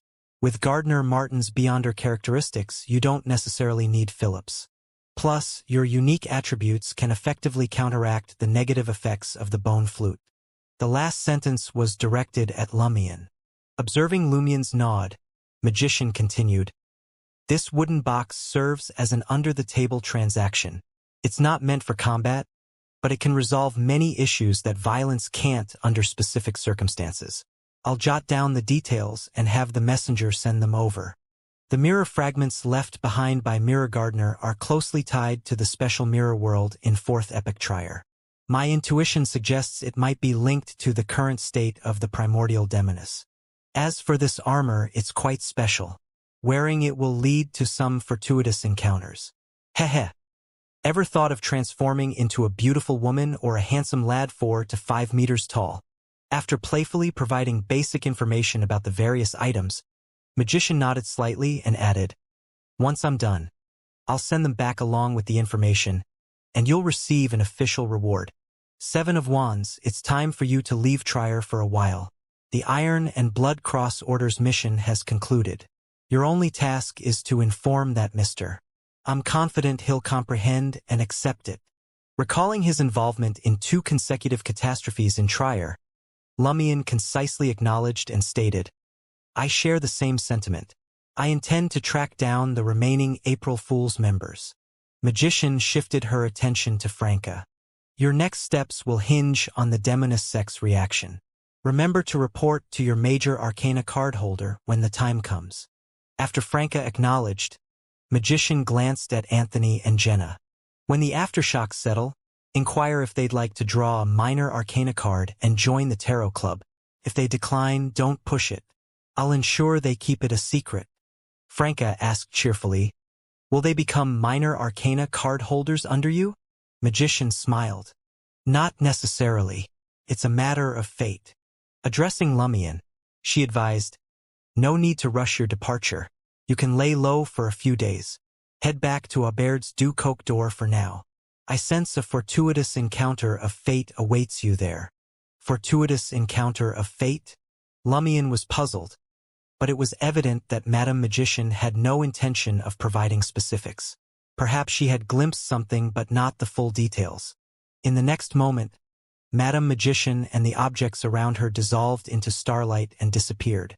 "How surreal," Franca remarked genuinely. Turning to Lumion with a pensive expression, she mused, "Do you think Madame Magician might be the angel of stars from the church's Bible?" "No way," Lumion instinctively responded before sinking into contemplation. Rue Anarchy, Aubaird's du Coq d'Or. As Lumion ascended to the 2nd floor, he noticed a figure crouched outside his door. It was a chubby, earnest-looking 7 or 8-year-old boy, toting a dark red school bag. "Ludwig, Baron Brignase's monstrous adopted son? Lumion furrowed his brows and approached. What's the matter? Ludwig, with his yellow hair and brown eyes, stood up and implored. Can you help me leave Trier? I don't want to stay in the Church of Knowledge any longer. I don't want to be under Brignase's control. I don't want to deal with homework or tests. I can reward you. Reward? Lumion arched an eyebrow. Could this be the fortuitous encounter of fate Madame Magician mentioned? Ludwig vigorously nodded. Yes. Without hesitation, he unzipped the dark red hard school bag, revealing a stack of papers. I stole this from the Church of Knowledge. No, I brought it here. Lumion extended his hand, accepting the papers, and quickly scanned the front page. Number 01. Name: Deity's Fallen Banner, Salinger's Blood Banner. Danger grade 0. Extremely dangerous. It's of the highest importance and of the highest confidentiality. It is not to be inquired, disseminated, described, or spied. Information on grade 0 sealed artifacts. And it's 0-01. Lumion's forehead and eyelids twitched simultaneously. He was aware that the churches had sealed numerous mystical items with significant harmful and negative effects, categorized into 4 grades. 3 was the lowest, and 0 was the highest. A 1 often indicated a threat to saints and the potential for a catastrophic event. The implications of 0 were evident. Lumion's gaze shot up to Ludwig, realizing that the boy's face betrayed nothing out of the ordinary, only pleading. He lowered his head, swiftly absorbing the rest of the content. Security clearance. Only messengers of God. Sealed method. Place it in an underground mausoleum with a large number of soldier mannequins. Construct a cemetery with more than 1 million corpses above it, supplemented by a real city with a population of more than 100,000. The exact execution and ritual arrangements are. Description. This is a charred banner. The flagpole is iron black metal, and there are a large number of dangerous blood spots on the banner. Beyonders with strength surpassing sequence 5 are forbidden from approaching. Warning: Beyonders with strength surpassing sequence 5 are forbidden from approaching. The experimentalist responsible for changing the soldier mannequins must be blindfolded and carry a lantern. If the lantern is extinguished, the experimentalist will vanish. Everyone who knows him will believe that he's long dead. If he's not blindfolded, the one who leaves the mausoleum will be a monster resembling him. The city of exiles, Morora, on the surface often encounters extreme weather, including but not limited to hurricanes, torrential rain, earthquakes, and volcanic eruptions. There were originally no volcanoes around Morora. The inhabitants of Morora are unusually belligerent. There are numerous duels with fatal casualties every day, and protests and riots occur more than 6 times a year. The residents of Morora have no intention of leaving this city. At any moment, according to ancient texts, it has witnessed the demise of at least 2 true gods. Damn it, can I even read this? The more Lumion read, the more alarmed he became. He looked at Ludwig in bewilderment and questioned once more. Did you really steal it? Could information of this gravity be stolen so easily? Ludwig, looking like a child, wanted to retort, but he nodded sincerely. Yes. Frowning at the boy, Lumion fell into a profound silence. Oh, merciful Father, I implore your mercy for the transgressions I've made. In apartment 601, 3 Rue de Blouses Blanches. Lumion, Franca, Jenna, and Anthony fell silent as they stared at the gleaming full-body silver armor before them. Before delving into the details, they had already sensed the power emanating from the sealed artifact. The brief yet potent hurricane of light it unleashed was a deadly force. Even Gardner Martin, a Sequence 5 Reaper, was willing to trade other mystical items for its might. However, upon scrutinizing the information provided, their initial enthusiasm waned, and they instinctively distanced themselves from the armor named Pride.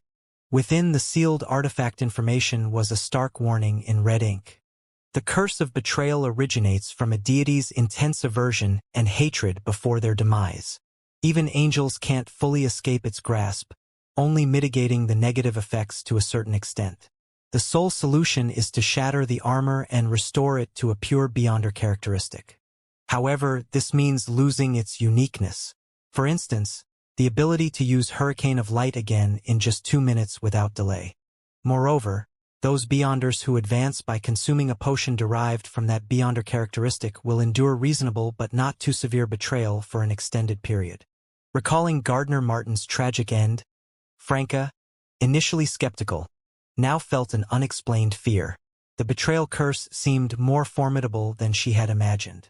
Lumion observed the hesitancy in Franca, Anthony, and Jenna, realizing none were eager to claim the particular spoils of war. With a smile, he declared, "I'll go first." Pointing at Gardner Martin's remains on the coffee table, he stated, "I choose Reaper." The Beyonder characteristic had fused into a finger, creating an unusually sharp bone blade emitting an icy glint. The holder needed to be cautious to avoid accidental injury. Immediately afterward, Lumion shifted his gaze to the charred bone flute originating from General Philip. "I'll trade the hypnotist Beyonder characteristics and the decency brooch for this. You guys wouldn't be able to handle it anyway." Per Madam Magician's intel, while the bone flute held significant power and uniqueness, it carried the risk of bringing misfortune in the form of injuries, death, and other grisly calamities. Only Lumion possessed the resilience to withstand these negative effects and mitigate them without succumbing to excessive misfortune. In truth, if General Philip's grudges before his demise hadn't been so potent, and if the curse of misfortune stemming from the deceased pathway's boon hadn't been so exaggerated, Lumion might have struggled more to endure it. After all, enduring perpetual misfortune wasn't anyone's wish. Even if it wasn't lethal, it would still lead to considerable trouble. Experiencing excessive bad luck was akin to tempting the fate intertwined with Termaboros, a fate deeply connected to Lumion. The potency of the bone flute wasn't sufficient to affect an angel. As per Madam Magician's detailed description, Lumion, naming the bone flute the Symphony of Hatred, discovered it possessed 3 abilities. With a simple blow, it emits a sharp, ear-piercing sound. This not only damages the spirit body, inducing dizziness, nausea, and convulsions in the target, but it can also directly impact Beyonders with weaker physiques, those equivalent to ordinary adults. They might suffer temporary blindness, paralysis, or internal organ damage. It appears that a symphony resonating from the depths of the river of fate inflicts a weakness on the enemy's mind. Those with unstable minds may experience symptoms akin to madness. Those with psychological issues might have latent problems triggered. There's even a chance that excessive desires could cause them to explode on the spot. Individuals with illnesses or old injuries will inevitably face severe consequences. Those less fortunate may find themselves extremely unlucky. Of course, the player needs some knowledge about musical instruments to play the bone flute effectively. Otherwise, they'll only create noise, similar to the effect of a simple blow. While this bone flute is brittle and can't be used for blocking, wherever it stabs is equivalent to hitting a vital point. If it strikes a true vital point, the enemy will either be killed in a single blow or face the fate of social death for an extended period. Franca observed as Lumion placed the colorless colloid with numerous bubbles and the decency brooch, crafted into a Scotch broom, on the coffee table. She nodded imperceptibly. "That seems like a fair trade." Observing the lack of objections from Anthony and Jenna, Lumion produced a deep black cloth bag, resembling a coin pouch. He carefully placed the Reaper Beyonder characteristic and the Symphony of Hatred bone flute inside. This was one of Madam Magician's true rewards for him. Traveler's Bag. Crafted personally by Magician, it was a Beyonder item devoid of characteristics. At first glance, it seemed to hold only up to 200 coins, but it concealed another dimension within, equivalent to the entire apartment 601. It could accommodate a vast array of items, including the Pride armor. Magician had also placed a specific seal inside the item. While within the bag, Beyonder characteristics didn't require regular relocation, and the negative effects of mystical items would significantly diminish. The Traveler's Bag needed resealing and reinforcement every 6 months. Otherwise, it would lose its mystical abilities and become ordinary. In such circumstances, if the items inside weren't retrieved promptly, they would be lost to the spirit world and nearly impossible to recover. Similarly, Franca received a traveler's bag as her reward. After claiming his share, Lumion turned his attention to Anthony Reed, indicating for the psychiatrist to make his selection. Anthony smiled wryly. I contributed the least. I'll take this hypnotist main ingredient. I feel that my psychological problems have been alleviated. I can contemplate advancing. In his interactions with Lumion, Franca, and the others, he often heard words and sentences infused with mystic knowledge. Though he refrained from direct inquiries, over time, he vaguely grasped various patterns and the essence of things he wouldn't have considered before. It was as if a new world had unfolded before him. No problem, Franca replied, not insisting on Anthony choosing another item. She turned to Jenna and said, I want the mirror fragment left behind by the fake Martin. Madame Magician referred to this item as the Mirror World fragment. It served as a crucial clue for Franca's subsequent investigation into the state of the primordial demoness, and it possessed a unique quality. Using it to reflect a target allowed the user to create a corresponding mirror person. However, they couldn't replicate entities with godhood, and the mirroring effect could only be maintained for a maximum of 5 minutes. The fragment produced 2 types of mirror people. The first was a shallow mirror image, replicable in 10 seconds. The second was a deep conversion that took a minute to complete. The former retained the original body state, as long as the body hadn't undergone a gender change, similar to those Franca and Lumion had encountered before. However, these mirror people were relatively weak, equivalent to the original body at a certain past stage, and lacked abilities like mirror substitution. The latter was a nearly perfect replica, akin to the ones recently encountered, possessing special traits. Of course, for a demoness of pleasure, this wasn't practical. If she could already capture the other party's figure with a mirror, why not directly cast a curse instead of creating a mirror person? Lumion interjected, You can take another one, Franca. No need to be modest. Your contributions in these battles are second only to mine. What do you mean second only to you? Franca scoffed, pushing the decency brooch in her direction. The only remaining spoils of war were the small dark-painted wooden box, each side adorned with a membrane curtain, and the pride armor. Jenna swiftly made her choice and selected the authority holders under the table transaction. According to Lumion, her lucky gold coin no longer carried any additional luck. Its usefulness was now limited to specific situations. Recognizing this, she didn't believe she could resist the betrayal curse of the pride armor. Jenna understood the importance of not being overly prideful and blindly relying on luck, taking Gardner Martin's fate as a sobering lesson. The usage of authority holders under the table transaction involved grasping valuable items with one's hand, inserting them into the dark wooden box through the side curtain, handing it to the outstretched palm-like object, and stating one's requirements. This process simplified complex matters and eased difficult transactions. However, one needed to have a clear, achievable target. No vague requests were allowed. For example, directly stating a desire for a specific beyonder characteristic or mystical item was useless. Users had to find the corresponding beyonder characteristic or mystical item, fail to reach a deal, and then make their request. This approach involved changing the seller's mind, with a high chance of securing a steep discount. The under-the-table transaction had various applications, even allowing 2 individuals with deep grudges to reconcile by shaking hands inside the box, though the individual shaking hands wasn't actually the other party. Authority holders under the table transaction was an active remnant of boon powers, and without beyonder characteristics, it could only be used 9 more times. The downside was that each use increased the likelihood of encountering evil creatures like demons in future transactions. As Jenna stowed away the authority holders under the table transaction, Franca smiled and said, I wish to use the decency brooch to exchange for the black primordial demoness figurine, or would you prefer to zero your debt as an exchange?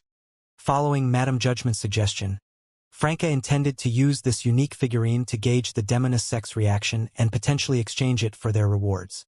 This is everyone's spoils of war, Jenna responded in confusion. Franca grinned and explained, No, it's yours. Back then, only you with the lucky gold coin could hold it, so it's rightfully yours. To put it simply, this is a gain from luck. Jenna glanced at Lumion and Anthony, finding their nods of agreement. She muttered, "Damn it, you're making me feel embarrassed. I want the decency brooch. Only by personally paying off a debt does it become meaningful." As she spoke, Jenna handed the black primordial demoness figurine to Franca and stowed away the decency brooch, carved into a Scotch broom. Finally, the group directed their attention to the silver-white pride armor, and a contemplative silence ensued once again. After a lengthy pause, Franca exclaimed, "Seal, keep it. Treat it as a communal item that anyone can use. Only the both of us can carry it conveniently now. Besides, you're about to head to Port Santa in Phainopotter's Gaia province. You can't borrow my mirror substitution anymore. This armor will be very useful in critical moments." Lumion had already made the decision to investigate the sea prayer ritual in Port Santa, Phainopotter Kingdom's Gaia province, and search for traces of the April Fool's key members, Bard and Ultraman. Lumion commented nonchalantly towards Franca's suggestion. "That works too. In the future, if anyone wants to use this armor, I'll teleport it to you. What's this called?" "It's called Seal Postal Service. It'll be delivered immediately." After joking, he approached the pride armor standing beside the coffee table and began stuffing its silver-white glove into the opening of the traveler's bag. With this motion, the towering full-body armor shrank into the small black cloth bag. As long as one part of an item could enter a traveler's bag, it could pass through the opening regardless of its size, as long as it didn't exceed the space within. Typically, flesh and blood infused with vitality couldn't be stored in a traveler's bag. Considering these factors, Lumion's initial thought upon obtaining the Beyonder item and its explanation manual was that it could be used to conceal a corpse. How magical! Jenna watched the scene unfold with envy. Despite attending numerous mysticism gatherings, she had never encountered such an item. The closest thing she knew was the world inside a painting. Lumion concealed his traveler's bag beneath his clothes, a smile playing on his lips. Addressing Anthony and Jenna, he remarked, "After this incident, you ought to know Franca and I are backed by a secret organization. It's not the Iron and Blood Cross Order or the Demoness sect. So what do you say? Interested in joining? If not, I'll need you to sign a confidentiality agreement or swear a binding oath of secrecy." Having heard Lumion and Franca discuss the secret organization and knowing that they genuinely believed in Mr. Fool, Jenna was familiar with the tarot card codename. Having received the Fool's response, her decision was swift. "I'm in." Anthony Reed pondered in silence for a moment before inquiring, "Does your organization follow some hidden entity?" "It's an Orthodox god," Lumion responded, addressing Anthony's unspoken concerns. "If you doubt me, I can show you the cathedral." Observing Lumion's expression, Anthony confirmed the sincerity. The psychiatrist let out a bitter laugh and admitted, "Then I don't have an issue. My past experiences and this incident have taught me that I'm still too feeble to prevent such a catastrophe. Even if it stands right beside me, I can only watch as myself and those around me plummet into the abyss." For Anthony, joining a secret organization seemed like a pragmatic choice to strengthen himself, especially one that followed an Orthodox god. As a believer of the god of steam and machinery, Anthony had carefully considered it. He realized that the Church's scriptures lacked any mention of animosity between Orthodox gods, unlike the Eternal Blazing Sun Church, which perpetually preached hatred towards the Lord of Storms and the God of Knowledge and Wisdom.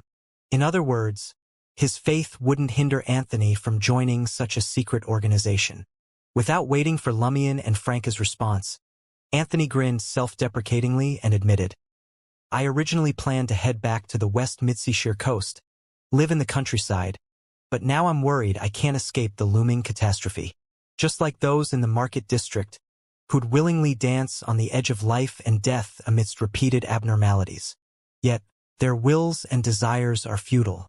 From what I've seen, catastrophes are becoming more frequent." Lumion mocked his companion. "You've turned into a nag after your mental illness got sorted." He continued, We'll hash out the details once you confirm your major arcana card and get your mission assignment. Jenna pursed her lips, a dark expression crossing her face. I actually kinda like living in the market district. It seemed like she needed to leave this place. A soft chuckle escaped Lumien's lips. This is, in fact, protection for the market district. Hunters and demonesses always bring catastrophe. Always bring catastrophe, even if they don't do anything? Jenna's eyes narrowed as she sank into deep thought. Fuck off. You're the only one like this. Franca cursed, a mix of irritation and amusement. In the past few months, most catastrophes in the market district had orbited around Seal. What did it have to do with Jenna and me? Wouldn't that prove that 007 was right?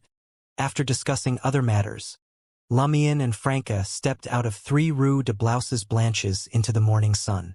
One headed for Psychic's headquarters on Rue Shear in Avenue du Boulevard, while the other made her way to Trocadero. Lumien opted for a 4-wheeled, 2-seater rental carriage instead of the usual public carriage. Outside the carriage window, street vendors hawked whiskey sour, meatloaf, freshwater fish, onion bread, spicy sauce, soybean paste, and various other items. Passers-by either paused to make a purchase or briskly moved on. Some were clad as clerks, others in an array of differently colored workers' uniforms. After the riot of the previous night and the apocalyptic downpour, this place was once again alive with activity. For Lumien, it was reminiscent of the market district of the past, but now he was a wanted criminal again, in his identity as Cecile Dubois, a member of the Iron and Blood Cross Order and a leader of the Savoy mob. Salle de Balbrise and the other establishments had undoubtedly been seized by the police headquarters. The Iron and Blood Cross Order's grip on the market district had almost been eradicated. Lumien found it regrettable as it meant losing a stable source of income. However, after taking Ludwig in the previous night and informing Madame Magician about the information, he intentionally returned to Salle de Balbrise before the chaos settled. He secured 30,000 Vril d'Or from the safe, bringing his total to 75,000 Vril d'Or and 1,000 gold. Lumien's mind wandered as he observed the passers-by and listened to the vendors' pitches. After reporting the previous night's matters to Mr. K and obtaining the Aurora Order Oracle's approval, he planned to leave Trier for the Phaenopotter Kingdom. Before embarking on his journey, he had 3 priorities. Firstly, he needed to locate Lugano Toscano, who had lost his job again, and inquire if he was willing to accompany him to the Phaenopotter Kingdom's Port Santa. This Sequence 8 doctor, often journeying to the Phaenopotter Kingdom, was fluent in Highlander. Lumien, knowing only Intisian and Ancient Faesac, risked communication challenges without him, having to resort to body language. Secondly, he awaited Jenna and Anthony's major arcana card missions to see if they could collaborate and assist each other. Thirdly, he planned to use the messenger-related spirit world creature information that came with the Reaper formula from Madame Magician to attempt gaining a messenger. This would make future communication with Franca and others more convenient. Additionally, he had to perform a ritual to acquire 1 or 2 more contractual abilities. On Avenue du Boulevard at 19 Rue Shear, beneath the luxurious beige house, Lumien met Mr. K once again in the basement. The Oracle, his face concealed in hooded shadows, occupied a red armchair, his profound gaze fixed on Lumien. Last night I entered 4th Epic's Trier. Lumien got straight to the point, hoping to capture Mr. K's attention. Mr. K's hooded head nodded. I know. Tell me the whole story. You know? Lumien was surprised. He recounted capturing Bouvard Pontpiro during his revenge, and the subsequent events of how he, Franca, and company defeated Mirror Gardner, using the special mirror world to escape 4th Epic Trier. Throughout the entire narrative, he shared only his experiences, avoiding any mention of Jenna and the others' encounters or his speculations. For instance, he omitted details like the fortunate gold coin or Jenna's prayer to Mr. Fool, stating only that he had inexplicably entered the world in the painting. Similarly, he left out many specifics. Mr. K listened attentively without interrupting Lumien's account.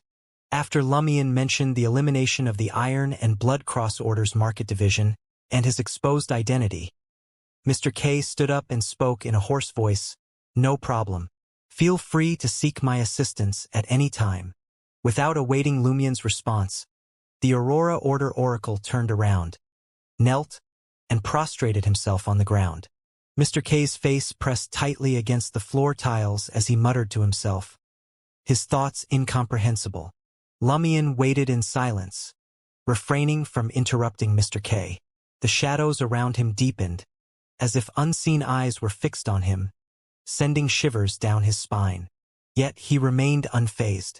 It seemed normal for individuals from the Aurora Order to suddenly exhibit erratic behavior. After an indeterminate period, Mr. K coughed violently, and blood spurted from the ground. He looked up and spoke in a deep, frenzied voice. "Oh, merciful Father, I implore your mercy for my transgressions." After repeating this 3 times, Mr. K's face pressed against the ground again, emitting sounds of chewing and devouring. After performing these peculiar actions, he stood up and tapped 4 times. Top down, left, right on his chest. "What happened? Why the repentance?" Lumien asked curiously. Mr. K rasped, "Our Aurora Order failed to react in time to last night's catastrophe.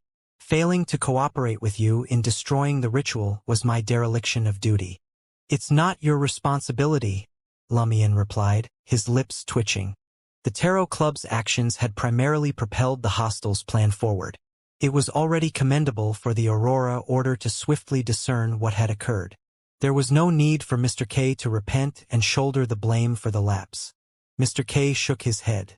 "No matter the reason, failure to act is a sin. Do you have to be so responsible? You're just a secret organization, not fanatical believers of the eternal blazing sun." Lumien muttered silently. As if sensing Lumien's thoughts, Mr. K spread his arms wide and spoke with abnormal fanaticism. "Because our Aurora Order is born to bear all sin. I think you're being too extreme." Lumien struggled to control his expression. Mr. K didn't impose any specific requests for Lumien's journey to Phaenopotter. He merely reiterated that Lumien could utilize the finger anytime he faced challenges.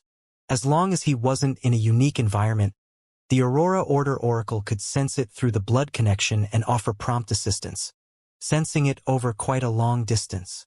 "As expected of being a part of your body. I wonder if demonesses can complete a curse after obtaining this finger." Lumien bade farewell to Mr. K, his thoughts drifting, and exited the opulent beige house at 19 Rue Shear. In Trocadero town, at the entrance of the manor surrounded by grapevines, Franca caught sight of brown Sauron, her long orange-red hair cascading down like a waterfall. The demoness smirked mockingly and said, "I heard your lover is dead? Did you just drink the provoker potion?" Franca retorted without backing down. Could it be that members of the Sauron family carry a provoker trait from birth? Without waiting for Browns's response, Franca walked past her, chuckling. "Yes, Gardner Martin is indeed dead. I killed him myself."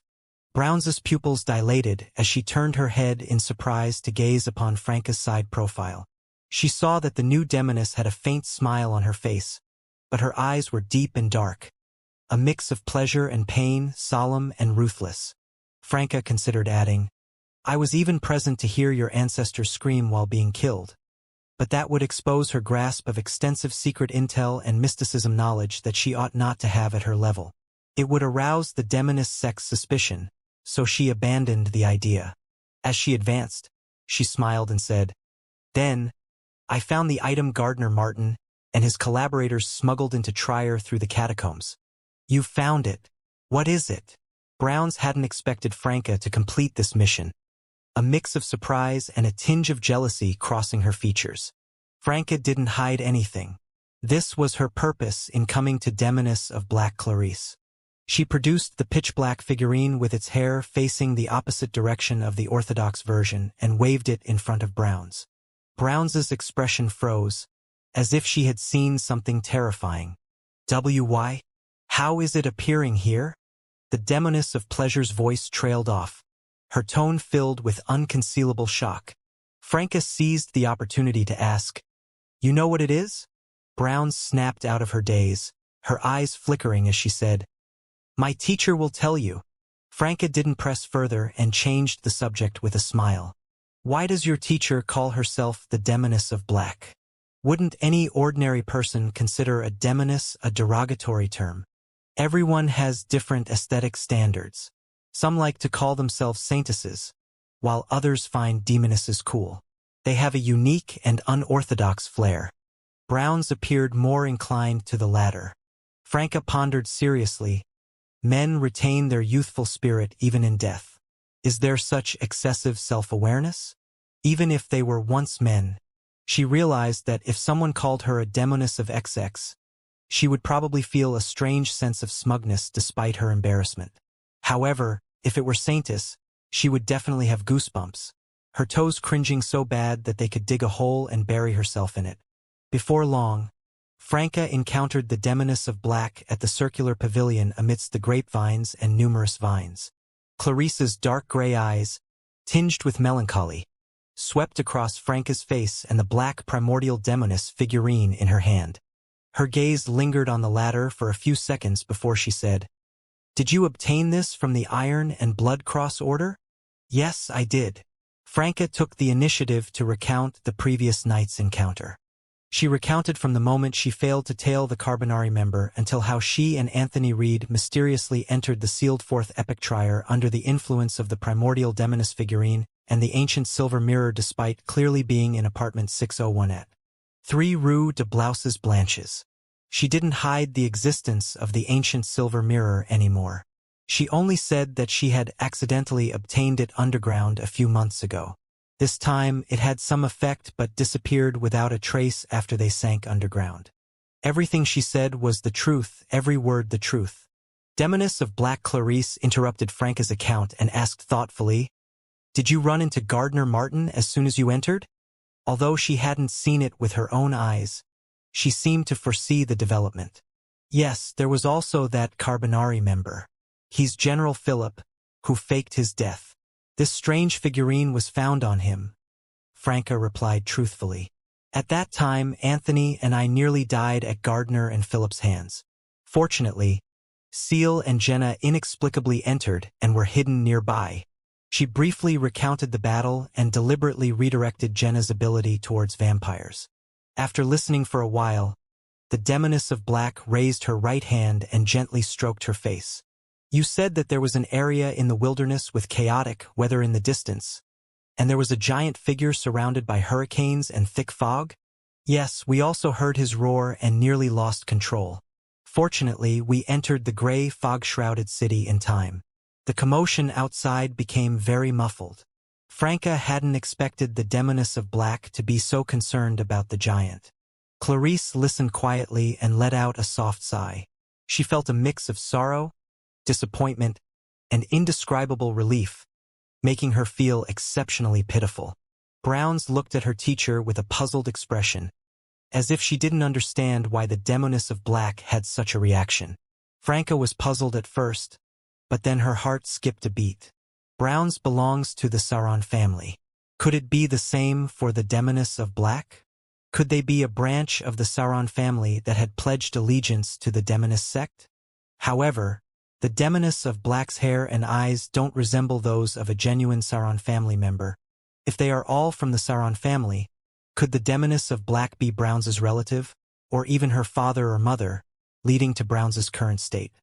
Had the demoness of black heard about Vermonda Sauron's current situation and understood the Iron and Blood Cross Order's scheme? Is that why she's so emotional? As these thoughts raced through Franca's mind, she continued to recount the battle between the four of them and Mirror Gardner. Finally, she took out the pitch-black mirror world fragment. "Your Excellency Demoness of Black, what's this? And what's this figurine?" Demoness of Black Clarice gazed at the mirror world fragment and the black primordial demoness figurine and said, "In conventional mysticism, the mirror world isn't a true world. It's an amalgamation of the concept of doors, connected to mirrors and alternate spaces. However, many members of our demoness sect are aware that in certain special places, for specific reasons, there are a few mirror worlds with monsters. You encountered one of them, and this is a fragment of that world." She briefly recounted what Franca already knew about the mirror world fragment. Finally, she said, This should have been handed over to me for a reward, but according to your description, many underground mirror people have already infiltrated Trier. This fragment can help you track them, find them, and eliminate them. You can keep it for a while until the mission is completed. This is your next mission. Clean up Trier's mirror people and gather any similar fragments that might be on them. The origins and effects are the same as what Madame Magician said. From the looks of it, Clarice wasn't lying to me. My next mission is in Trier. I can't follow Seal to Fainapotter to search for Bard and company. At critical moments, I can get him to teleport me there to provide help. Franca sighed inwardly and said, Yes, Your Excellency Demoness of Black. The Demoness of Black continued. This figurine originates from one of the special mirror worlds. We believe in the primordial one in reality. The mirror people believe in the mirrored primordial one, but it's actually just a projection of the primordial one in the mirror. Just as I suspected, the primordial demoness projection in the mirror underwent an abnormality and gained self-awareness, causing her condition to worsen? Or is Clarice not telling the entire truth? Under the Demoness of Black's instructions, Franca handed over the special figurine. Clarice nodded slightly and said, You completed the Iron and Blood Cross Order mission better than I expected by retrieving this special figurine. What reward do you want? Franca didn't hesitate and answered, The potion formula for affliction, or perhaps a mystical item that allows me to traverse the spirit world. The Demoness of Black revealed an inconspicuous smile. This time, I'll give you the potion formula for affliction. Once you complete your next mission, you can choose a mystical item with the spirit world traversal ability. Does that mean I can't exchange my contributions for teleportation-type items this time? But they surpass the value of the Demoness of Affliction formula? I can save a portion and exchange them together when I make other contributions? Franca pondered for a moment and said, Okay. Demoness of Black Clarice raised her right hand and swiped at the void. Franca immediately noticed numerous dark Hermes words outlined on the watery surface at the edge of the circular pavilion. Affliction Potion Formula. Sequence 5. Main ingredient. Flower-faced bat's head. Two-tailed black snake's gallbladder. Supplementary ingredients. 30 milliliters of flower-faced bat blood. 50 milliliters of a seriously ill human's blood. Tail tip of the two-tailed black snake. 10 drops of Enfinida's eucalyptus essential oil. Ritual, without substitutes. Be burned at the stake for 15 minutes and survive without going mad. Just reading the description hurts. Franca couldn't help but shrink back. After memorizing the potion formula, she left the manor with Browns. Demoness of Black Clarice watched her silently as she retrieved an item from a hidden pocket in her black court dress. It was a pitch-black mirror fragment. It bore a striking resemblance to Franca's mirror world fragment, albeit with an irregular fracture at the edge. Lugano Toscano, a burly man with brown hair, brown eyes, and sharp features, donned a budget-friendly black formal suit. He lowered his head as he navigated through the lively crowd, his top hat shading his face. After a series of turns, the Beyonder, now a Sequence 8 doctor, entered Rue de Paves beside Le Marquet du Quartier du Gentleman. He ascended a creaking wooden staircase to the top floor of an ancient house. Upon waking that day before having breakfast, his companion informed him of being wanted, due to his role as Cécile Dubois's trusted subordinate managing a dance hall. Despite Lugano's confusion about the Savoy mob's motives and his certainty of non-involvement, as a wild Beyonder, merely existing rendered him guilty. Reluctant to seek clarification from the purifiers and machinery hive mind, he packed his bags and moved to the safe house without notifying his companions. His plan was to observe for a few more days before deciding on his next move. During the factory's lunch break, making the market district bustling, Lugano descended and surveyed the area. True to his expectations, he discovered he was indeed wanted, with a bounty of 2,000 Vril d'Or. Considering his perceived lack of importance, Lugano hoped to fade from the official Beyonder's attention in due time. Entering the room, not much larger than an attic, Lugano used a brass key to open the dark brown wooden door. Amidst the creaks, a figure caught the doctor's eye. Seated at a simple wooden table, Seal Du Bois displayed golden black hair, a silver earring, a white shirt, a dark jacket, grayish-blue pants, and leather shoes. How did he find this place? Besides me and the landlord residing in another quartier, no one knows about this safe house. Officially put to use for the first time today. Lugano's pupils dilated, as if he wanted to scrutinize the figure in the dim room. At some point, the open curtains had been drawn. Lumion grinned at Lugano and remarked, "Why am I not welcomed?" Lugano instinctively forced a smile, replying, "It's an honor to have you here. I just didn't expect you to know about this doghouse of mine." He spoke with humility but also subtly hinted at Lumion. "I haven't forgotten that I'm your dog." As Lugano spoke, he entered the room, closing the wooden door behind him. The space darkened, and a snap echoed. The candles on the simple wooden table suddenly ignited, casting a yellowish flame. Lumion lowered his raised right palm and nodded slightly, asking, "Any questions?" Lugano didn't delve into the crimes of the Savoy mob's brass that had made him a wanted man. Instead, his concern was elsewhere. "Monsieur Seal, how did you know about this safe house of mine?" Lumion chuckled. "I can find anything if I put my mind to it." Lugano's eyes narrowed, sensing the formidable confidence in the other party. Seal's actions also validated his words. Of course, Lumion wouldn't tell Lugano that he had followed him multiple times, determining the locations of his 3 safe houses. As a hunter, Lumion often roamed the market district during his free time, honing his tracking skills. He was well acquainted with the area. While he randomly chose targets for ordinary passersby and residents, Lugano Toscano, a beyonder seeking to join his ranks, was a crucial subject of investigation to prevent betrayal. Lumion kept a close eye on him to avoid being blindsided by any potential treachery. Without waiting for Lugano to delve into further inquiries, Lumion got straight to the point. "I need your help with something. It's my honor." Lugano didn't seek details and acted as if he was unquestionably on board. "Isn't this too toady? I'm now a wanted criminal. Without Salle de Balbrise and other businesses, it's impossible for me to provide any more resources." Lumion stroked his chin with his right hand. "I need to make a trip to the Phaenopotter Kingdom. I wish for you to be my translator." Lugano promptly responded, "No problem. Is that so? But I have a problem." Lumion, a conspirer, grew suspicious of Lugano's unquestioning loyalty, given the lack of inquiry or discussion about returns. He instantly became highly focused. Could it be that this fellow, like Ludwig, has been sent by some faction to interact with me? Lumion raised his eyebrows and smiled. "I thought you'd refuse. After all, you've already become a doctor. Even without taking any risks, you can lead a very good life.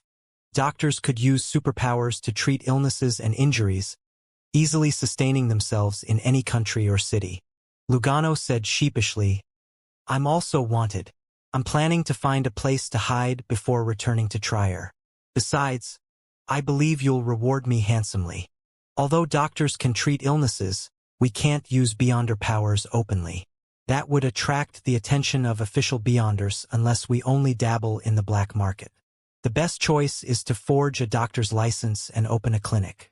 Add on Beyonder powers while providing regular treatment. However, it will require a large sum of starting funds and sufficient medical knowledge. I already have the latter. As for the former, I've just exchanged all my savings for the main and supplementary ingredients for the doctor potion." As he spoke, Lugano's smile ingratiated. "Once I become a renowned doctor in Trier, I'll earn at least 200,000 Verl d'Or annually. That way, I won't have to adventure anymore. Even if I don't want to become too famous and attract the attention of official Beyonders, it'll be easy for me to earn 40,000 to 50,000 Verl d'Or a year. You're quite familiar with Trier's doctor incomes." Lumion gazed at Lugano's face, his doubts dissipating but still lingering. He quickly made up his mind and stood up slowly. "Excellent. Wait 3 days for me here. I'll come to you after I'm done with other matters. When the time comes, I'll pay you a 5,000 Verl d'Or advance. When I don't need your translation services, I'll give you another 5,000 Vril d'Or. If there's a battle midway, you can divide the spoils of war according to rules between adventurers. I'll provide further compensation later, no less than 5,000 Vril d'Or. All right, Monsieur Seal. Lugano escorted Lumion out of the room with a smile.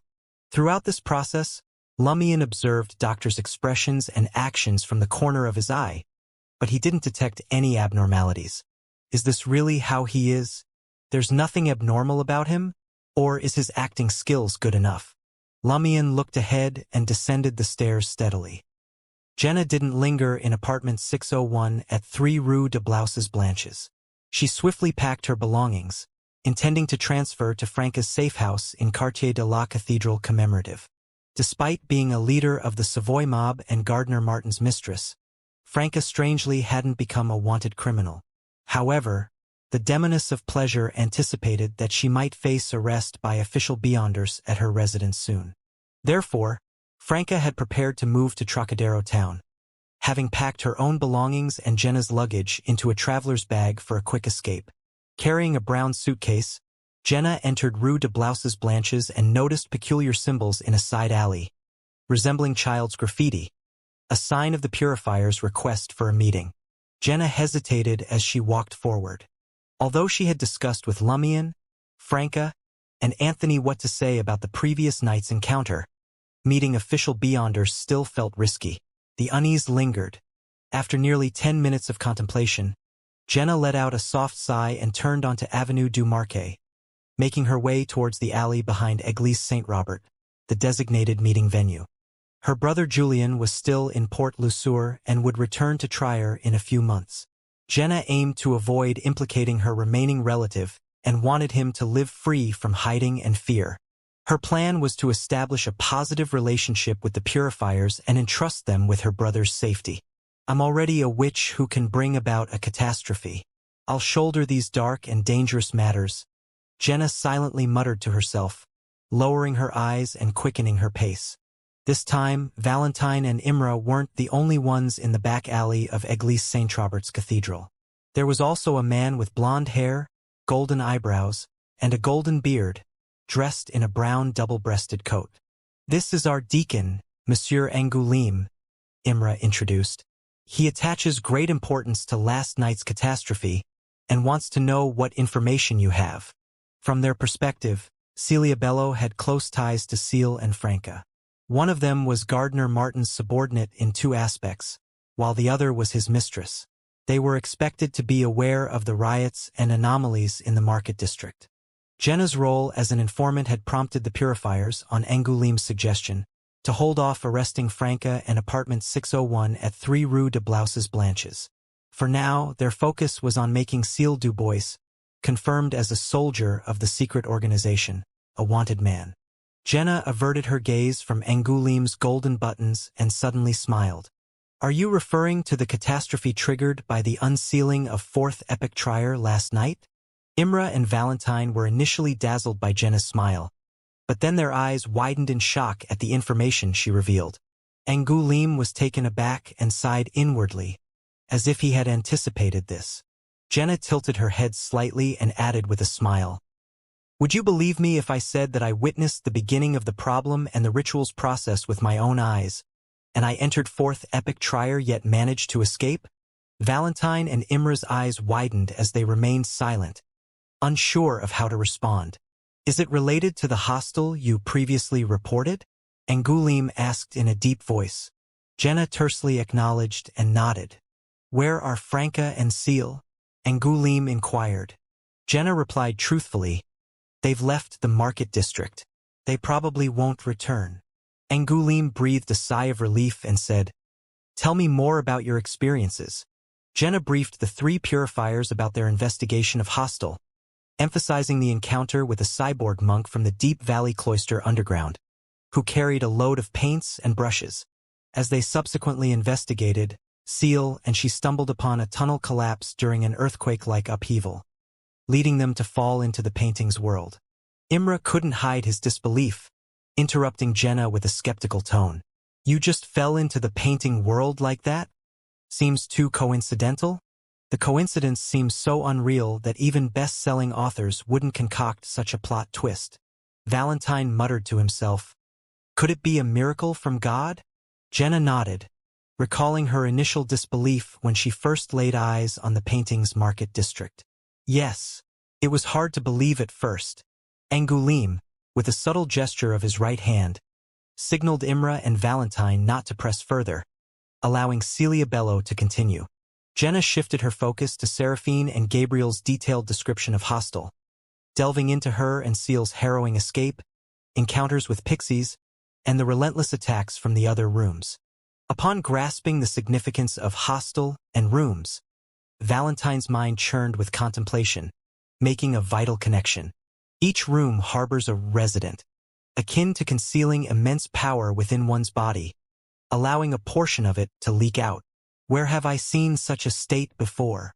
As images and information flashed through Valentine's mind, he looked up, interrupting Jenna's narrative with a probing question. What's Seal's true identity?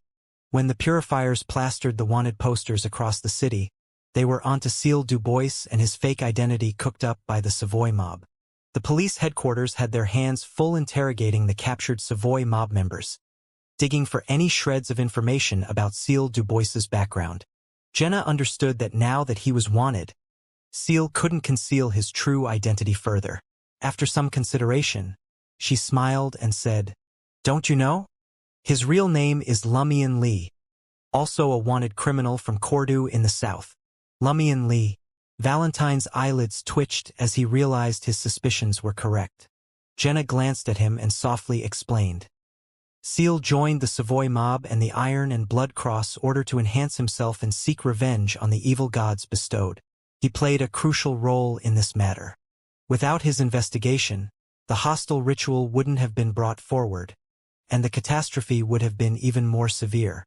Though he claims it's to finish off the bestowed of evil gods, deep down, he doesn't want others to suffer the same fate after he experienced a disaster. Valentine's expression eased, revealing a mix of regret and relief. He sighed, acknowledging, "He is indeed a devout follower of God. Unfortunately, fate and those malevolent forces pushed him into the darkness." Jenna, muttering silently, "A devout follower. I'm afraid you have some unnecessary misunderstandings about Seal." Angoulême responded to the revelation with a self-deprecating smile. "I didn't expect the one preventing the catastrophe from escalating last night to be a wanted criminal, a member of an evil organization. Even without standing in the light, one can still be a hero." Jenna agreed with this sentiment, choosing not to divulge the Pixie's reference to Lumian as Room 1. Instead, she focused on the escape from the painting world, describing their emergence in the wilderness outside Fourth Epic Trier after passing through the darkness corresponding to the Salle de Bal breeze at sunrise. She detailed the collapsed grayish-white stone pillar, the distant giant's figure, General Philip's feigned death, the black primordial demoness figurine, Mirror Gardner Martin, the terrifying roar, the descending sun, the reddened sky, and the rain of fire. However, she discreetly omitted the specifics of the ensuing battle. Angoulême and the rest wisely held back from prying too much. Among wild beyonders, certain intel could fetch a handsome sum, but the details of their abilities and combat techniques were strictly confidential. Finally, we obtained the figurine and the fragment left behind by Mirror Gardner, left the seal, and returned to the normal underground, Jenna continued. Though the first half of her sentence wasn't directly related to the second half, it created an impression of how they left Fourth Epic Trier. The complexity of the matter is beyond imagination, and it involves a high-level power. Angoulême sighed softly. They had no idea what had happened for the sun to rise from the Sacred Heart Cloister last night, nor did they understand why it had fallen into the Fourth Epic Trier's seal. They felt that it had something to do with an angel-level battle. "Where is the figurine and the mirror fragment?" Valentine asked anxiously. Jenna couldn't be more honest. "It's with Franca." Angoulême nodded gently. "Where's the full-body armor?" This was linked to the deaths of his two former colleagues. Of course, Gardner Martin's death could be seen as a form of successful revenge. Magic mirror divination revealed a terrifying betrayal curse associated with it. Gardner Martin's fate served as proof. None of us dared to take the risk. Ultimately, we left it with Seal. Jenna, even as a witch, found the curse to be exaggerated and ridiculous. After a brief silence, Angoulême addressed the issue. If you encounter Seal again, tell him he can sell us the armor. Jenna nodded in agreement, and the Purifier Deacon got serious. The intel you provided is very important. What kind of compensation do you want?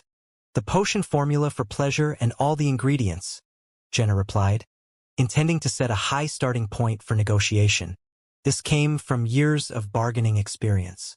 Angoulême glanced at the witch and said, "Are you planning to leave the market district too?" "That's right." Jenna smiled sadly and self-deprecatingly. "Witches bring catastrophe. I don't want to impact the people here. No wonder the witches in stories always live in the dark forest, away from people. However, I'll return occasionally and remain your informant. You can continue to contact me through the agreed method." Her slightly sad smile prompted an instinctive urge in Imra to look away, wary of falling for her. "Once we verify the authenticity of your intel, we'll help you apply for the formula and ingredients for pleasure. I can't guarantee its success. Items at this level require approval from the higher-ups," Angoulême promised without entering into further negotiation. After bidding farewell to the purifiers, Jenna picked up her suitcase and took a carriage to Franca's safe house in Quartier de la Cathedral Commemorative. Once settled, she reflected for a moment and decided to express her gratitude at the Fool's Cathedral in Lavigny Docks. She felt compelled to thank this great entity for answering her prayers and enabling Seal to enter the painting world to provide assistance. This marked the official commencement of her commitment to Mr. Fool. In the pristine cathedral with clear windows, Jenna sat at the edge of the last row of pews. She closed her eyes, clasped her hands, brought them to her chest, and bowed her head in prayer. Amidst the tranquility of the religious space, it felt as if she had entered a deep slumber, her mind empty, and her words mere offerings of praise. Vaguely, she sensed someone settling beside her. Ignoring the newcomer, she continued with her prayer. After a few minutes, she opened her eyes and noticed a petite lady praying beside her. The lady had shoulder-length yellow hair and wore light pants, a masculine-looking shirt, and a small brown coat. Although her eyes remained closed, the delicate contours of her brows, mouth, and nose were discernible from her side profile. Despite her lack of height, she exuded a calm and dignified aura. Sensing Jenna's gaze, the woman opened her eyes and greeted her with a smile. "Jenna?" "Yes. Whom am I speaking to?" Jenna felt puzzled and vigilant, but she sensed no danger in Mr. Fool's cathedral. The young lady introduced herself. "I'm the Major Arcana card holder of the Two of Cups, whom you might know as Franca Judgment. I came to the Fool's Cathedral to pray today, not expecting to meet you. Perhaps this is fate. How about it? Do you want to draw a minor arcana card?" Feeling the friendliness in her tone, Jenna nodded and said, "I'd be delighted, Madam Judgment." If it were any other major arcana card holder, Jenna might have been instinctively worried, but Franca and Lumion had already mentioned Judgment and Magician to her. She had a natural favorable impression and trust in them. Judgment retrieved a stack of tarot cards from a small black bag hanging from her waist. She casually cut them a few times and handed them over with a smile. "Draw one." Jenna felt inexplicably nervous. After contemplating for a moment, she reached out her right hand and drew a minor arcana card. The card depicted 7 cups floating in the clouds, with skulls and people looking at them below. 7 of Cups, Madam Judgment chuckled. This represents confusion, puzzlement, dreams, illusions, and choices. But what's important is not that. Our tarot club's 2 demonesses drew a cup card. She produced another tarot card, this one portraying an angel sounding a trumpet to guide the departed. Major Arcana card, Judgment. Keep this card. When faced with unforeseen danger, take it out and recite Rain Judgment in Hermes. As long as I'm in Trier, I can provide assistance. Of course, you have to be in Trier too when requesting. Except in places like Fourth Epic Trier. I won't be able to hear you, Madame Judgment calmly explained. Thank you, Madame Judgment. Jenna expressed her gratitude sincerely, accepting the Major Arcana card. Judgment nodded and continued. Now, cooperate with the Two of Cups to carry out the Demoness Sect's mission, but with a different direction. Avoid the Demoness Sect and investigate the special mirror worlds.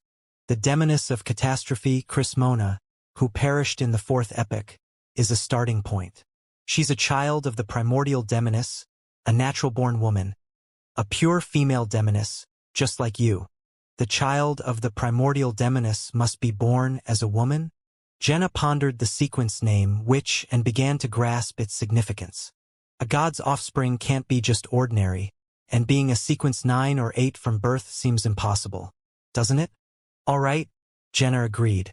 Upon joining the Tarot Club, her initial mission didn't require her to part ways with her companions or expose herself to unnecessary risks, bringing a sense of comfort. Madame Judgment responded with a smile, saying, "Allow me to update you on the Tarot Club's current situation." After Anthony Reed left apartment 601 at 3 Rue de Blouses Blanches, the exhaustion of a sleepless night hit him hard. As a psychiatrist, his physical condition hadn't improved much. Staying awake until dawn and enduring severe injuries took a toll. Surviving with the help of the blood-sucking obsidian arrow had left him weakened, having lost a significant amount of blood. Subsequent intense battles and relentless running had drained his stamina, leaving him naturally fatigued and yearning for a bed. At times like these, he couldn't help but envy the hunters. Lumion, just one sequence higher, hadn't slept either. Despite being the main force in both battles, he showed no signs of weariness, appearing energetic enough to take on Gardner Martin once more. Pressing on, Anthony Reed turned onto Rue Anarchy, entering a brownish-gray house and reaching a corner on the 3rd floor. This was his safe house, an apartment vacant for a long time. He believed it unsafe to rent from a landlord or broker for a safe house. Any interaction risked betrayal and tracking. Leveraging his identity as an information broker, he identified and used or abandoned apartments in the Market District. If things went awry, he could choose a random one to hide without making contact. Dusty bed and moldy blanket didn't bother Anthony. He collapsed and quickly succumbed to sleep. In the hazy dream, clarity and rationality returned suddenly. Ahead, Avenue du Marquet unfolded, a cafe bustling with patrons and thriving. Following his peculiar intuition, Anthony Reed passed a golden retriever at the cafe's entrance and arrived at booth D by the window. A lady in a light green and white dress sat there. Anthony sensed he should see her face clearly, one capable of leaving a stunning impression, but a clear mental image eluded him. It was as if all the information had been gathered, but his brain or body of heart and mind struggled to process it. "Good morning. I'm Justice." The lady introduced herself in a gentle voice, carrying a hint of briskness. Justice. Anthony had already learned from Lumion and Franca that the secret organization they belonged to was the Tarot Club.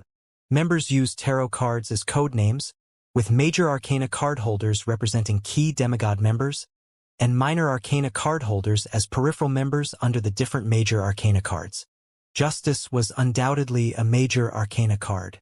"Are you going to be my major arcana card holder?" Anthony asked respectfully, taking a seat across from her. Justice smiled. "You can also choose to switch. It's not that fate can't be changed. Of course, some entities don't think so." The major arcana card opposite him was friendly, not imposing at all. She even initiated a joke, easing Anthony's tense heart. He exhaled quietly and said, "I can draw a card now." As he finished speaking, a stack of tarot cards appeared in front of him. Anthony habitually selected one from the middle and placed it on the table. The minor arcana card revealed a man carrying a sword sitting beneath 3 hanging swords. 4 of swords. You've already unburdened your heart. The remaining rest and preparation are for propelling yourself further into the future. As a psychiatrist, this card signals you to be vigilant about your mind at all times. We can shoulder new burdens at any moment, and it's crucial to know how to accept, accommodate, and resolve them, Madam Justice interpreted the minor arcana card. A stack of tarot cards appeared in front of her, noticeably less than before. With casual ease, she drew a card and placed it at the center of the table. The card portrayed an impartial goddess seated on a stone chair, wielding a sword and scales. The Justice card from the major arcana. Pushing the Justice card toward Anthony, she smiled and said, "You have 2 missions now. First, collaborate with the Two of Cups to eliminate mirror people and investigate the demoness sex predicament. Second, make contact with a covert organization known as the Psychology Alchemists." Psychology Alchemists. Anthony mulled over the name. After laying out the missions, Justice inquired, "Did they brief you on the specifics of the great existence we're following and the Tarot Club?" "All I know is that you follow an orthodox god named the Fool and use tarot cards as code names." "Following his name," Anthony honestly replied. Before formally joining the Tarot Club, Lumion and Franca had kept details scarce. Justice chuckled. "Then allow me to introduce you to our beacon and savior, the great Mr. Fool." Her tone held a touch of joy. After leaving Lugano Toscano's secure hideout, Lumion took a carriage to Quartier du Jardin Botanique. He navigated the street named Rue de Paves in the market district and entered the safe house he had leased earlier. Ludwig sat on the sofa, engrossed in a novel and indulging in dessert. Lumion glanced at him, sneering, "Escaping the Church of Knowledge doesn't mean you should stoop to reading novels only." Ludwig diverted the conversation. "Someone of ill temper sent you a letter. It's in the bedroom." "Ill-tempered?" Lumion furrowed his brow. "The one in the golden dress like a doll?" Ludwig replied, not bothering to look up. Midway, he paused to savor a bite of carrot cake, a specialty from the Lone Kingdom. "Madame Magician's messenger?" Lumion asked in puzzlement. "Why did she lose her temper at you?" "I saw her and had a little spat with her," Ludwig replied nonchalantly. "Just an argument? She didn't string you up for a beating?" Lumion muttered silently as he entered the bedroom and picked up the folded letter from the desk. This letter differed from the one that had previously rewarded him. It primarily addressed Lumion's inquiries after acquiring the 0-01 information. "This seems to be a hint from the Church of Knowledge. If you can attain a high position, they are willing to offer some assistance. They might even tacitly permit you to take possession of the sealed artifact. However, there are 2 prerequisites. Firstly, you must achieve the status of a sequence 4 saint at the very least, possessing godhood and the qualifications to step onto the chessboard. Secondly, you must have a method to transport that sealed artifact without causing harm to the surrounding humans and the environment. If you fail to meet these 2 conditions, the Church of Knowledge won't extend clear support. There's also a contradiction for becoming a demigod and how those more formidable than Sequence 5 are unable to approach 0-01. Perhaps there's a hidden message here, suggesting that after proving your ability to advance to Sequence 4, but before consuming the potion through a ritual, entering the City of Exiles, Morora, and approaching 0-01 is the next step. Leave a mark or achieve something to lay the groundwork for controlling it when you advance to a higher sequence. As for their specific expectations, I cannot discern them at the moment. In simple terms, if you demonstrate and prove your potential, the Church of Knowledge is willing to support your bid for the Red Priest position, competing against Red Angel Medici. Does that surprise you? Are you excited? Surprise? More like shock. Lumion had never truly entertained the idea of becoming a true god. Despite not being a devout believer, he had grown up in a society influenced by such beliefs. His exposure to the mystical world was relatively recent, making the notion of "I too can become a god. I also want to become a god" unlikely. As for the terror and might of Red Angel Medici, Lumion had witnessed it in 4th Epic Trier. The prospect of becoming enemies with such a formidable entity and vying for the Red Priest's deity position instinctively struck him as absurd and meaningless. What's the fundamental difference between this and Aurora's jest during combat class, claiming you've mastered basic combat techniques and can now slay a god? As these thoughts raced through his mind, Lumion suddenly muttered to himself, "If I become a true god, can I resurrect Aurora?" After a moment of silence, he smiled self-deprecatingly and said, Even deities can perish, and may not be resurrected. Madame Magician mentioned that the betrayal curse of the pride armor stems from the aversion and hatred of a deity before their demise. However, according to the information she provided, the pride armor first appeared at the end of the all-out war in the northern continent.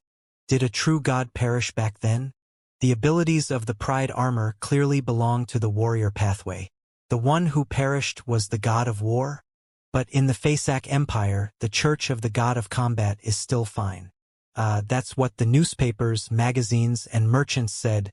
Lumion pondered for a moment but couldn't come to a conclusion. He shifted his gaze back to the letter. I never intended for you to pursue the Red Priest's deity position, actually. I believed that with an angel sealed within you and a changed fate, there was a chance for you to become a high-sequence beyonder. Now follow your heart's desires. Our tarot club is here to support you. However, there's something to be cautious about. I went to Lemberg and consulted a few local scholars known for their knowledge, but none of them have heard of the City of Exiles, Morora. In the eyes of ordinary people and even the lower and middle-class clergymen of the Church of Knowledge, this city is non-existent and unrecorded. City of Exiles, Morora, doesn't exist? When Lumion perused the information Ludwig had stolen, he couldn't shake the sensation that Morora was vivid and right before him. This stemmed from the fact that the scribe had meticulously chronicled every folklore and characteristic of the city. Even those who hadn't set foot there could conjure a mental image. Yet, Madame Magician had just dropped the bombshell. The City of Exiles, Morora, didn't exist in Lemberg. I read it so intently, feeling so nervous and afraid. Finally, you tell me, I'm sorry, I made all this up? As Lumion grappled with the absurdity, his gaze reverted to the letter, eager to uncover Madame Magician's speculations. The major arcana card holder teased. Perhaps the individual who penned this sealed artifact information had already lost their sanity, conjuring the City of Exiles, Morora. Maybe it's a colossal prison nestled in the mountains, patrolled by guards. They provide supplies unattainable independently and remain cut off from the outside world. Perhaps Morora is genuinely an imagined city of exiles. Yet, in a peculiar way, it already exists. Don't dismiss the first and third conjectures as absurd or hyperbolic, making them implausible. Let me enlighten you. When dealing with Grade 0 sealed artifacts, numerous things defy common sense and intuition, especially when we're talking about 0-01. Personally, I fancy the first conjecture. It emanates a fantastical beauty. A deranged keeper jotting down information about a sealed artifact, filled with ramblings and delusions, and treating it as reality. But what about the truth? Where did it vanish to? Is it no longer in place? At the sight of this, Lumion felt an inexplicable chill, and his hair stood on end. Madame Magician had expounded terrifying possibilities. Moreover, she had employed seemingly casual strokes, brisk descriptions, and a barrage of questions to cultivate an atmosphere of composure and distortion, pushing one's nerves to the brink. Prolonged contemplation of it could drive one to the brink of insanity. Isn't this superior to the narrative prowess of most current best-selling authors in crafting horror tales? Lumion critiqued his major arcana card holder. Shaking his head, he relegated 0-01 and the City of Exiles to the recesses of his mind. He feared that dwelling on it might tip him into madness. It wasn't out of the realm of possibility. Lumion hadn't slept since perusing the information, while he leveraged the 6 a.m. reset of his body every morning to alleviate fatigue. He occasionally heard indescribable and spine-chilling voices resembling calls from the depths of the mountains. Phew, Lumion exhaled and resumed reading the letter. All right, I won't terrify you any longer. In essence, until you truly confront 0-01, don't summarily dismiss any conjecture or potentiality. I've verified the auditory hallucinations you mentioned. It's a mild corruption induced by delving into 0-01's information. Some entities can induce corruption merely by knowing their names instead of their code names. Fortunately, your destiny is entwined with that long-named fellow. To some extent, it's akin to having the status of an angel. Furthermore, you bear Mr. Fool's seal, the Blood Emperor's aura, and other high-level paraphernalia. That's why you only experienced a faint auditory hallucination and sensed the beckoning. You didn't suddenly descend into paranoia and extremism, harboring a desire to seek treasure in the mountains before vanishing one night.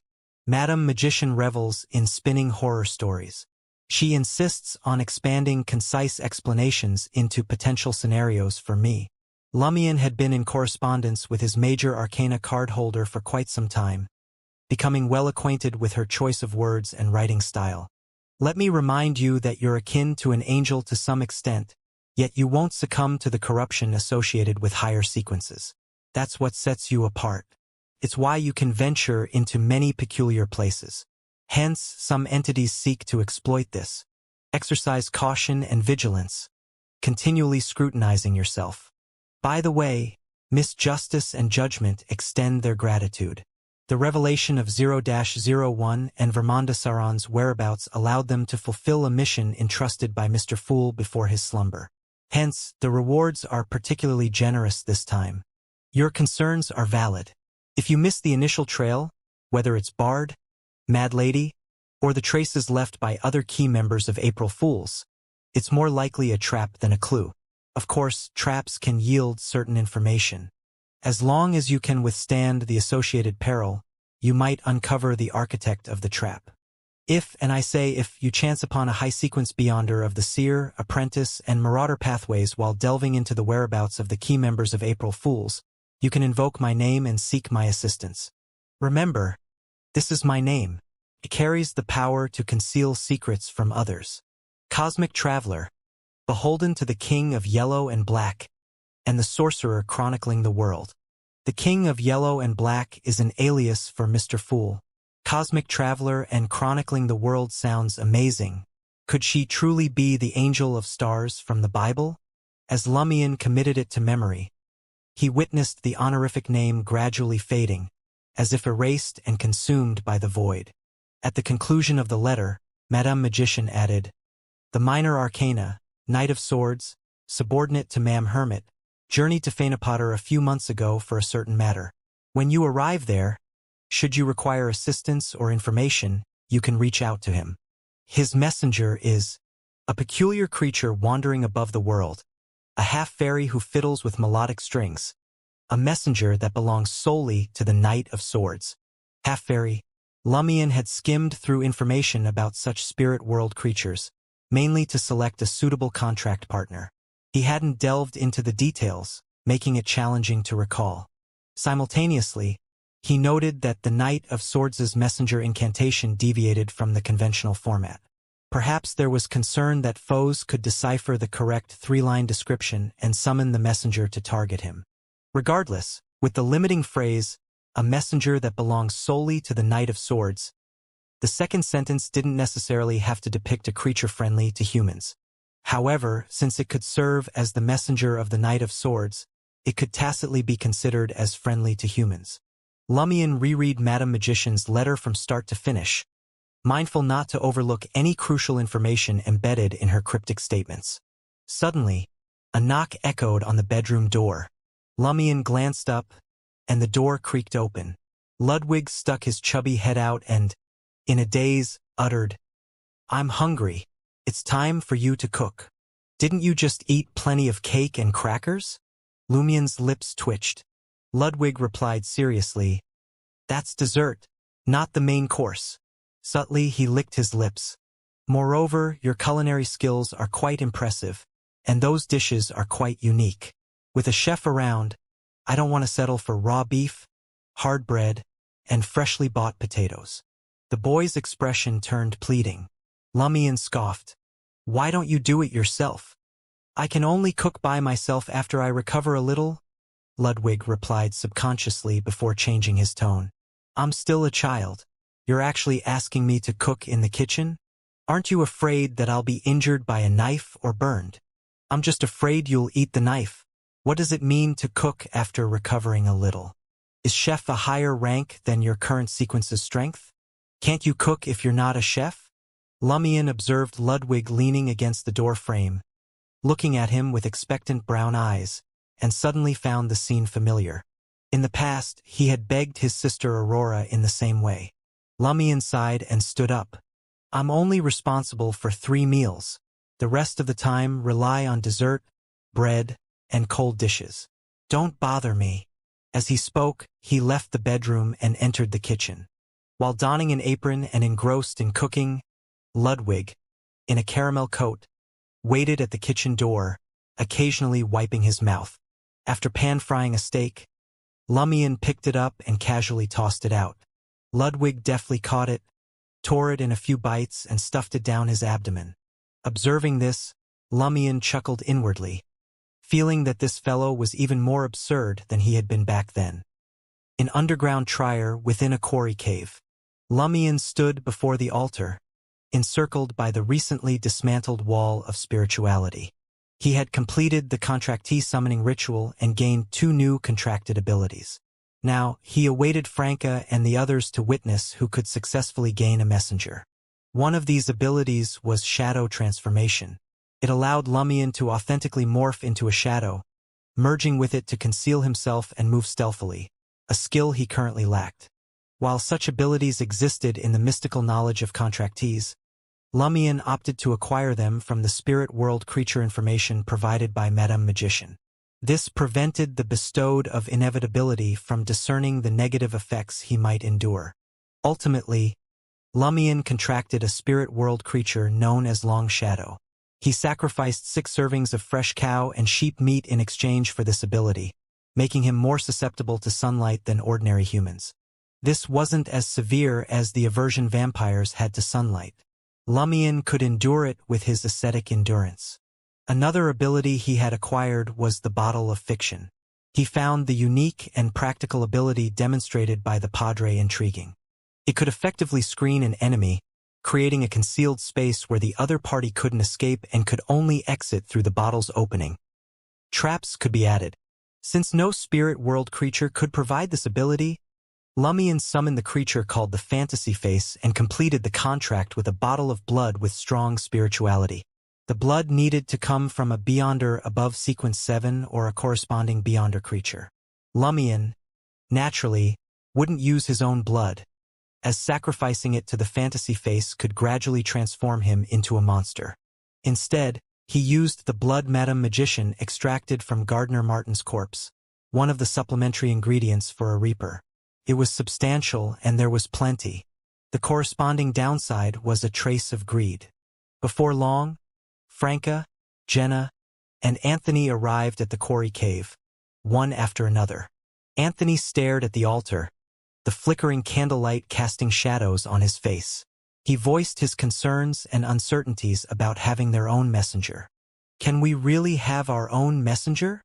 His knowledge of mysticism hinted that messengers were a rare occurrence. Only Beyonders of specific pathways at a certain sequence or high-level Beyonders with godhood possessed these special contracted creatures, accessible at any time and summoned by others. Franca, grinning, reassured him, other Beyonders might not cut it, but we still have a chance. There are 3 prerequisites for possessing a messenger. First, you need to understand spirit world creatures, knowing which ones can be used as messengers. You must grasp their characteristics and devise incantations for precise summoning. Second, the spirit world creature must be willing to respond to the summoning and not reject signing a contract to become your messenger. Third, you need a unique undead contract and a deity to bear witness, restraining both parties and clarifying their responsibilities. See, there aren't any restrictions on pathways and sequences among these 3. There are only hidden restrictions, but there are ways to bypass them. For ordinary Beyonders, the first requirement is the toughest. Usually, they lack a deep understanding of spirit world creatures. Summoning one might make them tremble with fear, afraid the incantation could lead to a monster that could harm their family. With time, they might rely on their predecessors' experiences to accumulate reliable summoning incantations, but most have nothing to do with a messenger. We're different. As members of the Tarot Club, we have Madame Magician, an expert in spirit world creatures. Seal has a pile of information on them. Madame Magician selected 30 spirit world creatures suitable for being a messenger, some with a desire to serve as a mid-sequence Beyonders messenger. This allows us to skip the greatest obstacle. Otherwise, consider the speed at which spirit world creatures traverse. Some messengers can cover the distance from southern Intis to Trier in just a few minutes. Others take 10 minutes to half an hour, while some may take half a day or even a full day. Without knowledge, signing a messenger that takes half a year or 1 year to cover such a distance is pointless. My name isn't Seal Du Bois anymore, Lumion reminded Franca after she finished explaining a portion of the knowledge to Anthony and Jenna, who were novices in the mysticism world. Franca let out a hollow laugh. Isn't it just a habit of the mouth? When I first met you, your name was Seal. I've been calling you that for months. She continued, the second prerequisite is that we have a way to bypass it. Beyonders of pathways like Corpse Collector, affiliated with the undead and other creatures in the spirit world, can make them willing to be summoned. Then, it's possible to sign a messenger contract. At the sequence of Spirit Guide, they can even semi-compulsively turn a target they fancy into their messenger. Without such specialties, one can often only rely on their status to suppress and intimidate them. As for us, we follow Mr. Fool. You've all heard the Church's Bible, so you should know that Mr. Fool is the great ruler who controls the spirit world.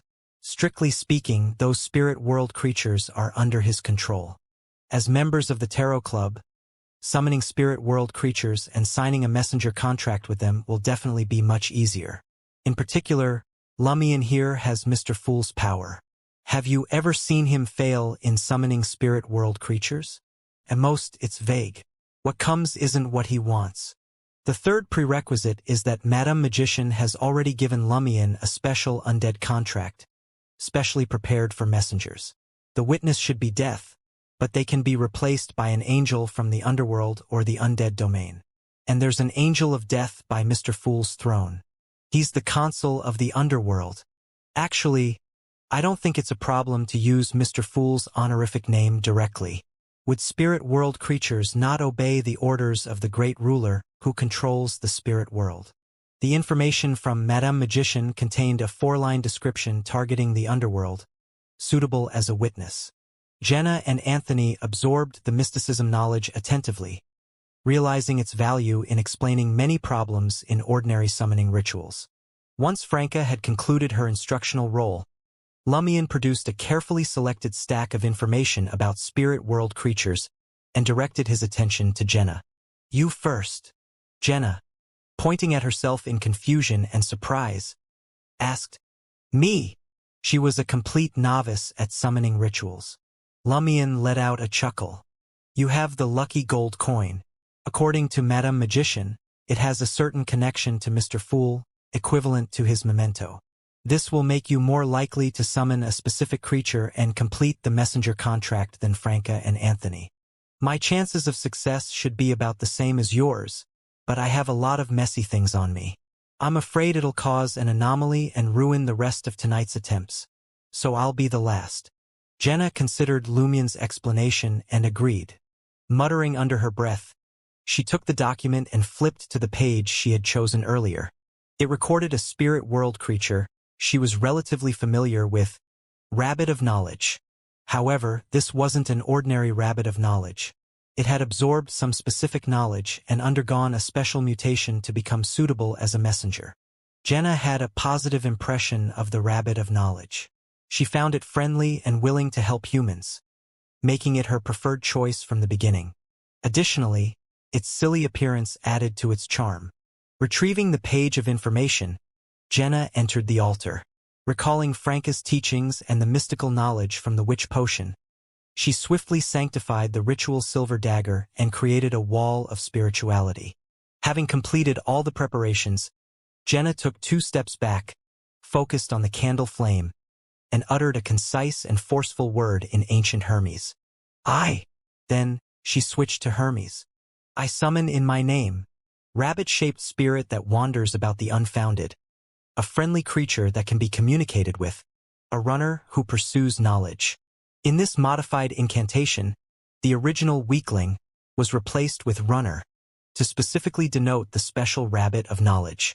The candle flame abruptly shifted to a dark green hue, expanding to the size of a human head. A translucent creature resembling a rabbit emerged from the dark green candle flame. Unlike other rabbits of knowledge, its eyes emitted a wise glint, and it held a blurry book with an orange-red cover in its hand. Its legs were powerful, indicating its proficiency in running. Jenna couldn't contain her joy at successfully summoning it on her first attempt. Slightly perturbed, she addressed the creature in ancient Hermes. "Are you willing to become my messenger?" The mutated rabbit of knowledge glanced at Jenna and asked in Intision, "Have you ever called my kind fools or idiots before?" "No," Jenna replied sincerely. "I curse occasionally, but it's not directed at anyone. It's just an expression of my emotions." Occasionally, Lumion mocked Jenna inwardly. The mutated rabbit of knowledge observed Jenna intently, somehow confirming that she wasn't lying. However, this might have been more of a formality, as the answer of not having engaged in name-calling was sufficient. Whether it was entirely true or not seemed inconsequential. The rabbit nodded and said, "You have to pay me. Every time you summon me, you have to give me a book or knowledge of equal value. You can give it to me directly or burden the person who's writing to you." It agreed just like that. Having name-called it in the past, "I can't summon this rabbit as a messenger?" Well, I can't summon it now either. There should only be one special rabbit of knowledge that has evolved to be capable of being a messenger. Lumion knew it was generally easy to deal with, but he didn't expect it to be so amiable. Jenna glanced at the information placed at the edge of the altar, noticing a notification. "The knowledge you feed the rabbit of knowledge determines what it will become in the future. Will reading more postman-related books improve its awareness and abilities as a messenger?" Jenna wondered to herself as she replied, "No problem. Let's sign a contract." Following the template provided by Madam Magician, she used the dark red fountain pen on the altar to swiftly write a contract on the yellowish-brown goatskin, outlining the agreed compensation. The contract was composed in ancient Hermes, with every word seeming to resonate with the forces of nature and the spirit world. Jenna had utilized her usual studies and the knowledge from the witch potion to quickly grasp this beyond her language. In addition to the contract, Jenna penned a description of the mysticism related to the underworld. The home of all death, the hell hidden deep within the spirit world, the witness of the decay of all living things, one that solely belongs to the kingdom of death. As she wrote, the ancient Hermes words burned with dark green flames, including the original ones. Remembering Lumion's earlier advice, Jenna deliberately included a clause fixing the summoning incantation as rabbit-shaped spirit that wanders about the unfounded, a runner who pursues knowledge, a messenger that belongs solely to the Seven of Cups. Still cautious about revealing her real name, Jenna refrained from using it. She worried that someone familiar with her messenger summoning incantation might uncover her true identity, potentially implicating her brother Julian in the future. After scanning the contract and confirming its accuracy, Jenna signed her code name. The goatskin floated up and flew toward the mutated rabbit of knowledge. Picking up another fountain pen, the rabbit of knowledge wrote its name, Chasel Savio. "You have a name?" Lumion was a little surprised. He was also within the wall of spirituality. "I named it myself after reading a book. It's my name now," replied Rabbit Chasel as the ghastly green flames on the goatskin merged, incinerating the contract into ashes and transforming it into an invisible force. Jenna breathed a sigh of relief and engaged in a brief conversation with Rabbit Chasel before concluding, I end this summoning in my name." Rabbit Chasel returned to the spirit world, and Franca eagerly watched as the wall of spirituality dissipated before stepping into the altar. Jenna's ease had filled her with confidence. However, she faced a shameful failure. Franca attempted summoning 5 different spirit world creatures. Despite her successful summonings, none of the spirit world creatures were willing to sign a contract and become her messenger. The repeated failures struck her hard, and her disappointment and frustration were evident from her blank expression. Nevertheless, she didn't let her emotions dictate her actions. Undeterred, she proceeded to summon the remaining 24 spirit world creatures. The situation was becoming increasingly clear, Success, if achievable, would happen in the first few attempts. Jenna glanced at the disappointed Franca. Give it a try when your sequence is higher. Franca grumbled. When I reach a higher sequence, I might use a mirror and the mirror world to send messages. Why would I need a messenger?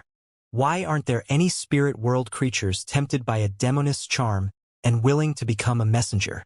Lumion let out a chuckle. I've seen something similar in the information about spirit world creatures. Would you like to give it a try? Despite her reluctance to admit defeat, Franca remained pragmatic. She cursed, "Forget it. Forget it. Such spirit world creatures are definitely dangerous. All they can think about is dragging a demoness into the spirit world. Even delivering a letter will help me turn my friend into an enemy." Seeing that she had calmed down, Anthony Reed, a fellow novice in ritualistic magic, made his attempt. Like Franca, he too faced a series of challenges. 5 attempts were made, with 2 summoning failures and 3 unsuccessful contract formations.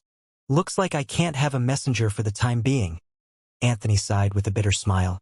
Franca's emotions eased significantly. She wasn't alone in facing difficulties. Which one do you want to summon? She asked Lumion curiously. The coolest one. Lumion, maintaining an air of nonchalance, sanctified the ritual silver dagger and recreated the spiritual barrier. Focusing on the burning candle flames, he took steps back, alternating between ancient Hermes and Hermes. I summon in my name, a creature wandering above the world, the penitent who awakens from the flames of pain, a friendly person corrupted by darkness. This summoning incantation, unique information from Madam Magician, deviated from the norm. It wasn't just a spirit but a creature wandering above the world. The latter descriptions combined encounters and characteristics, adding an intriguing layer to the summoning. Lumion found the temperament and style of this particular creature impressive and decided to make it his first attempt. He sought a messenger capable of delivering a letter and traversing the spirit world, indifferent to other considerations. Why not choose the coolest one? As the incantation echoed, the candle flame expanded, acquiring a dark green hue bordering on black. With each intensifying flicker, a figure materialized. It was a tall, human-like being dressed in deep black robes reminiscent of the eternal blazing sun church clergy. However, his exposed face and limbs bore the marks of prolonged incineration, leaving only bones and charred flesh. Empty eye sockets glowed with dark flames, while strange, viscous black flames lingered, causing perpetual pain to the spirit. Lumion gazed at the penitent and asked in ancient Hermes, "Are you willing to become my messenger?" Responding in ancient Phasak, the source of several northern continent languages, the penitent offered a condition. "If you're not concerned about being implicated by me and slowly slipping into the darkness, I can help you deliver letters. No compensation, but there's latent danger. Since Madam Magician provided the penitent's information, it means I can bear it." Lumion, who had too much mysticism debt to worry about, smiled and said, "That depends on whether you and darkness can win the tug of war." "No problem. I was mentally prepared for this before summoning you." This time, he switched to ancient Phasak to communicate with the other party. After all, it was quite troublesome to use ancient Hermes, which could stir the power of nature, to say so much. Soon, he drafted the contract and penned the 4-line mysticism description representing the underworld's representative as witness. Illuminated by ancient Hermes' words engulfed in ghastly green flames, Lumion fixed the summoning incantation to a creature wandering above the world, the penitent who awakens from the flames of pain, a messenger that belongs solely to Lumion Lee. Lumion didn't adopt a code name like Jenna and the Knight of Swords. After all, those who knew about his messenger might not know that he was a minor arcana card holder of the Tarot Club. This was the self-cultivation of a veteran spy, and it didn't matter if Lumion Lee's name and corresponding background were known. With his name penned down, Lumion witnessed the yellowish-brown goatskin fly towards the black-robed penitent. The penitent signed his name, Banefell. The ghastly green flames intertwined, consuming the contract and seamlessly merging with the spirit world. Curious about his new messenger, Lumion queried penitent Banefell, What are you penitent about? However, Banefell remained silent, and a viscous black flame descended from his body, disappearing into the soil. Despite Lumien's persistent questioning, Banefell kept his silence. Lumien chuckled and remarked, "Very good. All hairdressers should learn from you." Before concluding the summoning, after he dismantled the wall of spirituality, Franca looked at him with a resentful expression. "You succeeded on the first try?" "I succeeded on the first try." Lumien lacked any evident joy, as if he was talking about something ordinary. Perplexed and unable to let go of her own failures, Franca questioned, "Why? Why aren't Anthony and I popular with the spirit world creatures? Why?" It had to be said that the demoness of pleasure was quite charming. Seeing Franca like this, ascetic Lumien wanted to walk up to her, raise his right hand, and flick her forehead. It made him want to bully her. He pondered for a moment. "I roughly understand the reason. Being a minor arcana card holder of the Tarot Club increases our chances of successfully summoning special spirit world creatures.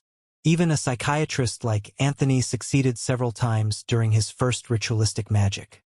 However, to gain their favor or obedience, you need a higher level, a special pathway, or something related to Mr. Fool.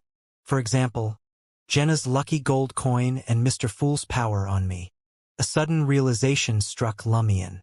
If that's the reason, does the Knight of Swords, who also possesses a messenger, have something similar? "I see." Franca, buoyed by this insight, regained confidence. It wasn't that there was a problem with her. She simply lacked a prop. She then looked at Jenna, contemplating whether to borrow the lucky gold coin to complete the messenger contract. Franca eventually dismissed the idea. There was a significant mysticism difference between ownership and loaning. She was afraid that Jenna wouldn't be able to handle it if she were to give it and take it back in the future without a unique opportunity. Phew. Franca exhaled and was about to inquire when Lumien planned to leave Trier and how, when she noticed her companion's inexplicable silence and a hint of dejection. "What's the matter?" Franca inquired, concerned. "Nothing." Lumien shook his head. He suddenly remembered that Aurora had once yearned for a messenger. Anthony glanced at Lumien, but no words were exchanged. Jenna brought up the Purifier's Deacon Angulim's proposal to purchase the Pride armor, prompting Lumien to fall into a brief silence before chuckling. "I'll decide after some time." Despite recognizing the danger of the Pride armor, Lumien acknowledged its formidable power. Could pose a threat to all Beyonders below the demigod level. If wearing it was the key to defeating Loki and other key members of April Fools, Lumien wouldn't hesitate to use it, prepared to face the consequences. Lumien wouldn't give up on the sealed artifact just because it was dangerous until he eliminated all those scoundrels or until he was too strong for Pride armor. "All right," Franca inquired. "Are you leaving Trier tomorrow? Will you take a boat, a steam locomotive, or seek the spirit world's coordinates from Madame Magician and teleport there?" Lumien chuckled. "All of them are possible. I'll decide tomorrow. Let's see what fate has in mind." Franca muttered. "When did you learn to act all mysterious?" After bidding farewell to his three companions, Lumien adorned the silver lie earring and subtly altered his hair color and appearance. Making his way down Avenue du Marquet into Rue Anarchy, he arrived at Aubert's Du Coq d'Ores underground bar. Seemingly unaffected by the previous night's catastrophe, the bar retained its lively atmosphere. Regular patrons occupied their usual spots, some singing loudly, others dancing around small round tables, and a few engaged in gambling with alcohol as stakes.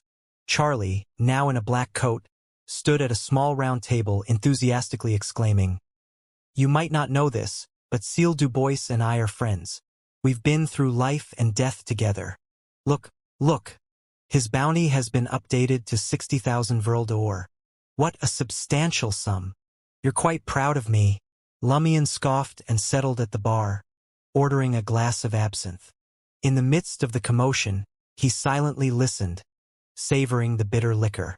Pavard Neeson, the proprietor wiping glasses, noticed the new face and smilingly inquired, "Have you just arrived in the market district?" "Yes," Lumien responded in a deep voice.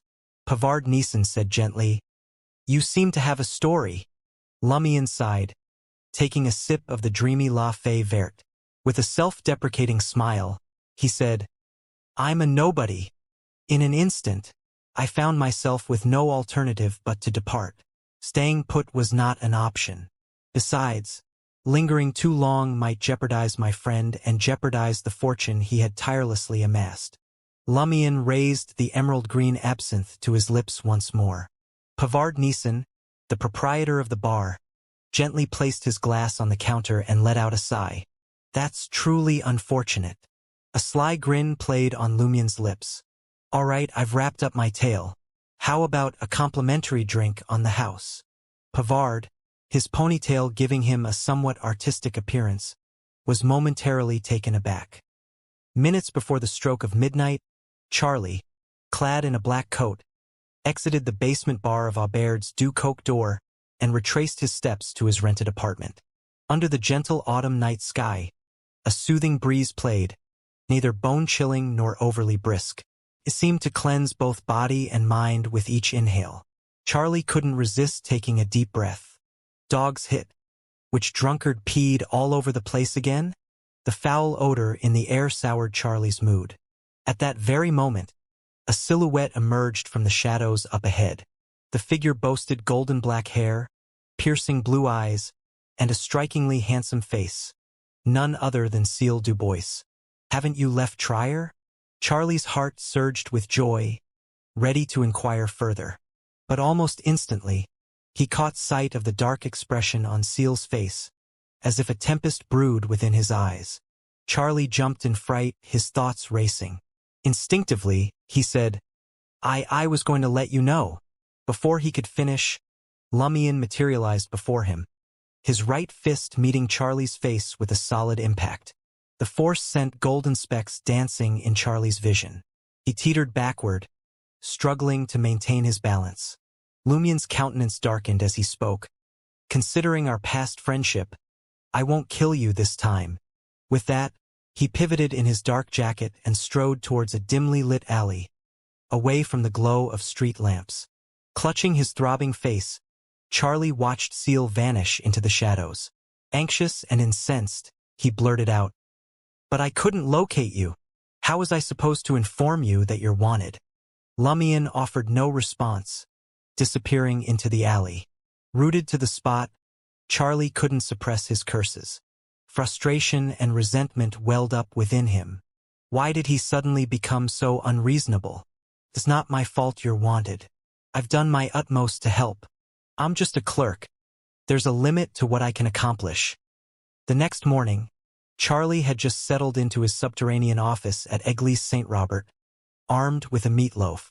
Before he could even start brewing a cup of coffee, he spotted Angoulême, the deacon clad in a brown double-breasted coat, heading his way.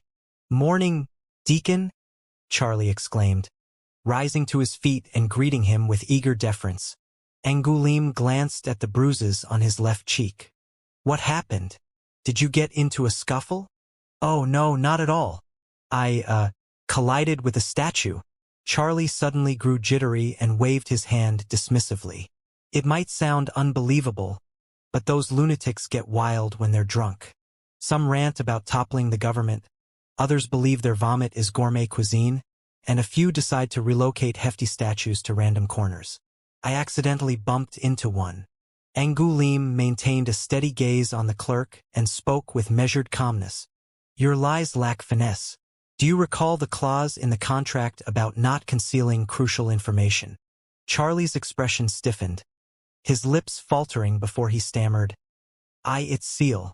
Cécile Dubois attacked me.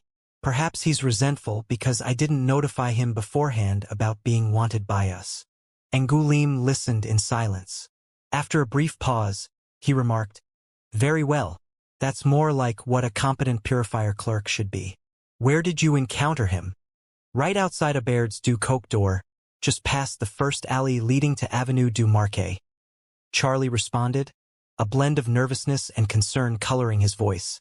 Angoulême delved into further details and said to Charlie, Given that Cécile Dubois's true circumstances surpassed our expectations, We scrutinized all the files associated with him. It came to light that you share a close bond with him and that he was implicated in Susanna Mattis' Beyonder case. Upon including him in that matter, it became apparent that you concealed numerous details. Charlie, upon hearing the deacon's words, stiffened, beads of cold sweat forming on his forehead. Aye. He faltered, unable to find words, as if the specter of his impending doom loomed large. At that moment, Angoulême took the initiative to ask, "Did Seal force you to hide these details?" "No, it wasn't coercion," Charlie responded instinctively, quickly adding, "He requested it." "As expected. A request?" Angoulême nodded thoughtfully and probed into every nuance of the Susanna Mattis incident. With his psychological defenses stripped away, Charlie laid bare every detail to the purifier deacon. Upon concluding his account, Angoulême spoke with gravity. "For someone in your position as a purifier clerk, concealing vital case details would typically lead to immediate dismissal, if not imprisonment." Though Charlie had braced himself for such a repercussion, the actual words felt like a blow to the head. His body swayed, teetering on the brink of imbalance. Before he could mount a plea, Angoulême shifted the conversation. "However, your recent performance has been commendable. You've shown diligence, dedication, and commitment to your studies. Moreover, it appears you haven't leaked information to Seal, cautioning his resentment towards you. As the deacon of the Market District's Inquisition, I'm inclined not to cast aside someone who has earnestly climbed out of the abyss and crushed their last hope. Given your clean record after becoming a purifier clerk and the authenticity of the Susanna Mattis incident, I'm offering you another chance. I can't just push you out and wait for Seal to kill you or the mother tree of desires bestowed to find you again. Can I? You'll be terminated, but you can intern here. Your salary will revert to the intern level for 6 months. If you excel and avoid errors during this period, you may be rehired. Otherwise, you'll be asked to leave immediately. In simpler terms, your punishment is a 6-month probation." Charlie, upon hearing these words, felt a surge of relief, as if he had plummeted into hell only to be yanked back into heaven. In a frenzy of gratitude, he slumped back into his seat, drained of strength. As Angoulême departed, Charlie's mind reeled, scenes flashing before his eyes. After a few seconds, he raised his right hand and delivered a self-inflicted slap. Muttering in frustration and regret, he reflected, "To think, last night at the bar, I boasted about Seal and me being friends who had faced life and death together." Shortly after returning to his office, Angoulême received a telegram. It originated from St. Vive Cathedral's Plessis Descartes, overseeing the Trier Diocese. The cardinal summoned Angoulême to St. Vive Cathedral for a discussion. St. Vive Cathedral. Ascending a dazzling staircase to an area near the dome, a small room awaited. It stood as one of the places in Trier closest to the sun. Clad in a white robe adorned with golden threads, Cardinal Plessis spent his days here, bathed in holy light. An elderly man with high cheekbones and grizzled blonde hair. His demeanor lacked sternness, yet a radiant glow made direct eye contact impossible, rendering the room eerily devoid of shadows. While you faced challenges during the recent catastrophe due to unforeseen events and intel disruptions, your ability to grasp crucial information and manage subsequent arrangements was noteworthy. "We haven't overlooked your performance in the Market District over the past year," Plessis commended amicably. "Praise the sun," Angoulême proclaimed, extending his arms in acknowledgement of the Lord's glory. Plessis' satisfaction deepened. "In light of the current circumstances and the foreseeable future, we intend to establish 3 purifier teams directly under the Trier Diocese. This will provide flexibility in handling various Beyonder incidents." At this point, the cardinal offered a rare smile. "You've been swamped with work for the past 6 months. Privately, you voiced concerns about lacking leisure time. Do not blame yourself. It's a common human experience. As a deacon in the Trier Diocese, you should find more leisure time. Your role will involve addressing cases beyond the capacity or time frame of the purifiers in the districts. Of course, this also entails risk. You must comprehend this clearly. François, Sequence 4 marks a qualitative transformation. Many within the Inquisition are aspiring to become saints. If you wish to surpass them, you must make remarkable contributions. The first step is to become a deacon of a small team under a large diocese. The second step involves amassing contributions and wielding a holy artifact. The third step is to await an opportune moment. Do you aspire to be a deacon? I respect your desires. Flexibility, addressing cases beyond the reach of purifiers in various districts. I should typically have considerable freedom. How could there be so many significant matters? I don't know if Gandalf's apocalyptic prophecy holds true, but there's no harm in self-improvement. Angoulême pondered briefly and responded, Your Eminence, thy will be done. Plessy smiled and said, As a deacon, you'll be tasked with selecting team members. Yes, Your Eminence. Angoulême extended his arms once more, praising the sun. Upon returning to the underground confines of Église Saint-Robert, he summoned the mixed-blood Imra to his office, apprising his subordinate of the Trier Diocese team. Are you willing to follow me? Angoulême inquired. Imra smiled and replied, Does this mean I can advance my sequence and earn a higher salary? I have no issue with that. After agreeing, the mixed blood inquired, Who should we choose next?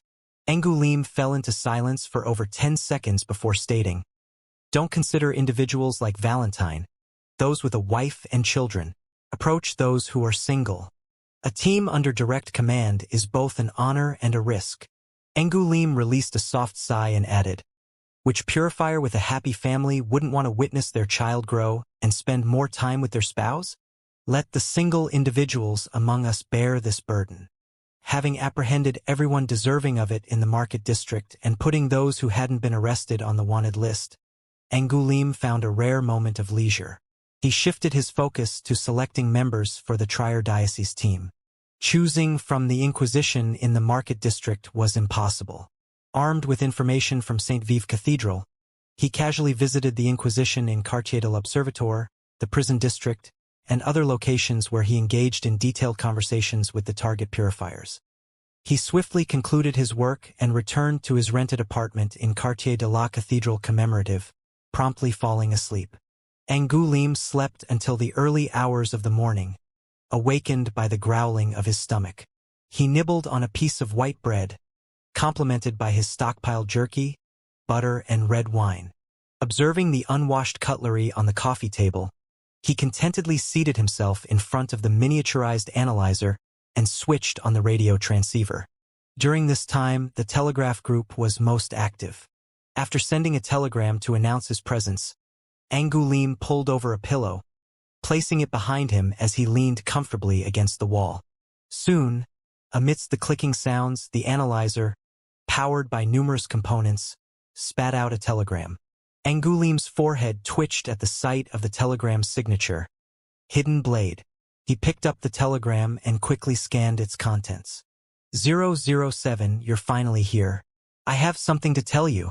I've just received news that the mirror people we mentioned have been infiltrating Trier over the past decade, replacing the original ones.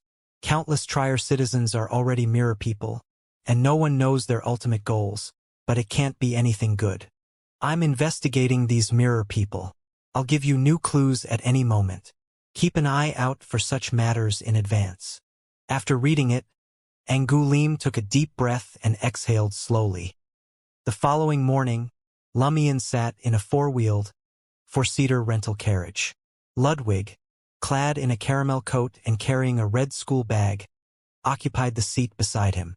On the opposite side sat Lugano Toscano, with thick eyebrows and large eyes, emanating a distinct protagonist aura.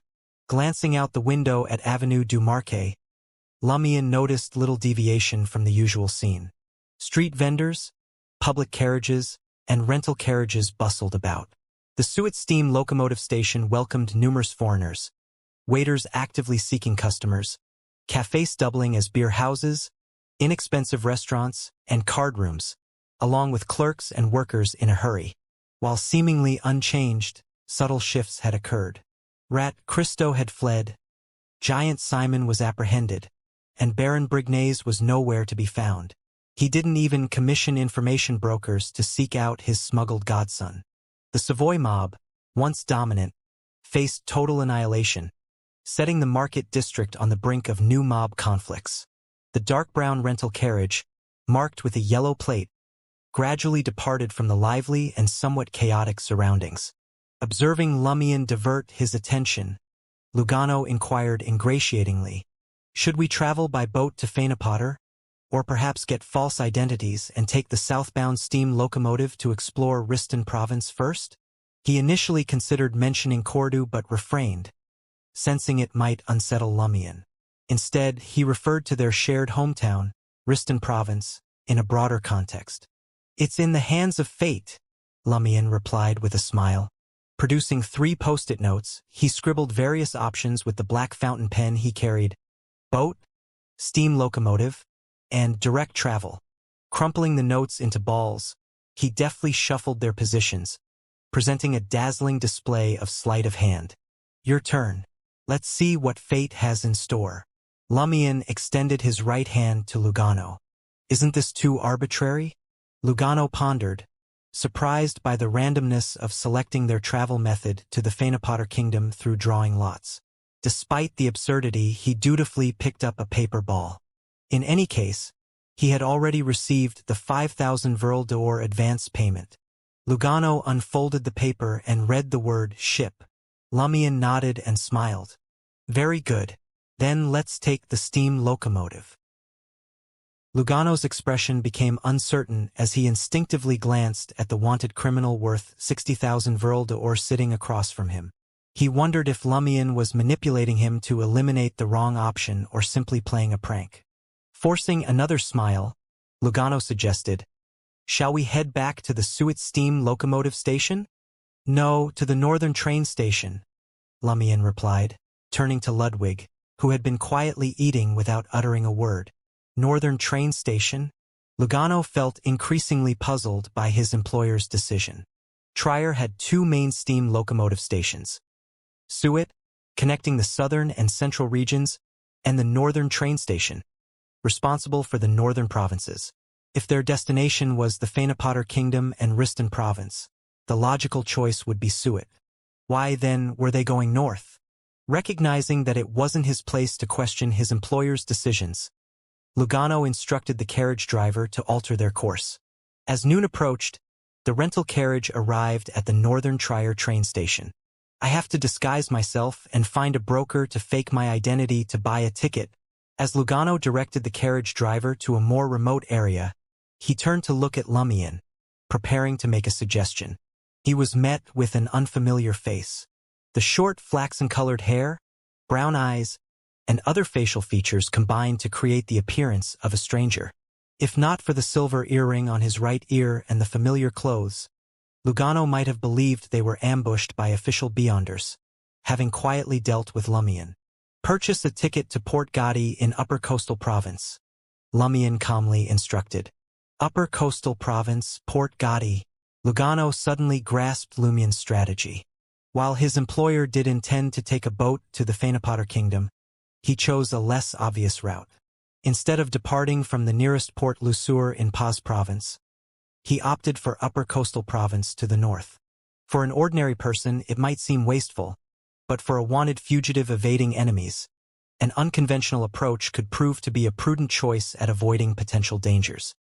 In the business carriage of the steam locomotive, divided into 6 cozy private rooms, Lumion's gaze swept across the slightly ajar carved wooden door, the table adorned with a vibrant, multicolored tablecloth interwoven with golden threads, the plush sofa that doubled as a bed, and the slender wooden wall adorned with oil paintings. A satisfied nod escaped him. A private room like this commanded a hefty price of 400 Vril d'Or, accommodating no more than 4 individuals. The steam locomotive promised a 12-hour journey with an 8-hour night stop, totaling 20 hours.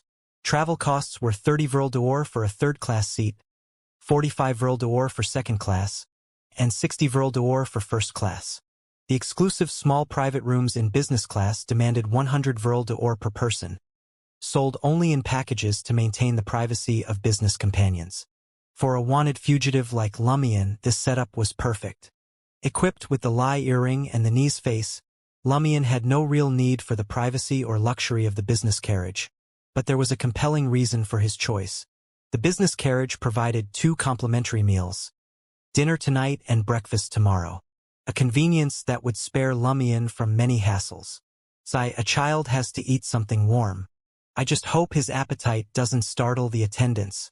After catering to Ludwig for over 2 days, Lumion recognized the importance of his traveler's bag, capable of storing ample rations and desserts for long trips with the boy. The boy had to eat frequently. Amidst the whistle, Lumion settled into his seat, absorbing the rhythmic clanging sounds as the scenery rapidly retreated on both sides.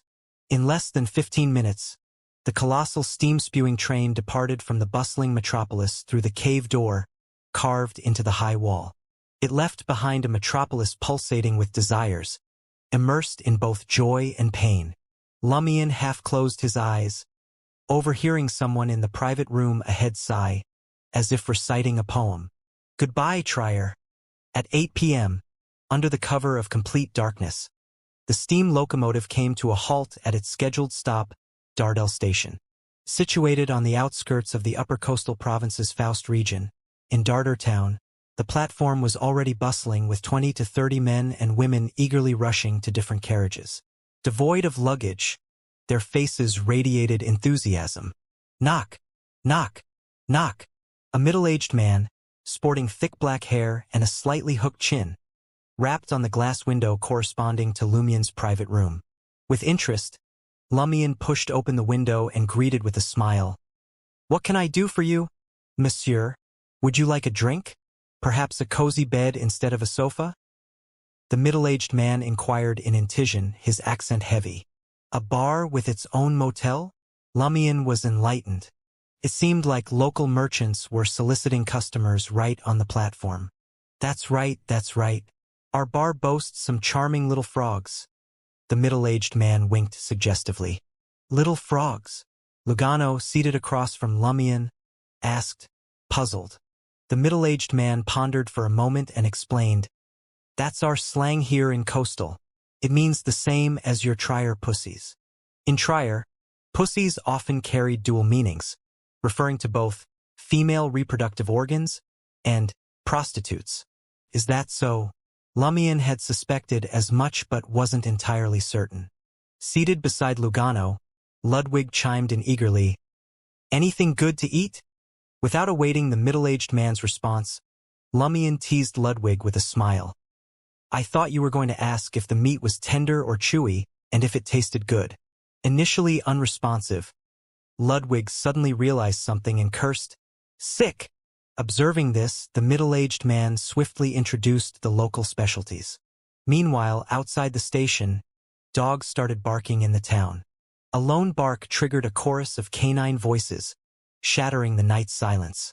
The middle-aged man's expression shifted, tainted with an indescribable sense of fear. Amidst the nighttime cacophony of the town's barking dogs, Lumion let out a low chuckle. "Do you have that many dogs in Dardel?" "Why, yes." The middle-aged man managed a hesitant smile. "Something is off as expected. Has something happened to this town?" Lumion had intentionally inquired, keen on observing the reactions of the resident across from him. Amidst the persisting dog chorus, he concentrated on gauging the other party's luck. He had no plans to leave the steam locomotive and venture into Dardel for investigation.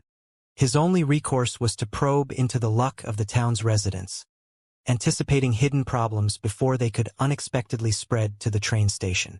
While Termaboros could influence his luck observation, there was always a chance of being misled.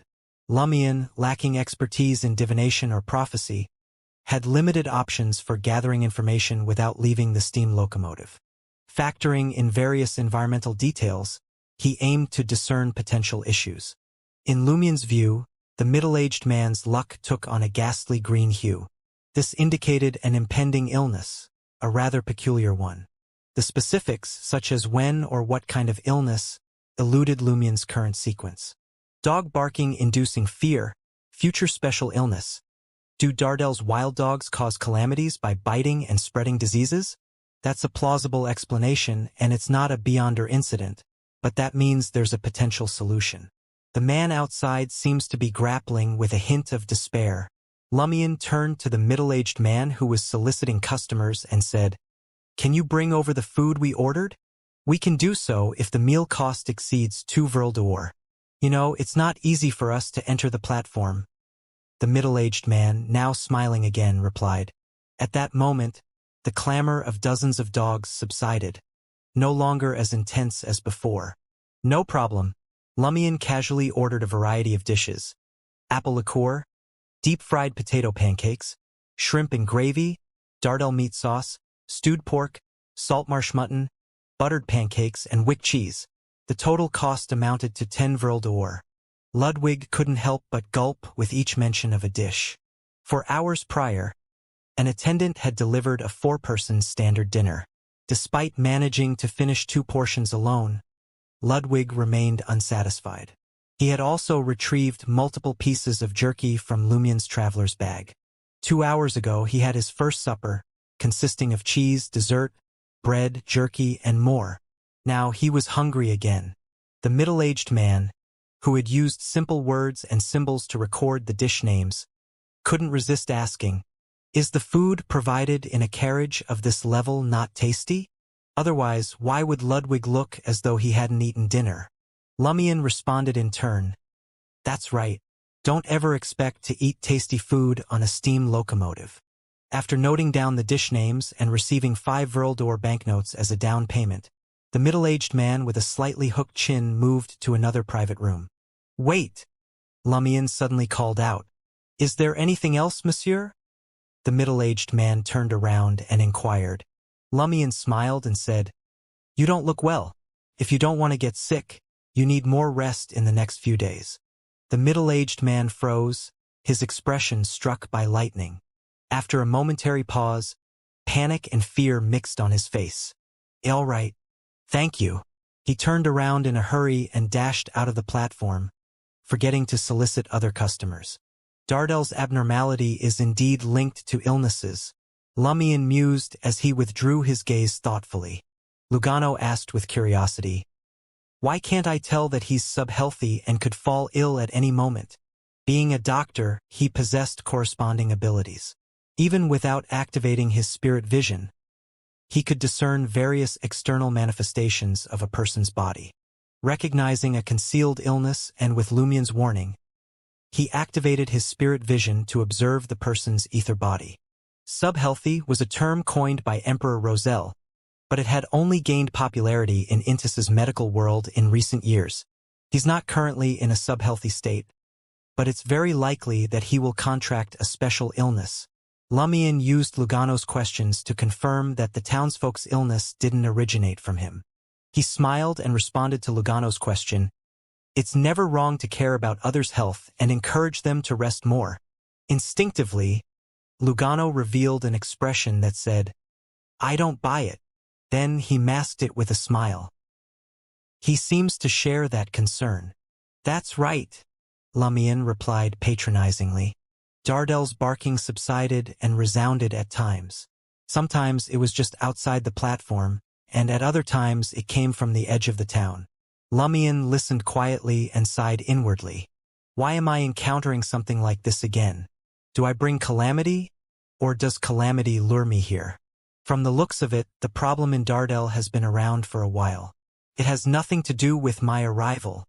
No matter how I avoid it or make choices via the use of others, I'll always be drawn to calamities and unknowingly approach them.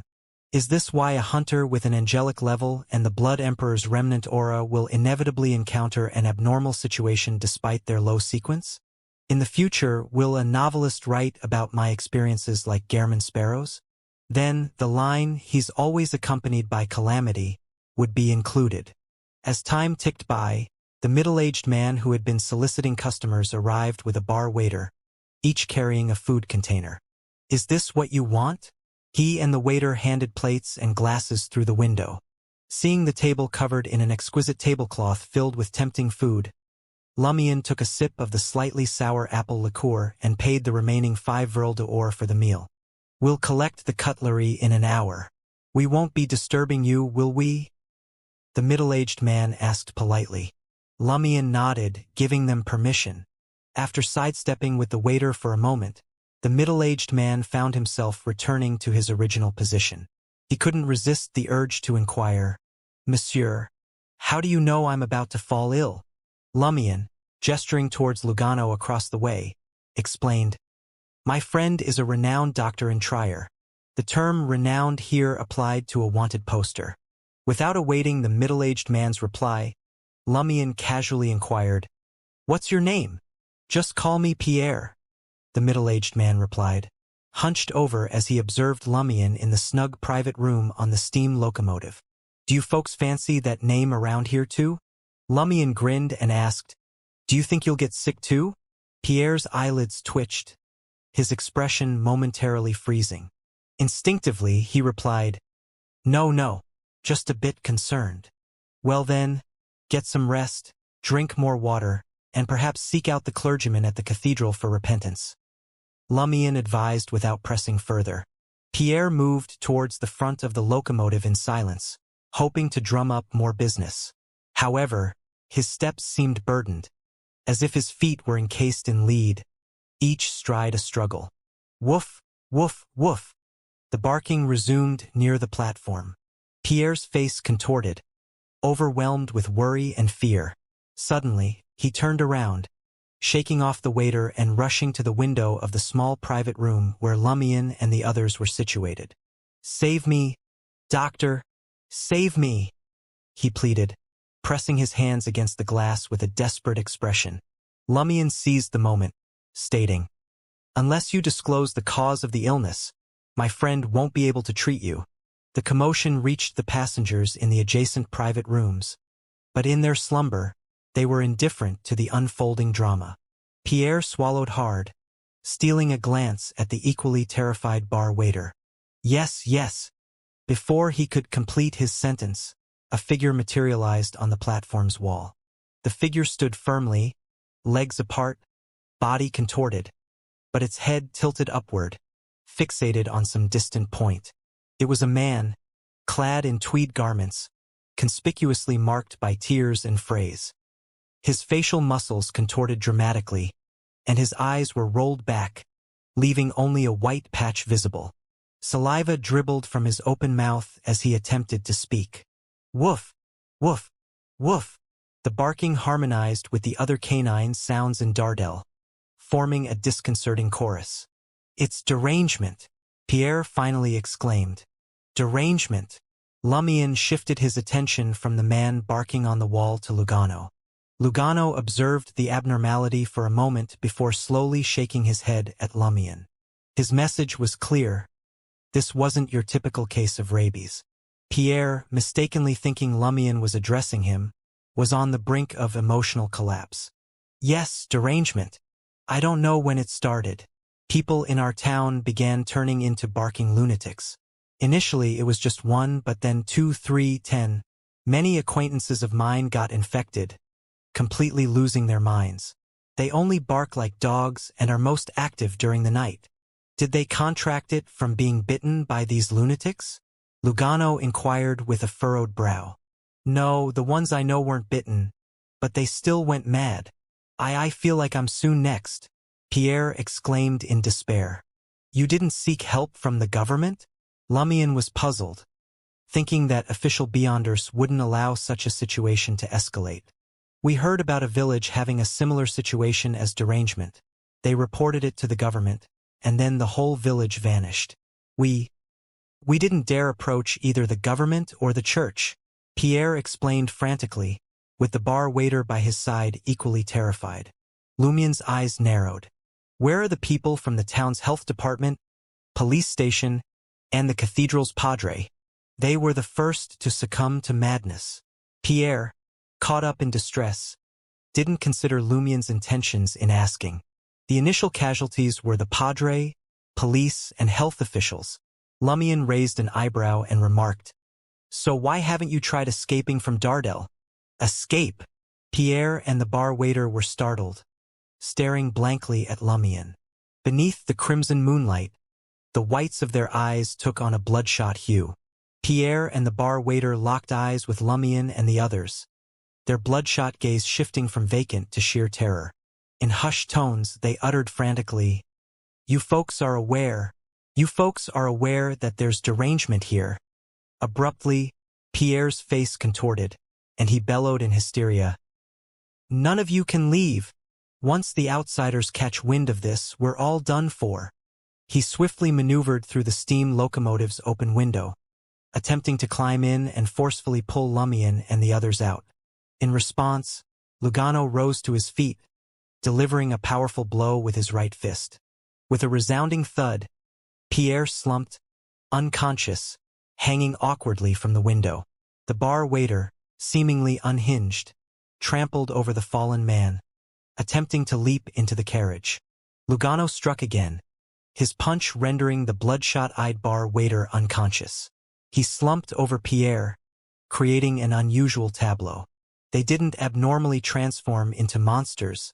Lumion had previously speculated that the two town folks had succumbed suddenly to derangement. Turning to Lumion, Lugano inquired in a low voice, "What do we do? What do we do?" Lumion echoed the doctor's inquiry. The unfolding events not only displayed an abnormality but also left him with a sense of inner conflict and displacement. The peculiar derangement, causing people to lose their sanity and transform into canine-like creatures, coupled with the consecutive onset of various illnesses, unmistakably hinted at supernatural forces at play. However, the mystery deepened as Pierre and the other townsfolk, who were evidently concerned about keeping derangement a secret, freely disclosed the information to Lumion. This apparent contradiction could be attributed to Pierre's overwhelming mental stress, pushed to the brink. Lumion's mention of future sickness served as the tipping point, prompting Pierre to instinctively guard the secret from leaking when reminded. Yet the lingering question persisted. Why not escape? Faced with an infectious and unstoppable derangement, wouldn't it be prudent for ordinary humans to flee Dardel and return once the plague had subsided? Even if they feared attracting attention from the authorities by fleeing, a temporary escape into the nearby mountains after addressing those potentially afflicted could provide a solution. Unless there was some force preventing the citizens of Dardel from escaping. Lumion deduced this from various details. The townsfolk were cognizant of similar derangement cases elsewhere, resulting in entire villages being wiped out by the authorities. Normally, such incidents would be reported as a tragic disaster with everyone buried. After the initial infection, key figures like the cathedral's clergyman, the police, and health department officials succumbed to madness, severing Dardel's connection with regional authorities from the start. It appeared as if an intelligent and dangerous individual deliberately spread derangement, employing tactics to hinder the townsfolk from escaping. Why would this mastermind allow Pierre and others to divulge the situation to the doctor on the steam locomotive? If the steam train were to stay in Dardel, unable to reach Port Gotti by the next morning, it would undoubtedly attract official beyonder investigation. Lumion, thinking from the mastermind's perspective, considered it illogical to choose a transportation hub regularly frequented by steam locomotives. Even without Lumion's inquiries, those choosing to enter Dardel to sleep under a warm blanket and sample beautiful frogs would eventually notice the abnormality, raising suspicions. They couldn't all be made to stay behind, could they? This would lead to an investigation. There are many contradictions, inconsistencies, and inexplicable aspects. He's smart yet foolish, cautious yet careless. Lumion, contemplating the intricacies, turned to Lugano and said, "What else can we do? Of course, we have to find a way to inform the authorities about this. Don't tell me you want to investigate the source of the derangement and save the residents here. Do you? I didn't expect you to be so noble." Lugano smiled awkwardly. The latter possibility had never crossed his mind. "How should we inform the authorities?" he asked sincerely, admitting his lack of experience in such matters. "The simplest solution is to get the train police here and tell them what Pierre said. Have them use the train's radio to contact the relevant departments in the Faust area or the Upper Coastal Province," Lumion suggested casually. However, Lugano hesitated, expressing concern. "Be but as witnesses. We'll be invited to assist in the investigation. Our identities are fake, and even if we use your mystical item to change our appearances, It's easy to expose that we're beyonders under the influence of some mysticism abilities. Lumion pondered for a moment and offered an alternative with a smile. Then find an empty room on the platform, pile dozens of bundles of explosives, and detonate them. The explosion will send the roof flying, destroying the house. This way, the conductor and the train police will report it quickly, and the officials in the Faust area will take notice. When they investigate further, they'll discover the hidden problem in Dardel. How about that? We won't need to personally show our faces in this plan, right? Lugano considered the proposal but raised another concern. When the authorities investigate further, they'll discover that we've interacted with Dardel's residents. They'll worry that we might also be in danger of contracting derangement. When the time comes, we won't be able to pass the scrutiny. Lumion felt a twinge of frustration, recalling how he and his sister had been trapped in Cordu after the abnormality. Everything they did had its cons. He chuckled and said, "Then investigate the source of the derangement personally and blast it into pieces. This will completely resolve the problem without attracting the officials' attention." Ludwig, who had consumed countless suppers, swallowed the deep-fried potato pie in his mouth and calmly said, "After informing the authorities about derangement, why stay here and wait for them to investigate? Can't we just leave, change our identities, and take another steam locomotive to another port?" Lumion was taken aback. Why hadn't I thought of such a simple idea? Just now, the more Lugano and I discussed, the deeper we delved into a dead end. We were entirely focused on finding a reason and excuse for entering Dardel to investigate the source of the derangement. A realization hit Lumion, and his heart skipped a beat. Nonchalantly, he gazed at Lugano, assessing the doctor's luck. The other party's luck in the future would also be tainted with a ghastly green. With a smile, Lumion said to Lugano, "You also have the possibility of contracting derangement." Lugano was taken aback for a moment before asking with a pale face, "Really?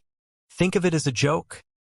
Lumion turned his head, seemingly relaxed, and said to Ludwig, "See, there are many benefits to studying more. In the past, you wouldn't have thought of such a solution and only knew nothing but eating." Ignoring the hunter, Ludwig forked a piece of mutton into his mouth. "What should I do? What should I do?" Lugano muttered to himself, attempting to use his doctor powers on himself to see if he could be saved. Lumion interrupted him. "No rush. There's just a risk of contracting the illness. You just need to leave this place before you get truly infected." As he spoke, he stood up and walked out of the private room. Where are you going?" Lugano blurted out. Lumion slipped his hands into his pockets and responded with a smile. "Inform the authorities about derangement." Lugano was momentarily at a loss for words and expressions. All he could do was watch in a daze as Lumion strolled out of the private room. Reaching the train's washroom, Lumion locked the door and activated the black mark representing Spirit World Traversal. His figure swiftly vanished, reappearing in apartment 702 at 9 Rue Orosai, Quartier de la Cathedral Commemorative in Trier. Neither Franca nor Jenna was asleep at this hour. One was engrossed in a novel, while the other contemplated what knowledge to impart to Rabbit Chaussel. "Why are you back?" Franca jumped in fright. She had the illusion that she had just dropped him off at school in the morning and found him at home, legs up, eating snacks and watching television in the afternoon. Lumion glanced at Franca and smiled. "We encountered a Beyonder incident and wish to inform the authorities through your channels to have them resolve it." Franca exclaimed in surprise and amusement. "Why, you encountered another Beyonder incident? What a mysticism catastrophe detector." Jenna looked at Lumion and suddenly felt that it was a good thing for him to leave Trier. "I didn't want to either." Lumion spread his hands sincerely. Franca exhaled and said, "Where is it? What kind of incident?" "In Dardel in Upper Coastal Province's Faust region." Lumion briefly recounted the situation. Franca and Jenna were both surprised and terrified by the contagious derangement. Simultaneously, Franca muttered inwardly, "I wonder how 007 will react to this surprise. He's always telling me to get out of the market district. If I really do, he'll realize that not only will Beyonder cases in Trier's other districts pile up on him, the mystical catastrophes of Intis's other provinces will also descend upon him. Ah, that's right. What does it have to do with me? It's all Lumien's fault. Thankfully, this fellow is heading to the Phaenopotter Kingdom in the future. No matter what Beyonder incidents he encounters, it's no longer 007's problem. He can't possibly collaborate across borders. After explaining the situation in Dardel, Lumien didn't linger. He teleported back to the washroom of the steam locomotive's business carriage. He turned on the tap and washed his hands without hesitation. Then, he left the washroom and returned to the small private room. He said to Lugano, "The authorities will react soon. Let's prepare to leave." Lugano sprang to his feet. At that moment, the unconscious Pierre slowly regained consciousness, shaking the bar waiter off his body and landing on the platform. Lumien looked at him and smiled. "We'll stay and investigate the source of derangement. Can you tell me who Patient Zero was?" "Who was it?" Pierre didn't lose his mind and attack Lumien and the others like before. Instead, he fell into deep thought. Lugano, who had been listening, shot Lumien a puzzled glance. He couldn't fathom why Lumien would strike up a casual conversation with Pierre just as they were on the verge of departing. A few more moments, and the official Beyonders would make their entrance. Besides, delving too deep into this matter could invite trouble down the road. They might end up under scrutiny, or worse, attract the attention of the derangement source, prompting immediate intervention. Pierre pondered for more than 10 seconds before uttering with uncertainty, "Patient Zero seemed to be a guest renting a room at our bar." "Foreigner?" Lumien inquired with composure. Having already briefed the official Beyonders about the derangement through Franca and resolved to find an opportunity to teleport away later, Lumien was no longer as tense as before. Thus, before leaving, he aimed to unravel more about derangement and construct a plausible explanation for the inconsistencies. This quest for information, problem analysis, and uncovering of clues and answers was all part of a conspirer's acting. With some idle time on his hands, Lumien seized the chance to digest some of the potion. Lumien wasn't overly concerned about the potential repercussions of being privy to this situation. Could the information on derangement hold a candle to 0-01's sealed intel? Moreover, as long as he didn't go berserk on the spot, he could later seek assistance from his superior to explore potential solutions. Pierre contemplated for a few seconds, his expression reflecting confusion, and then he said, "Probably, I can't recall her name, and I have no idea where she came from. All I remember is that she suddenly lost her mind and dashed from the motel upstairs to the bar. She tried to bite people and barked like a dog. The infected foreigner spreading derangement to Dardel? Then why were the townsfolk displaying no inclination to escape this place? Is this also a manifestation of derangement?" Lumien asked thoughtfully, "Did she manage to bite anyone? What happened to her?" "We took care of her before she could sink her teeth into anyone. We apprehended her and handed her over to the health department," Pierre recollected. "Sent to the health department?" Lumien nodded slowly. "Did the next person to succumb to madness come from the health department?" "Yes, exactly," Pierre affirmed this time. Lumien pondered for a moment and inquired, "What did the resident look like?" "A young woman. Her face was a bit pale, and her eyes were vacant. I can't recall her appearance." Pierre couldn't help but raise his palm and rub his head. Upon hearing this, Lumien's heart stirred. If the root of all the abnormalities in Dardel indeed stemmed from a deranged individual, many contradictions could find an explanation. Patient Zero was already in a state of madness. Instinctively, she would spread derangement to those around her in a supernatural sense, regardless of whether it was an isolated village or a bustling town serving as a transportation hub.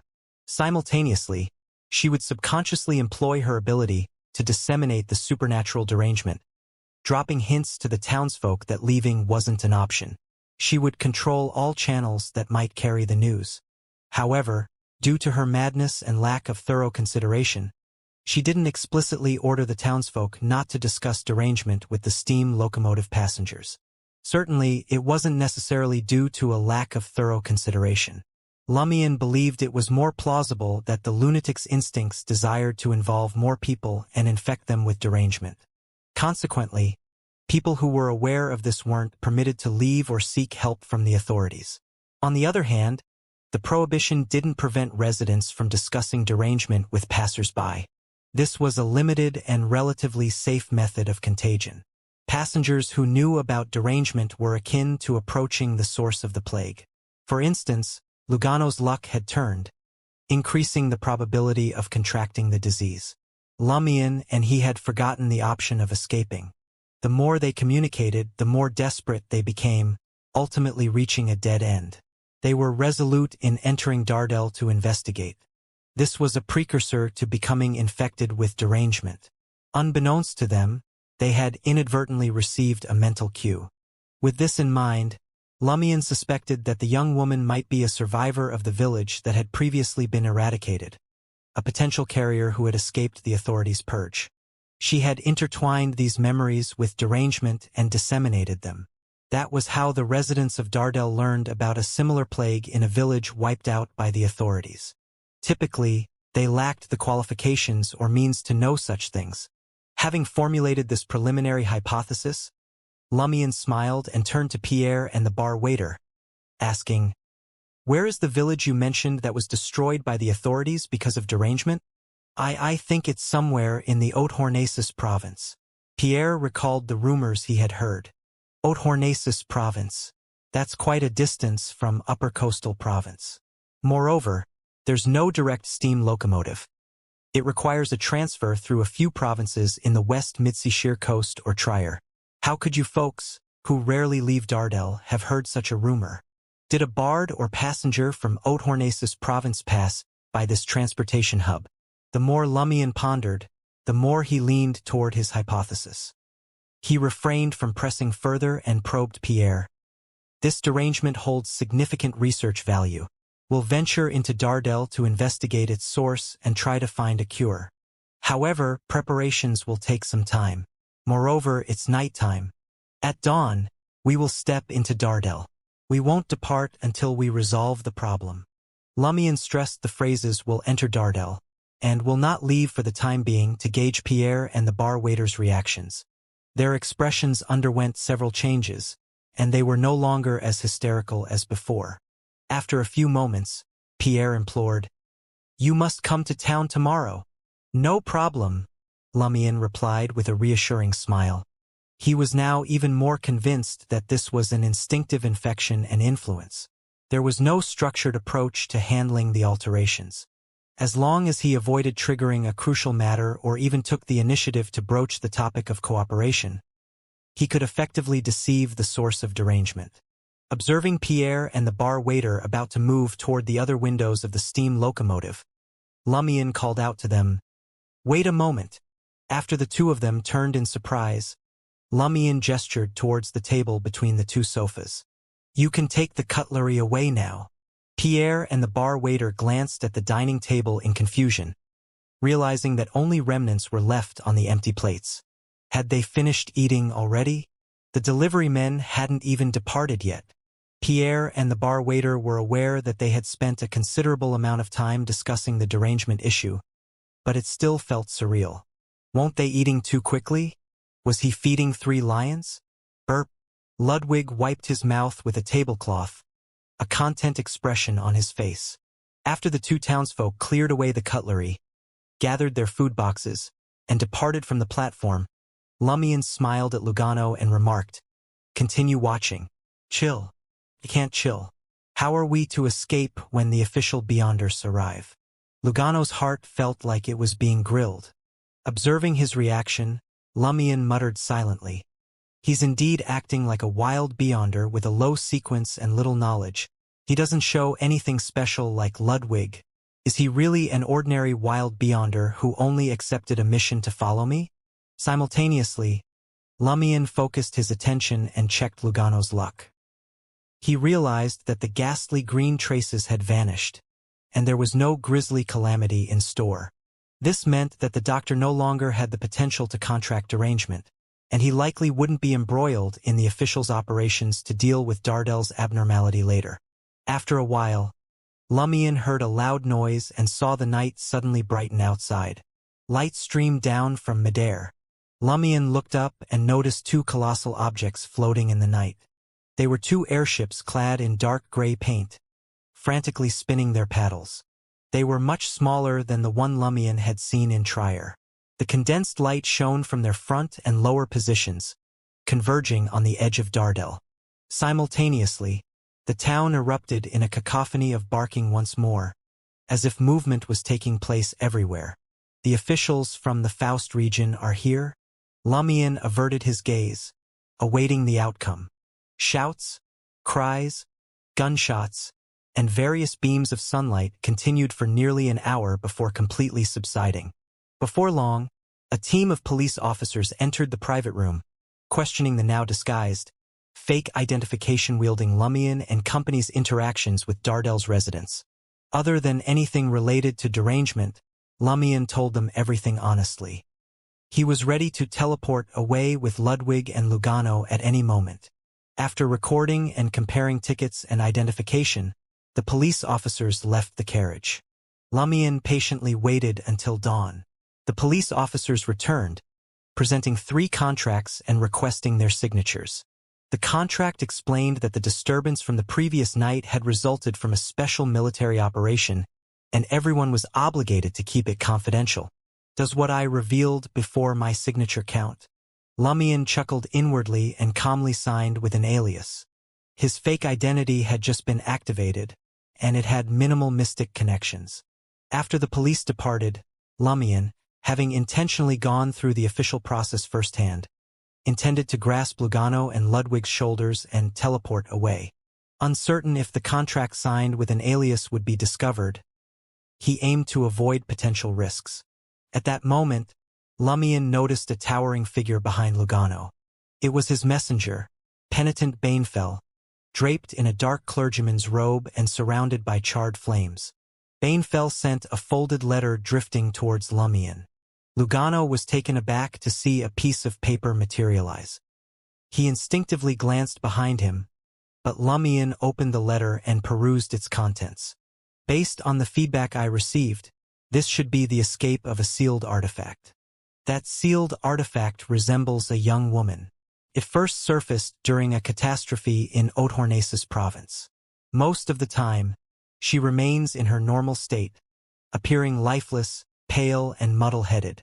However, once she enters a state of madness, she gradually infects the surrounding people with the same derangement as her.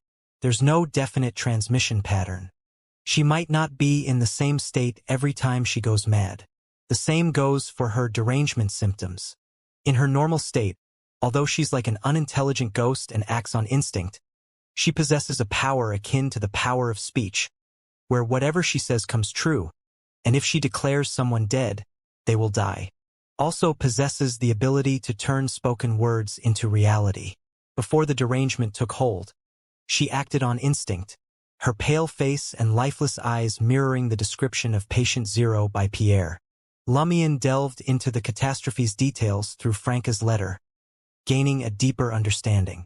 His speculations, rooted in Pierre's answers and behavior, aligned closely with the truth. The divergence lay in Lumion's belief that the initial infected individual was a genuine lunatic that acted on instinct, while official information identified her as a humanoid sealed artifact, still governed by instinct, that lacked intelligence whether in her normal state or deranged state. Lumion's speculations, however, didn't rule out the possibility that the young woman had transformed into a true lunatic, one that instinctively spread derangement, due to some form of corruption, necessitating her sealing. As for why it was a seal and not a direct eradication, Lumion could roughly guess the reason. The ability to kill anyone at will was still coveted, despite various restrictions. The power to eliminate anyone at will remained highly sought after, despite certain constraints. Whether it was the Inquisition, the Machinery Hivemind, or Bureau 8, they all prioritized sealing over destruction if a viable method existed. Lumion knew they might even depend on her to handle future crises. His eyes moved down the letter's contents, absorbing the information. As for additional details, confidentiality prevents the source from providing more. Keep a vigilant eye on individuals like her. If you uncover anything suspicious, immediately distance yourself and report it to the authorities. No specifics about her origins, the sealing technique, the manifestation of speech, or how to counteract derangement were provided. No concrete seal level or number, despite Dardel's abnormality and prior descriptions. Even if it isn't a Grade 1 sealed artifact, it holds significant and terrifying properties among Grade 2 sealed artifacts. Lumion pondered briefly, then stowed the letter in his traveler's bag without incinerating it on the spot. At that moment, Lugano was observing his back in bewilderment. Despite activating his spirit vision, he found nothing. Lumion's messenger, penitent Banefell, had long departed. "Let's go," Lumion sighed, reaching out to grasp Ludwig and Lugano's shoulders. His foremost regret was the wasted third of the 400 Vril d'Or fare. He still needed to source different cafes for Ludwig's breakfast. He couldn't allow him to be satiated from one place to avoid raising suspicion. In the next instant, Lugano felt as if he had crossed into the spirit world he'd just glimpsed. Instead of being a mere observer, he plunged deeper into layers of saturated colors, bathing in the light of 7 different colored brilliances overhead. Surrounded by indescribable faces and figures, he sped toward an unknown destination. Dizziness overcame him, but in just over 10 seconds, his feet met solid ground. Buildings in beige, brownish red, and light yellow surrounded him. Lumion hadn't teleported too far and chose Faust, with Dardel falling under its jurisdiction. Under the dawn's light, Lumion adorned the lie earring and retrieved a tweed coat from his traveler's bag, seamlessly altering his appearance, height, and attire in a secluded alley. In less than a minute, he morphed into an entirely different person. Though not the first time Lugano had witnessed this, he couldn't help but be slightly shocked by the scene. What a mystical item and formidable ability! Whether it was the silver earring allowing one to adjust appearance within a certain range or the coin bag with seemingly infinite capacity, Lugano had never seen anything like it. Occasionally, he'd heard other bounty hunters speak of official Beyonders possessing Beyonder-level disguises. Lumion tossed the lie earring to Lugano, casually stating, "Get 3 more sets of fake identities, and buy steam locomotive tickets that will arrive in Port Gotti today. Am I a translator, guide, or your attendant?" Lugano criticized as he caught the mystical silver earring. He forced a smile and said, "I've never been to the Faust area, so I don't know who to find for fake identities. The principles are common. I trust your experience." Lumion replied with a smile. "All right, since you're paying." Lugano muttered silently, retrieving a change of clothes from his suitcase. At the Northern Trier train station, Lumion had already paid him 1,000 Vril d'Or for the fake identities and informed him that he would handle similar expenses in the future. After Ludwig put on the lie earring, Lugano left the alley with his suitcase. Lumion activated the knee's face, altering his appearance once more, and trailed Lugano from afar while holding Ludwig, who was adjusting his height and appearance. He wanted to observe the doctor's actions and reactions in an unfamiliar place to uncover potential issues. To prevent Ludwig from protesting, Lumion held down his wide-brimmed hat and tossed him a few loaves of baguettes. Ludwig, not clamoring for a hot meal, obediently nibbled on the food as Lumion pulled him along. In the early morning, the bars were closed, so Lugano headed to the nearest market and approached a prowler suspected to be a mobster. Using money, he bought access and discovered where to obtain fake identities. Throughout the process, Lugano appeared no different from an ordinary bounty hunter. Lumion wasn't disappointed or displeased. He calmly followed Lugano until he secured a differently scheduled steam locomotive. Only then did he dispel the knee's face and rendezvous with his companion. In Port Gotti, Upper Coastal Province, Lumion occupied a luxurious hotel room near the sea. Standing before the expansive glass window, he observed the azure sky, seemingly washed in water, contrasting with the clear and pure sea below, resembling gems. The clear and melodious calls of gurgling seabirds, accompanied by their graceful figures, traversed between white clouds, white beaches, and ship masts. Even without opening the window, Lumion could intuitively feel the refreshing sea breeze from the sea. This port, a main entry point for products from industrial cities in the West Mid-Sea coast into the Fog Sea, was famous for trade and shipbuilding, boasting prosperity. Contrary to Triarian's beliefs about scarce sunlight in the north, Port Gadi remained perpetually bathed in sunlight, with autumn maintaining a mild temperature. As Ludwig chewed, Lumion admired the seascape and distant harbor, awaiting Lugano's return with tickets to the Phaenopotter Kingdom's Port Santa. At that moment, penitent Banefell, abnormally tall and clad in a black clergyman's robe, emerged from the void, silently handing Lumion a letter. "Thank you," Lumion acknowledged out of habit before taking the letter and unfolding it. "Dardel's derangement has been contained. They've eliminated the severely infected residents, treated the slightly infected, but the sealed artifact is nowhere to be found.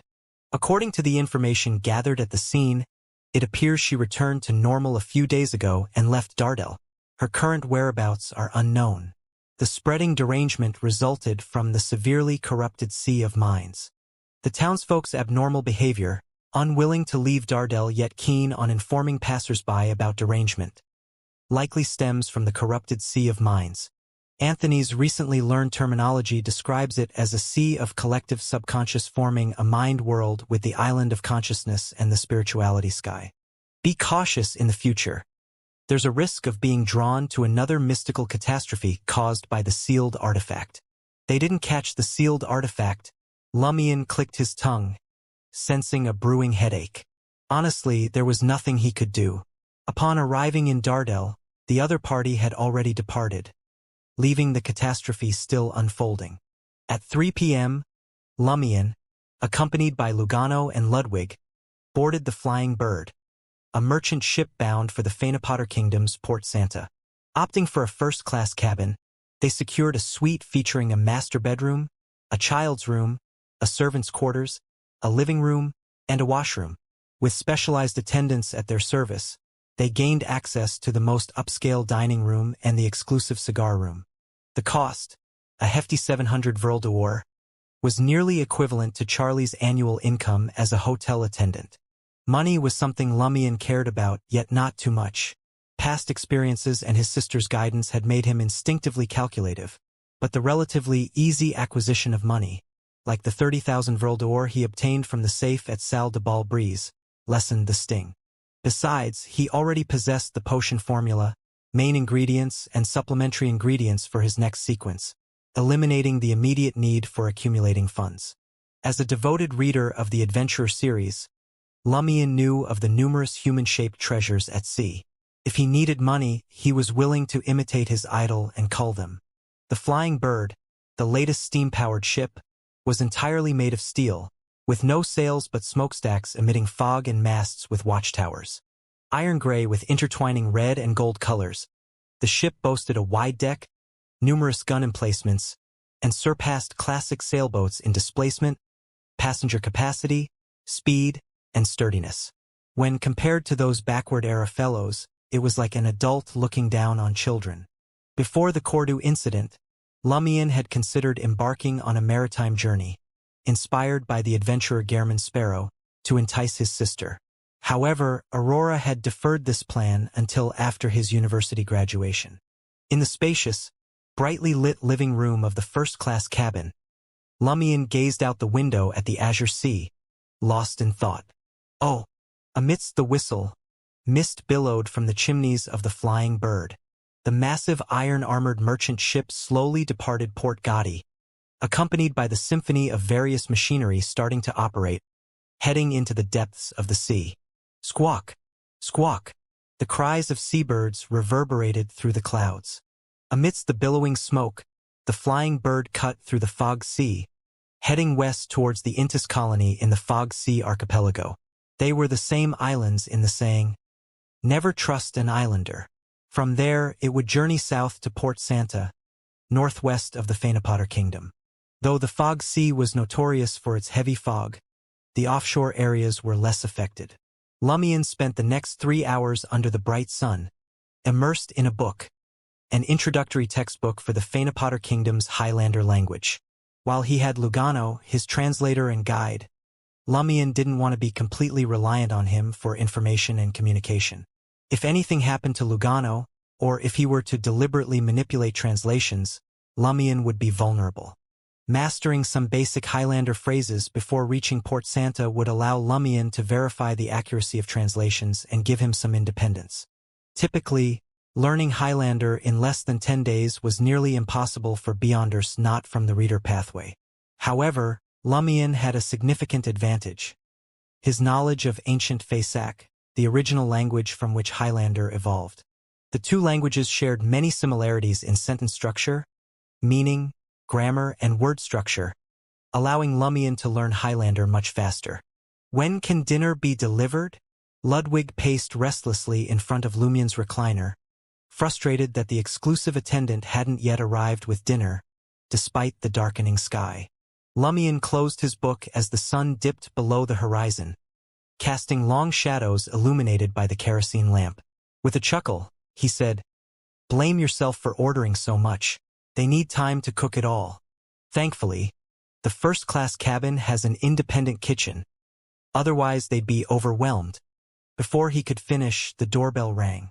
As the chimes reverberated, Lugano opened the thick vermilion door to find the young attendant pushing a dining cart into the room, its surface covered in a thick yellowish-brown carpet. Under Ludwig's eager gaze, the attendant calmly laid out the tablecloth and utensils. "This is a local delicacy, gaudy herring.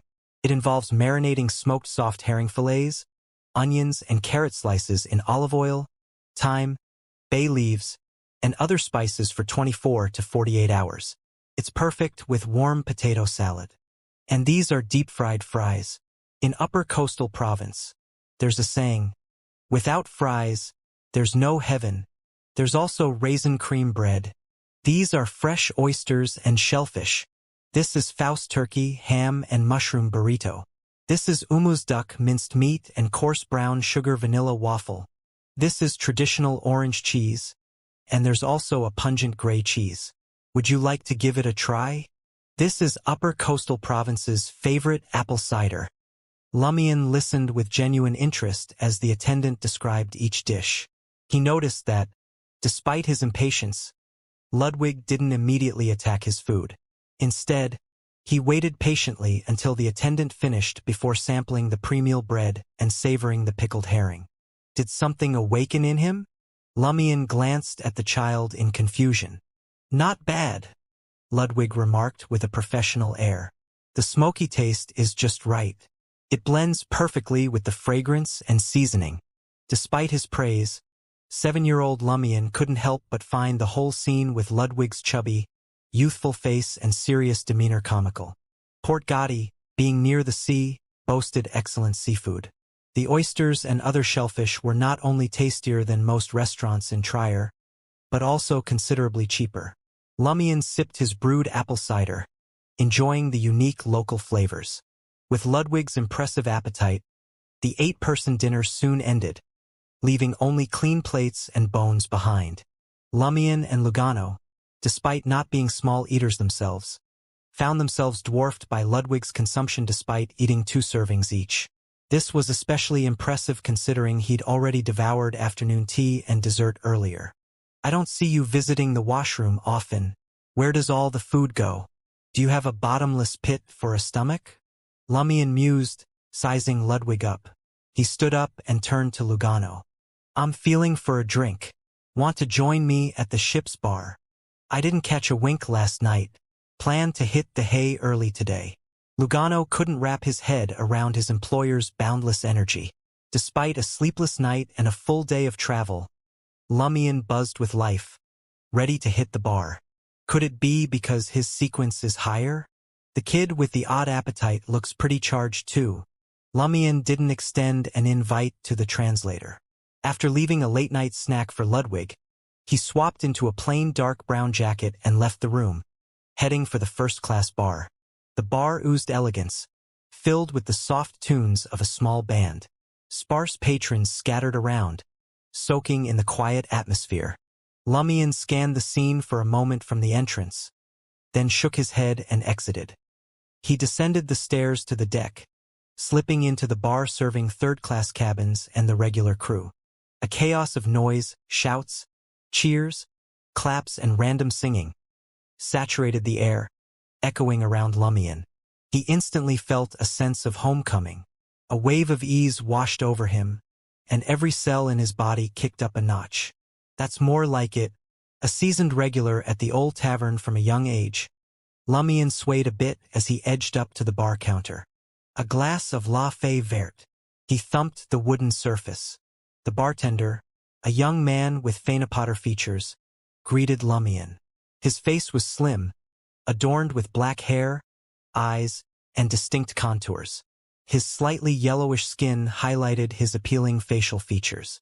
"All right, 10 licks," the bartender replied in Intijan, his foreign accent apparent. The ship's prices trumps even those in Trier. As Lumion counted out the coins, he noticed the bartender divert his attention and engage with sincerity and enthusiasm. "Madam, what would you like to drink?" "A glass of cherry wine." A lady in a thick yellow dress responded, showcasing a pretty face and light green eyes. "All right," the bartender, not seeking payment up front, prepared to serve the lady. "I was here first," Lumion reminded the bartender with a smile. Without hesitation, the bartender replied, "This is such a beautiful and dazzling lady. My heart tells me to serve her first." "Oh, he's truly from Phaenopotter." Lumion didn't get upset. Instead, it felt like he was watching a circus act. Phaenopotterians, with their romantic nature and relentless pursuit of love, placed their faith in Earth Mother, emphasizing the importance of women. Men in this kingdom would praise any woman they encountered, openly pursuing those they fancied. Aurora had once mentioned that Phaenopotter's men were masters of country romance.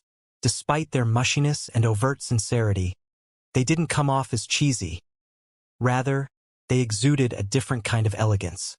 In comparison, the romantic Intijans seemed lacking. However, influenced by tradition and faith, most Phaenopotterians placed great importance on family, reproduction, and children, preferring settled family lives. Unless entering marriage without coercion, they were akin to the conservative Loanese, finding it challenging to accept extramarital affairs. While exceptions existed, even in the most conservative Lone Kingdom, the prevalence of adultery wasn't as exaggerated or common as in Intis. Many believed that love didn't necessarily thrive within the confines of marriage. After the lady settled her tab and departed with the cherry wine, the bartender served Lumion La Fée Verte, garnishing it with a mint leaf. He remarked without a trace of guilt, "My grandmother always said to give special treatment to every lady, especially the beautiful ones." "I get it." Lumion slipped back into his role as a regular at Old Tavern. Sipping his absinthe, he concocted a tale. "I once had numerous beautiful companions, even more stunning than the last lady. Unfortunately, being just one person, I couldn't marry them all simultaneously." The bartender suddenly felt a camaraderie. "I often feel the same regrets. There are too many beautiful women in this world, and I'm just one person." "What's your name?" "Louis, just call me Louis." Lumion provided his alias. His current identity was Louis Berry. "I'm Francesco," the bartender shared with Lumion. The familiar setting, the customary boasting, and the vibrant ambience left Lumion feeling a bit tipsy, despite not imbibing much. If not for the mysticism catastrophe, if Aurora were still alive, if he'd already entered university with no other concerns, wouldn't it be nice to just unwind at a bar? Sea travelers couldn't help but discuss pirates. Bartender Francesco informed Lumion, with the widespread use of ironclad warship technology on merchant vessels, it's become tough for pirates. Their sailboats can't match these iron-skinned monsters cruising at 16 to 17 knots. They can't plunder them even if they tried. Lowering his voice, Francesco continued, "Pirates' go-to strategy now is sending individuals disguised as passengers to board ships from different ports. Once they hit a designated area in the sea, they create internal chaos, gaining initial control and allowing a nearby pirate ship to close in." "Is that so?" Lumion inquired with interest. "Any guesses on who might be an undercover pirate on this ship?" Francesco was taken aback. It's just the first day. How can I tell? Lumian smiled, teasing, ever been through something like this before? Francesco let out a heavy sigh and spoke. Back in the first half of the year, when I tended bar on another ship, we ran into pirates. Over 10 of them were among the passengers. They seized control of the engine and boiler cabins right from the start, repelling any attempts by the crew to fight back. They waited for their pirate vessel to draw near. Thank you, Earth Mother. They only ransacked the cabins one by one, and as long as we didn't resist, they left us unharmed. Naturally, the beautiful ladies and gentlemen were excluded. You can't expect pirates to have high moral standards. Lumian took a sip of mint-flavored absinthe, a smile playing on his lips. Aren't they worried that there might be someone like the adventurer Gehrman Sparrow among the passengers? What if they encounter a powerhouse unwilling to part with their money and ready to use force? Francesco was caught off guard by Lumian's question. After a pause, he replied, being a pirate involves higher risks, doesn't it?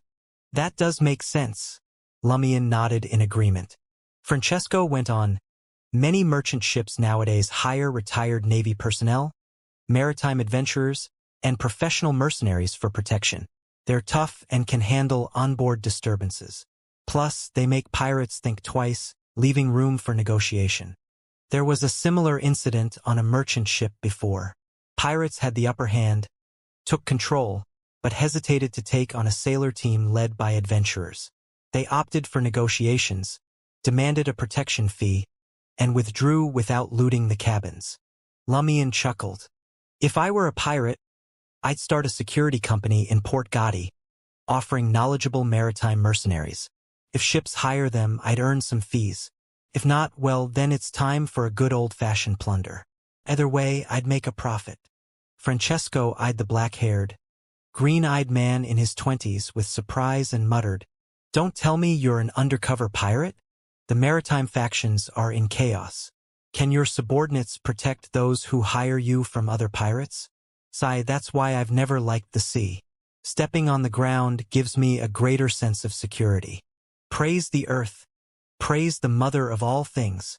A pure Phanepaterian who believes in Earth Mother. Lumian smiled and asked, If you don't like the sea, why are you still working as a bartender on the ship? Francesco's expression gradually became animated. Don't you find it romantic to have an independent kingdom, one that can hardly contact the outside world, floating out at sea? When you meet a beautiful lady here, you'll feel that only the two of you are left in the entire world. You can only rely on each other. Your ultimate goal is to find a romantic encounter? Sometimes, Lumian found it hard to comprehend the Phanepaterians and some Triarians who resembled them. At that moment, Francesco gestured towards a round table. That's Philip, the security supervisor of the Flying Bird. He claims to be a retired officer of the Fog Sea Fleet. He destroyed numerous pirate ships with his cannons and personally captured many pirates with wanted posters. Lumian followed Francesco's finger, gazing at the hall illuminated by kerosene chandeliers. A group of men and women gathered around a round table to the side. In their midst was a middle-aged man with short light gold hair, light blue eyes, and a weathered face. Despite his appearance, he didn't exude seriousness or formality. Philip, clad in a dark blue tweed crew attire, raised a glass of Lanty-proof and boasted, When I served on the San Martin, I crossed paths with the Queen of Ailment Tracy. Back then, she was only Vice Admiral Ailment.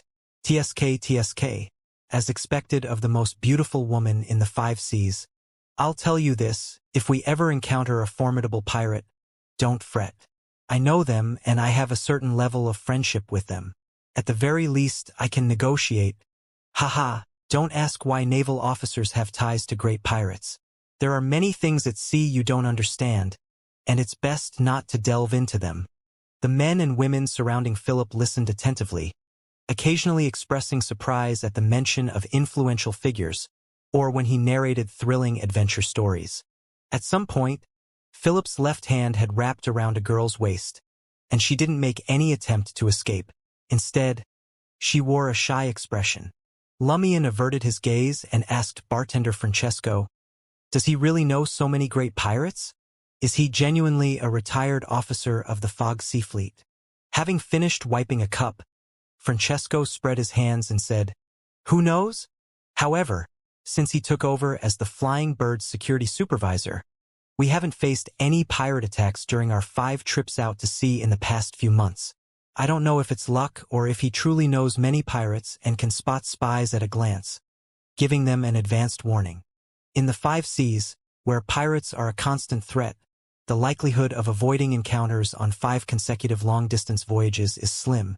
Lumion turned his body again, scrutinizing Philip, whose skin bore the rough, red, and weathered marks of a seasoned mariner. It was challenging to discern if this person was a beyonder, let alone determine his sequence. However, Lumion could deduce from the physical details that he had spent considerable time at sea. Lumion focused and briefly observed Philip's luck. Carried a hint of blood. There's a possibility of combat and injuries in the future, but it won't endanger his life. Lumion frowned, finishing the absinthe in his hand and requesting another glass of Lanty-proof. Before long, Philip left the bar with the girl still wrapped around his waist, his face flushed. Lumion clicked his tongue and shook his head. "You Intisions." After a while, rhythmic music filled the bar. Many customers stood up and rushed to the empty space in the middle to dance. Lumion held the liquor, swaying gently to the rhythm, appearing lost in thought. Since discovering that the evil gods bestowed beings were up to no good, he hadn't felt this relaxed in a long time. The hostile plan was now in the past. The investigation of April Fool's key members could only commence upon reaching Port Santa. This was a rare vacation. Estimating that it was time for Ludwig's second late-night snack, Lumion set down his glass and left the bar on the deck. As Lumion made his way back to the first-class cabin, he suddenly whispered, "Temaboros, is there any way to identify beyonders on the ship and the passengers disguised as pirates? I want to visit them one by one, warn them to behave, and not interfere with my enjoyment of the journey. If anyone refused to heed the warning, 007 could assist in collecting the bounty. The beyonder characteristics they produced could also be exchanged for money." Termaboros's majestic voice echoed in Lumion's ears. "Only when you become an inevitability demigod or switch pathways will you have a solution." Without waiting for Lumion's response, the sealed angel added, "With Alistitutor's lingering aura and the slight corruption of 0-01, there's a high chance that you'll trigger a calamity if you really warn those people.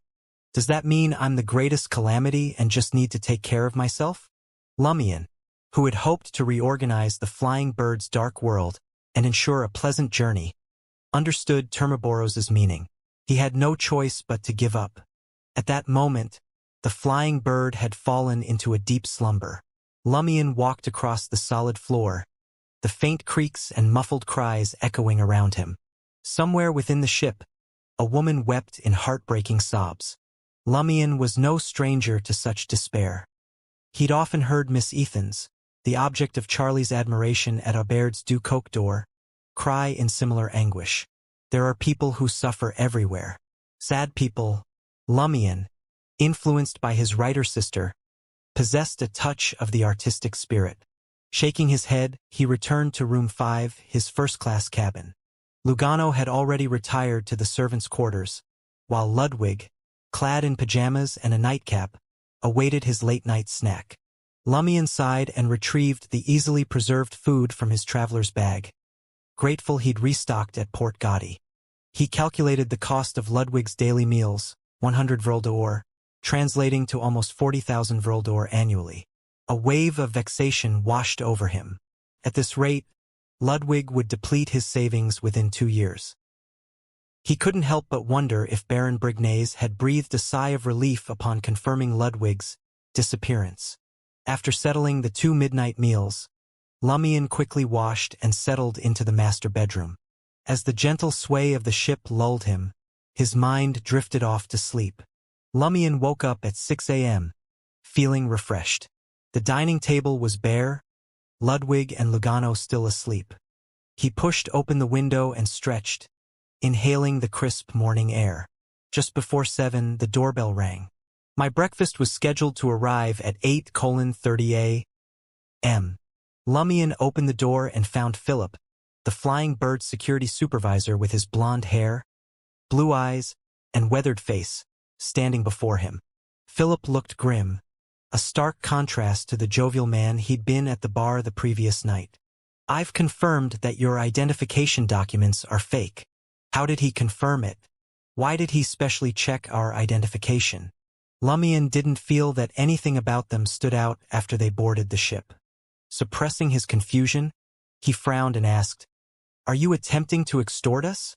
Philip glanced at the living room and said solemnly, "I don't care who you were or what you plan to do. Just behave yourselves during your stay on the Flying Bird. Enjoy the journey, don't cause any trouble, and we'll all be fine." He's really confirming if we are problematic. How did this guy do it? He's quite capable. He's not as frivolous and simple as he seems. Lumion replied calmly, not giving in. "I'm afraid I don't understand. Perhaps there's a misunderstanding." Philip locked eyes with him for a long moment. "As long as you understand what I'm saying," he finally replied before turning and walking away. Lumion watched Philip's retreating figure disappear into the distance, a silent chuckle escaping his lips. This guy was competent, he had to admit. Gone was the frivolous, greasy, and undisciplined facade he'd displayed at the bar the night before. It was a common trait among many Intisian men, Lumion observed. When not engaged in demanding work and surrounded by attractive women, they turned into preening peacocks, desperate to display their prowess. Becoming a beyonder didn't change that fundamental nature. Demonesses thrived in Intis, especially in Trier. This wasn't just due to the city's underground allure. There was a deeper, more harmonious connection with the society at large. Lumion wasn't offended by Philip's warning, nor did he take it personally. He'd planned to enjoy the voyage over the next few days, even considered lending a hand in maintaining order on the ship, becoming a shadow inquisitor of sorts. But now, his primary concern shifted to how Philip had unmasked their true identities. Lumion had meticulously combed through Aurora's grimoire, studying the abilities of low-sequence beyonders across 22 pathways, and supplemented his knowledge with information gleaned from various sources over the past months. From this, he formed a preliminary hypothesis. Philip is likely a beyonder of one of three pathways: spectator, reader, or arbiter. One excels at observing minute details and reading people's true thoughts. Another is a master of deduction, their sequence 7 even being called detective. They can detect abnormalities from the most subtle clues. The third, at sequence 8 public security officer, wields extraordinary control within their jurisdiction, allowing them to sense and trace anomalies. Given that we haven't spoken directly with Philip before, I can eliminate the spectator option. Besides, spectators aren't typically chosen as security supervisors. It's not their forte. After discovering that there was a problem with us through his abilities and that our origins were unclear, Philip likely checked copies of our identification and sent telegrams to the issuing authorities. And he received confirmation that these three people didn't exist? This explains the delay in his warning. He'd waited for the investigation and response before making his move. This also implies he has a network of helpers across different regions, receives information and feedback, and possesses extensive connections. Doing this alone wouldn't be possible. He has an organization backing him, something more official, perhaps. He did claim to be a retired officer of the Fog Sea Fleet, after all. Such a person is indeed well-suited to lead the security on a heavily armed merchant ship like this. Lumion turned away and closed the door, a wave of relief washing over him. With such a capable security supervisor at the helm, issuing discreet warnings to potential threats, the journey ahead promised to be relatively safe. Lumion spent the morning in the comfort of his first-class cabin, Cabin 5, indulging in a leisurely study of Highlander and breaking up his reading with bouts of exercise. Meanwhile, Ludwig, after breakfast, had begged Lugano to take him on a tour of the ship, spending over an hour on deck playing like a genuine child. Lumion, however, suspected the true purpose of this excursion was to meticulously survey the location and condition of the ship's food reserves. Before lunch, drawn by the bright sun, Lumion descended to the deck. He rested his hands on the railing and gazed out at the vast, dark blue expanse of the sea. From the corner of his eye, he caught sight of Philip, back to his usual casual demeanor. He was now entangled with the girl from the previous night at the bow of the ship, whispering sweet nothings and laughing, the picture of a smitten couple. "You intisions." Lumion shook his head with a chuckle. After leaving Trier, he had adjusted his usual phrases to better reflect reality. Philip and the girl continued their stroll along the deck, their laughter echoing through the air.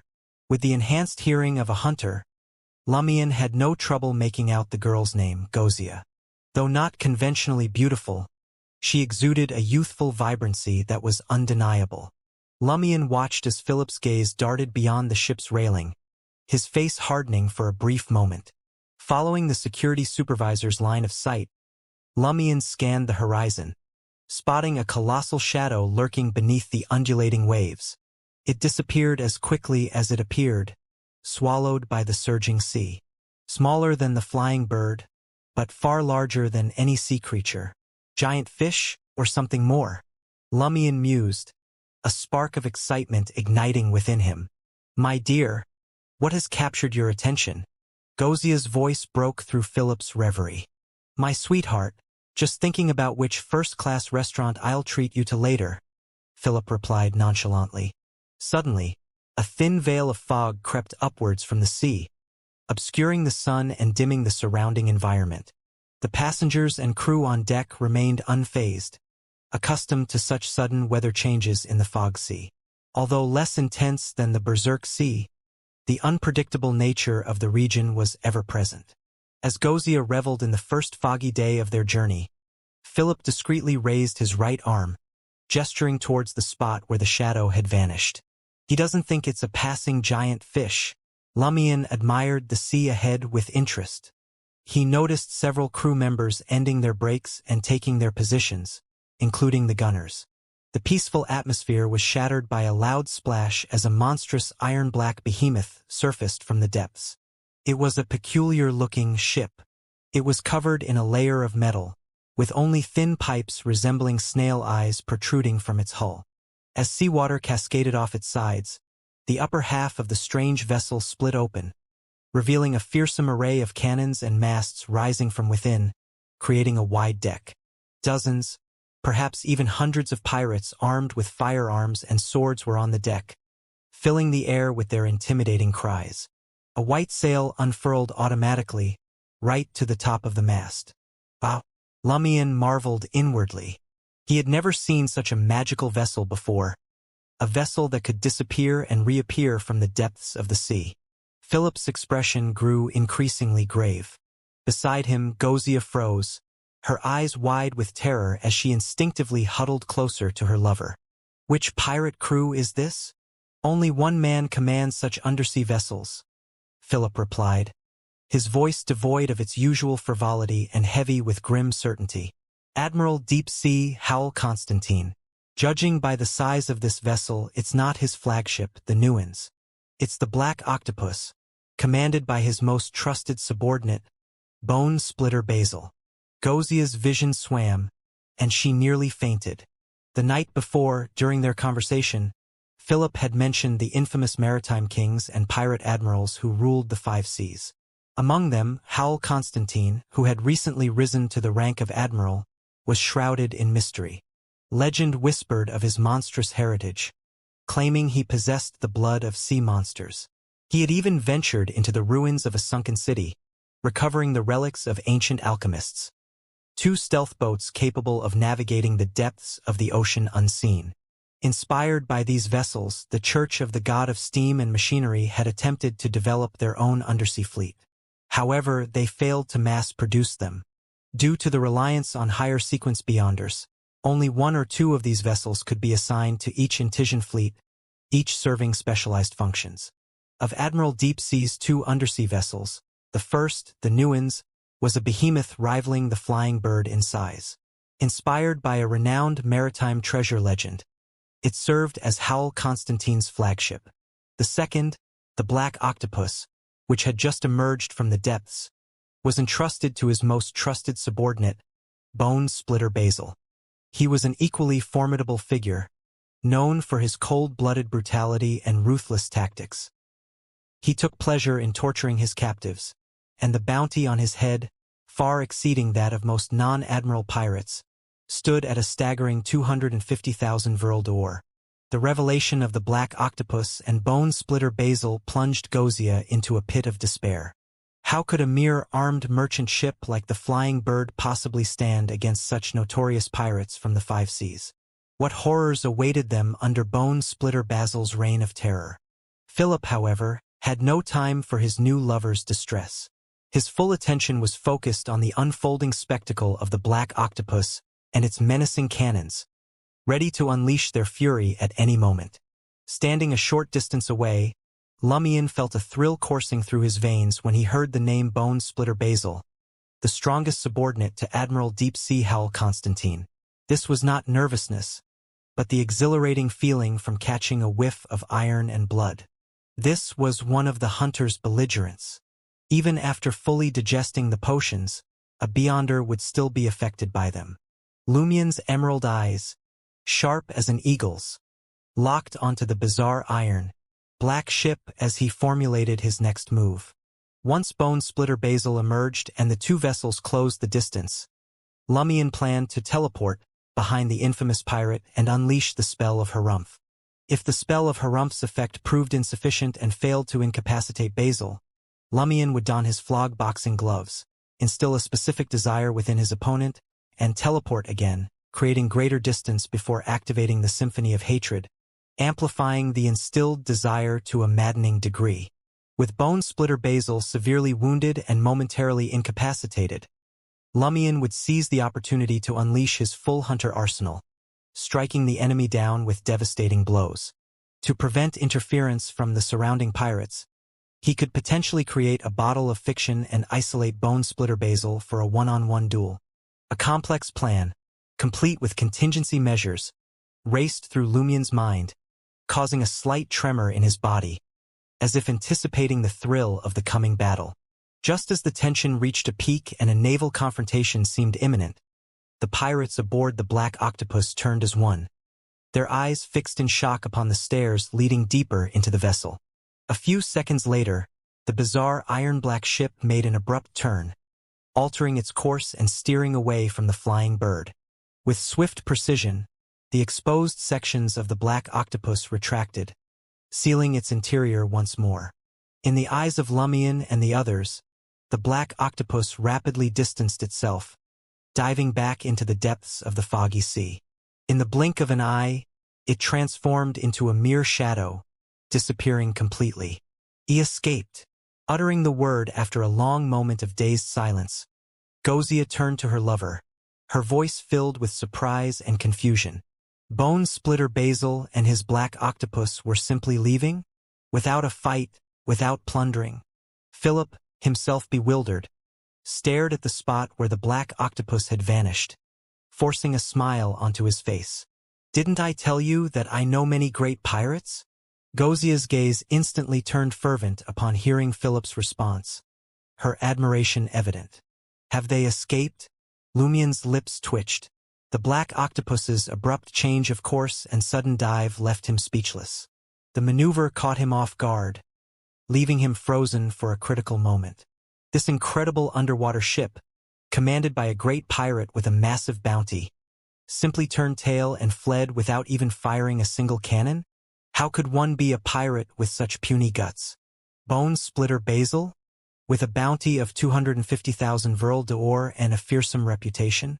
Don't even think about showing your face on the high seas again. Lumion cursed under his breath, then frowned thoughtfully. Why had Bone Splitter Basil fled without revealing himself? I could understand if it was the Blood Emperor's aura I activated that made you run so fast, but why now? Couldn't be that he targeted the wrong ship, did he? The Flying Bird isn't the merchant vessel he wanted to plunder. So he was rushing to corner his real prey? Did he somehow sense that hijacking this ship would lead to disaster?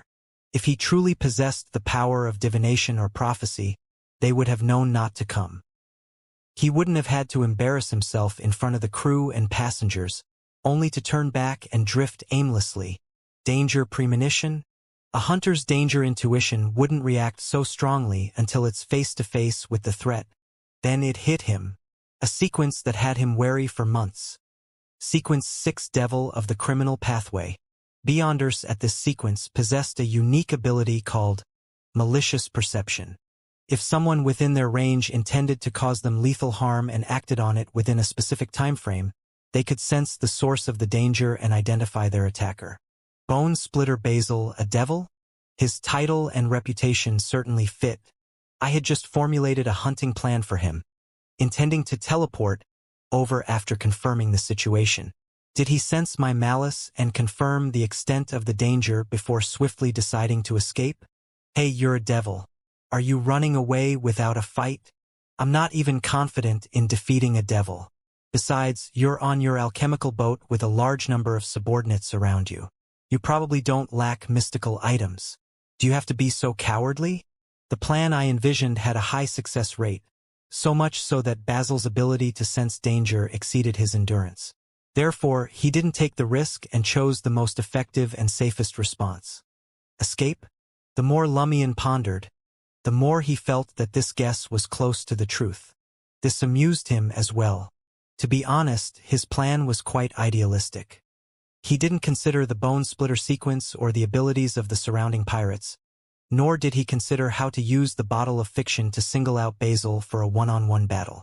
All of this depended on his subsequent observations of the black octopus. Hunters might not be the ones who charged forward to fight from the beginning. They might even be the last to appear and be responsible for harvesting. But did such a simple plan and malice scare away a devil in advance? Lumion suspected that Basil might not be able to sense the specific plan. It was only because he had the Angel of Inevitability, the Blood Emperor's aura, Mr. Fool's Seal, and 0-01's mild corruption, regardless of whether they were powerful or not, that they combined with a feasible plan and clear malice. It strongly agitated the bone splitter, making him feel that the impending danger was beyond his ability to handle. Hence, the scene just now. Are all devils so timid? Lumion cursed silently and left the deck in disappointment, returning to room 5 of the first-class cabin. At that moment, the exclusive attendant had arrived with lunch. Ludwig focused on the delicacies, while Lugano lingered by the window, his face filled with excitement. Upon seeing Lumion's return, the doctor exclaimed excitedly, "Just now, a great pirate appeared. Bone Splitter Basil, Admiral Deep Sea Howl Constantine's most formidable captain. He even operates the Black Octopus. Have you heard of the Black Octopus? It's a mystical ship that can dive to the seabed. I heard it from someone at the bar last night," Lumion replied honestly. Prior to this, he didn't know much about Admiral Deep Sea and his pirate crew. All he knew was that there was such a pirate admiral. After all, Howl Constantine was quite mysterious and rarely appeared in newspapers and magazines that recorded sea stories. His only appearance in the adventure series was his title and name, giving him a background without any plot lines.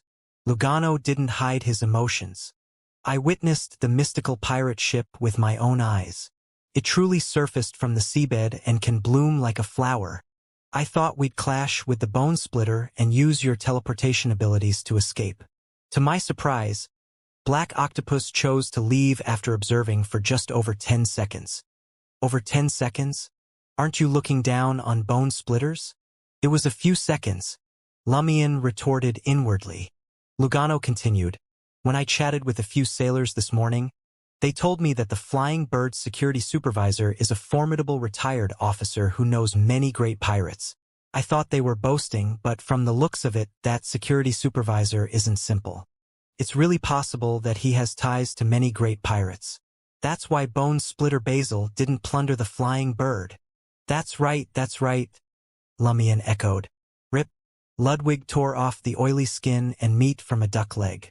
Lumion glanced at the boy, who was engrossed in his food, and suddenly had a new idea. Could the malice and danger that Bone Splitter Basil sensed be more than one? Could it not be solely from me? Ludwig might have swallowed hard upon hearing the word bone dismantling. However, even though this walking bottomless stomach when compared to me appears high-ranking, he lacks the corresponding abilities to celebrate the fact that the flying bird hadn't been plundered by the black octopus. The captain hosted a party on the deck in the evening, featuring clowns, magicians, and beast tamers. He treated everyone to 3 glasses of beer. Late at night, the third-class bar bustled with activity. Philip became the center of attention, surrounded by nearly all the patrons. They took turns praising him and treating him to drinks. They were all grateful to the security supervisor for using his friendship with Bone Splitter Basil to persuade the great pirate to leave and prevent the passengers of the flying bird from suffering. Lumion, seated at the bar counter and engaged in conversation with bartender Francesco, savored the Lanty proof. His gaze casually swept across Philip's face, and he noticed a hint of seriousness and worry beneath the blonde-haired, blue-eyed middle-aged man's frivolous smile. In other words, he wasn't that happy. Yes, I'm sure he didn't scare the black octopus away. Heh, you're still relatively clear-headed. It's not something to celebrate knowing that a huge problem approached your ship but abnormally chose to leave. This often means that there's greater trouble lurking on your ship. Lumion chuckled inwardly and averted his gaze. He continued to converse with bartender Francesco about the beautiful women in the third-class cabin. After nearly an hour, Philip squeezed out of the drunken crowd and sat beside Lumion with his lover, Gozia. He knocked on the table and ordered a glass of golden beer. Casually, he said, "You actually enjoy drinking in such a rowdy place. The girls here are more enthusiastic than in first class." Lumion could roughly guess Philip's motive for coming, but he didn't inquire further. Philip chuckled. "That's true." Casually, he inquired, "What did you do when the black octopus arrived? Don't you remember?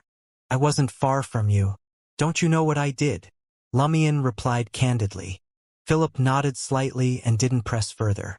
Lumion took a sip of liquor and asked with a smile, "Do you think there's a huge problem on the ship that scared off that little troublemaker?" Philip turned his head and glanced at Lumion, not too surprised that he had made such a connection. "What are you two talking about?" The tipsy Gozia couldn't quite grasp the conversation between the two men. It was as if they were speaking in riddles.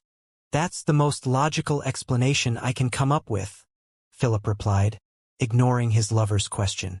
Lumion asked with interest, "Who do you think is suspicious? From yesterday afternoon to noon today, the security supervisor must have warned many people." Philip set down his beer mug and massaged his temples. After some thought, he smiled. "I wanted to tell you, but I don't think that's necessary now." "Why?" Lumion inquired curiously. Philip took another sip of his beer and chuckled. "As long as that huge problem doesn't erupt on the ship, it won't be a problem for me. As you can see, it hasn't revealed itself and is quietly hiding. This means that it might just want to reach the archipelago or Port Santa without a hitch." At this point, Philip sighed and said with experience, "Many times, when you see an abnormality, there's no need to care or figure out the truth. Pretending not to notice and patiently waiting for the abnormality to leave is the best choice. The abnormality that didn't erupt isn't abnormal. Your investigation might agitate it, escalating the problem and causing the catastrophe to truly descend. As long as that abnormality doesn't truly harm us, try your best to maintain reverence and avoid stimulation. That's one of the key reasons why I've been able to survive at sea until now." Lumion nodded gently and said, "A relative of mine once mentioned that in certain events, those who can't see, hear, speak, or smell are more likely to survive." Philip smiled and extended his right hand. "I'm glad you share that understanding." This was his true motive for coming to talk to Lumion. He wanted Lumion, who was using a fake identity, not to be curious and try to figure out the hidden trouble on the ship. That might implicate the entire ship. Understanding Philip's meaning, Lumion couldn't help but raise his eyebrows. "Does this mean there are other troubles on the ship?" Lumion took a moment to consider. He didn't think there was any real danger. Philip's concern was based on Bone Splitter Basil's reaction, which only hinted at a potential problem on the ship. While Philip knew which passengers and crew members were suspicious, He couldn't pinpoint the real source of the trouble. He wasn't even sure if he was right, and wouldn't dare to be certain. Therefore, his suspect might not be the actual issue. In other words, it was more likely that the real problem was actually sitting right beside him. Lumion and his new godson, Ludwig. However, Philip wasn't aware of this, and by excluding them, would mistakenly focus on other suspects. Apart from Ludwig and me, whether there are other serious problems or not, Philip is right, Lumion thought, letting out a soft sigh. Before any major troubles surface, it's best not to investigate or provoke them. We'll pretend not to see, hear, or speak, and wait for them to reach their destination and leave the flying bird. Of course, this depends on the situation remaining stable. If any abnormalities arise, we'd have to find a way to resolve them immediately. Sometimes, pretending not to see things doesn't prevent them from worsening. The Cordu catastrophe is a gruesome reminder of that, Lumion thought and sighed softly. He turned around and extended his hand, briefly shaking Philip's with a smile. I'm glad we reached an agreement. Philip breathed a sigh of relief, retracted his right hand, and downed his golden malt beer. He had been worried that someone like Louis Barry, who used a fake identity and was suspected of being a criminal, would be stubborn and adventurous. He was concerned that Louis wouldn't listen to reason and would insist on uncovering the huge problem that scared off the black octopus. Philip felt no sympathy for someone who might die because of their own foolishness, but he didn't want them to endanger everyone else. Thankfully, Louis Barry seemed like someone who could be reasoned with. As Philip drained his beer, he kept assuring himself. The Fog Sea archipelago wasn't far from the Republic. In fact, its proximity was why Intis had chosen it as its first overseas colony. The flying bird wouldn't need to stop at other ports for supplies on its journey, allowing it to arrive directly. Assuming the weather remained calm, the flying bird should dock in Ferrum, the capital of the Fog Sea archipelago, by the following evening. If they encountered bad weather, they might need to slow down, change course, or seek refuge in another port. The latest they could arrive would be noon the day after tomorrow. Perhaps that troublesome problem would disembark in Port Ferrum? Even if something was brewing beneath the surface, it wouldn't fully erupt in just a day or two. Endure, and it would be over. Reassured, Philip, hugging his lover, Gozia, rose from his barstool and left the bustling bar. Lumion continued sipping his Lanti-proof, seemingly unfazed. With a smile, he turned to the bartender, Francesco, and remarked, I've heard that many Phaenopaterians are homesick. Even when they have to leave for work, they often return home, write letters, or send telegrams. You, however, chose to work overseas, on a ship that makes it difficult to stay in touch with the outside world. Francesco raised his hand and gestured. While I love my family dearly, families like ours, with generations living together, often face various problems and conflicts. My grandmother, a wise woman, manages us well, but it can be stifling for the younger generation. There are too many elders eager to share their life experiences. Furthermore, my home is in Port Santa. The flying bird docks there almost every month. So, for me, this job is both work and a trip home. It's just like the book that described Phaenopaterian customs. Phaenopaterians enjoy living in large families spanning multiple generations. And in such families, the most senior woman who has given birth becomes the natural matriarch, controlling the entire family's affairs, regardless of whether her husband is alive. In a religious sense, such a woman is considered the embodiment of Earth Mother within the family. His chat with bartender Francesco wasn't purely for relaxation. He had two goals. Firstly, he wanted to understand the passengers better through Francesco's eyes. His final destination was Port Santa, which was 5 to 6 days away. Paying attention to the various details of life on the flying bird was crucial. Secondly, he wanted to verify the information in his books and gain a grasp of local customs in the Phaenopoter kingdom. Missing out on important knowledge could lead him to misinterpret situations in Port Santa.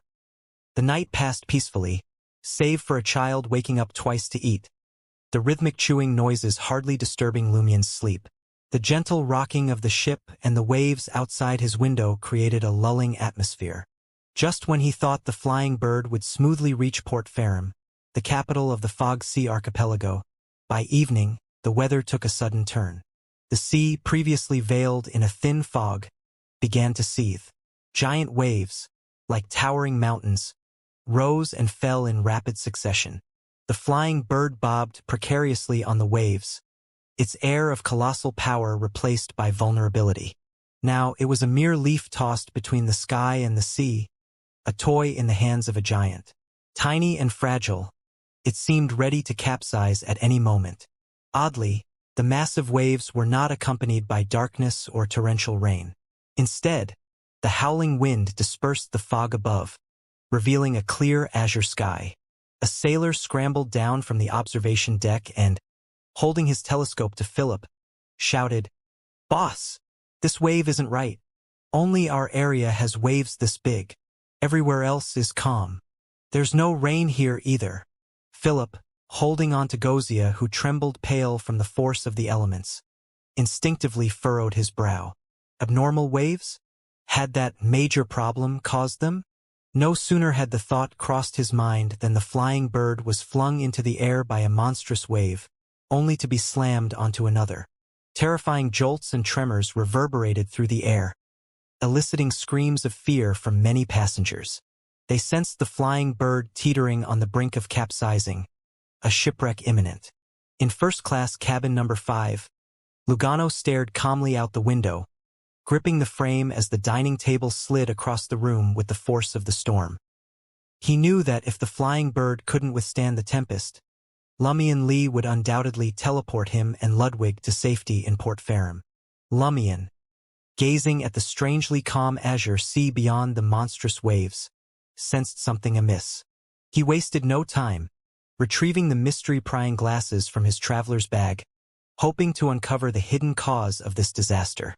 As the brown, gold-rimmed glasses settled on the bridge of his nose, a familiar dizziness washed over him.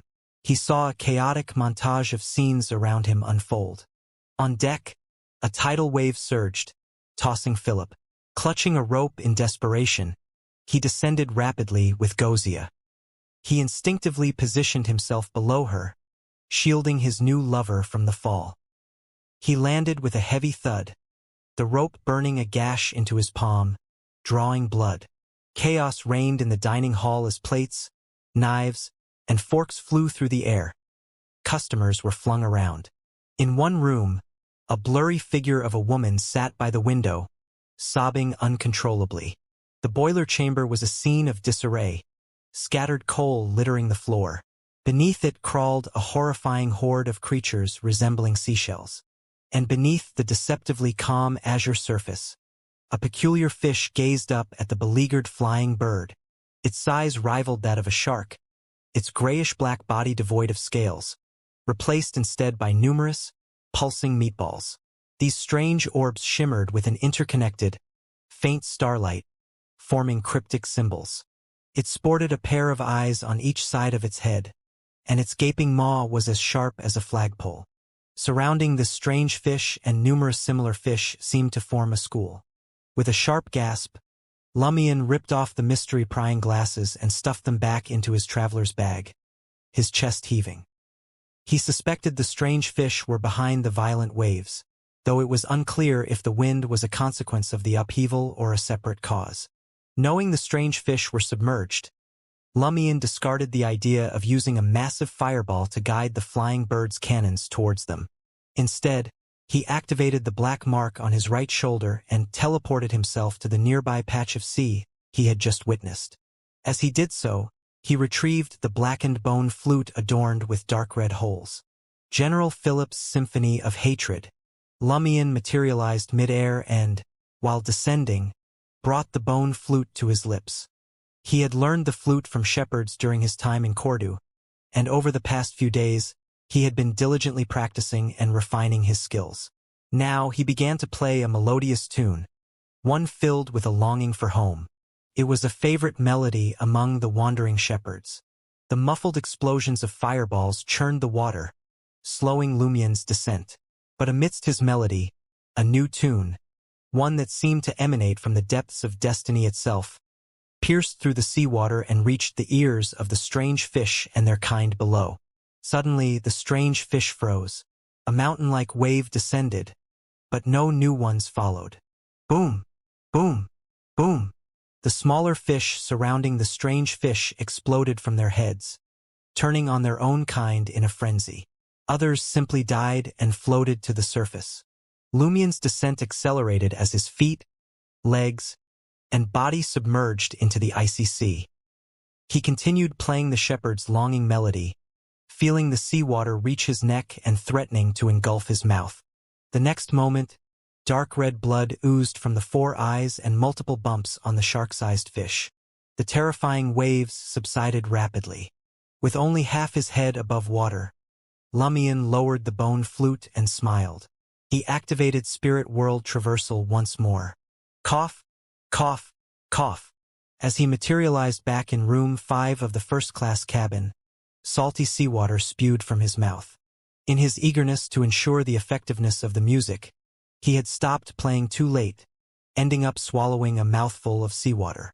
Additionally, fearing that too much commotion would disrupt the teleportation, he had held his breath until returning before choking. Is this a form of unluckiness? Lumien mused. Lugano, startled by Lumien's drenched state, asked, "Is it resolved?" "Seems like it," Lumien replied with a smile. His shoes and trouser legs bore the marks of wear and tear, scorched and dripping seawater. At that moment, cheers erupted across the flying bird as passengers and crew noticed the receding waves. Praise the sun. By steam. Thank you, mother of all things.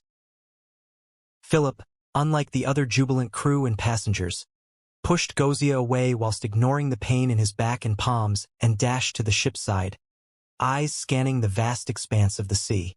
He shifted relentlessly, searching for anything unusual, anything out of place. Then, a muffled cry pierced the air. Stunned, he pinpointed the source and sprinted towards the flying bird's bow. The cry grew louder, more desperate. Philip saw a crimson stain blossoming on the distant blue, a large shadow shifting beneath. The shadow rapidly materialized into a monstrous fish with 4 eyes, grayish-blue orbs replacing scales and a terrifyingly sharp mouth. This wasn't a small fish. It writhed and thrashed, frantic flicks of its tail sending water droplets flying. Waves surged around it, reaching heights of 5 to 6 meters even without the wind's aid, crashing down with thunderous force. The shrill cries subsided momentarily, and the 4-eyed monster, gripped by palpable fear, plunged back into the depths, swimming away with a speed that belied its size. Its remaining brethren followed close behind. In the first-class cabin 5 by the window, Lumien changed into dry clothes with the casual indifference of someone unobserved. He knew the symphony of hatred had ignited the 4-eyed fish's terror, which is why he opted for a swift teleport back instead of leaping into the air and unleashing another devastating attack while the creature surfaced. Fear would drive the monster away and prevent it from unleashing its full fury and raising further havoc. Phew, Philip breathed, relief washing over him as the 4-eyed fish disappeared from sight. Thank goodness, he muttered, his voice filled with gratitude. He spread his arms wide and exclaimed, "Praise the sun! Do you know that fish?" A voice suddenly broke the silence beside Philip. He turned in surprise to see Louis Barry, with his black hair, green eyes, and sharp features, standing beside him. His lover, Gozia, stood hesitantly at the cabin entrance, wanting to approach but afraid of approaching the shipboard. "It's the mutated bannerfish. Heh, that's what scholars call it. At sea, they have another name for it, death navigators." Philip answered Lumien's question, pressing his hand against the shipboard for support. "Death navigators? Why haven't I heard of it?" Lumien asked, genuinely curious. To be honest, his knowledge of Beyonder creatures was limited. His previous experiences mainly involved dealing with Beyonders, heretics, and rampagers. Philip glanced at him, exhaled, and smiled faintly. These fish-like creatures have only appeared in recent years. Many sailors call them the sea's demons. Only appeared in recent years. Lumien frowned thoughtfully.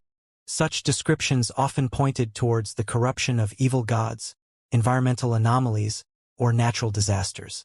Has it only recently appeared in the Fog Sea? Or was there no legend of such a fish in the Five Seas? Lumion interrupted Philip's explanation, eager to clarify his doubts. Philip pondered for a moment before speaking. I used to serve in the Fog Sea fleet. Apart from the Fog Sea, I've only traveled the North Sea. I don't know much about the Berserk Sea, the Sonia Sea, or the Polar Sea, but until a few years ago, I never heard any mention of such a strange fish from the crew, pirates, or colleagues from other fleets. Could they be fish corrupted by an evil god? Lumion suddenly felt grateful that he hadn't impulsively tried to eliminate the mutated bannerfish. Not only would it have exposed his beyonder powers to the many crew members and passengers, but it could have also led to unforeseen dangers. And for what? A pile of trash that would only be good enough to feed Ludwig. Seeing that Louis Barry was no longer fixated on the detail, Philip continued. Mutated bannerfish appear on fog-free nights, hovering upright as if silently observing the cosmos. Many sailors and pirates have witnessed this sight, believing the fish are summoning an evil entity. Think about it. The night sea is pitch black, the crimson moon barely visible, and only starlight illuminates the terrifying, distorted fish heads silently emerging from the water, motionless and arranged in strange patterns. It's enough to scare anyone. Gazing at the cosmos, could they have been corrupted by an evil god's power for some reason? Lumion pondered for a few seconds before asking, why are they called Death Navigators? Philip rubbed his cheeks. After surveying the cosmos, the mutated bannerfish remain on the surface, forming two lines like an arrowhead that points towards a specific spot in the sea, as if guiding some unknown creature. Some pirates, adventurers, and treasure hunters believe this points to valuable items or hidden treasures, so they try to follow the mutated bannerfish to see where they lead. But none of the ships that attempted this ever returned, and the crew vanished. That's why we call them Death Navigators. Philip sighed and continued. I once heard from sailors that the Death Navigators can control the waves. Judging by what we just saw, this rumor seems very likely, and it's much worse than I imagined. Right, that mutated bannerfish must have been relatively powerful even among Death Navigators. However, no Death Navigator has ever attacked a human ship before. A soft chuckle escaped Lumion's lips. Perhaps they attacked, but no one survived to spread the news. Philip was taken aback. That's true. In such a tidal wave, once a ship capsizes or shatters, only those with special abilities would stand a chance. He paused and muttered to himself, did that troublesome figure provoke the Death Navigator's attack? It's possible, Lumion replied sincerely. After confirming that the Death Navigators hadn't returned, Philip turned to the passengers and crew huddled by the window and cabin entrance. The danger has passed. The weather has returned to normal. The humans, who had cheered earlier, erupted in relieved cries, praising their deities. Philip looked away and pondered. Did the Death Navigator ultimately succumb to that unknown threat? I could feel its immense fear. It's possible, Lumion replied with the same sincerity. With this interlude, the flying bird increased its speed and arrived at Port Farum, the capital of the Fog Sea archipelago, before nightfall. The sun set behind St. Tick Island, casting a crimson glow over the distant sea, vast forests, and the dormant brown volcano. The sight was magnificent and breathtaking. Farum, in the native language of the Fog Sea archipelago, meant having fragrance and sweetness. St. Tick Island was rich in cloves, nutmeg, pepper, and sugarcane. Fruits were mainly bananas and grapes, while the rest of the land was planted with cotton. Looking at the white-walled, red-roofed buildings lining the coastline, the masts, sails, and smokestacks emitting fog, Lumion chuckled and said, Emperor Roselle, who named this city back then, probably didn't expect Farum to become the last bastion of the indigenous language. Under generations of cultural genocide, the current islanders could only speak in Titian. Their native language had been lost long ago.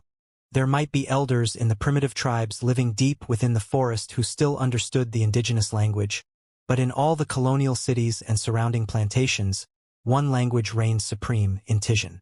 Of course, the Fog Sea archipelago had its own unique dialects, a blend of Intisian and indigenous languages, rarely used by Intisians outside this region. "Are you disembarking?" Lugano inquired of Lumian. The flying bird wouldn't be leaving the port until the next afternoon. "Of course," Lumian replied with a hint of excitement. "Now that we're here in Farum, I can't miss the chance to try their famous golden psalm. Would you like to lead the way, bringing me and Ludwig around? Or would you prefer to stay here and keep an eye on him?" The Fog Sea archipelago was known for its superior sugarcane, and the sugar liquor produced from its syrup, called golden psalm, was legendary. Lugano's first instinct was to accompany his employer, as he felt safer around Lumian's capable and decisive presence.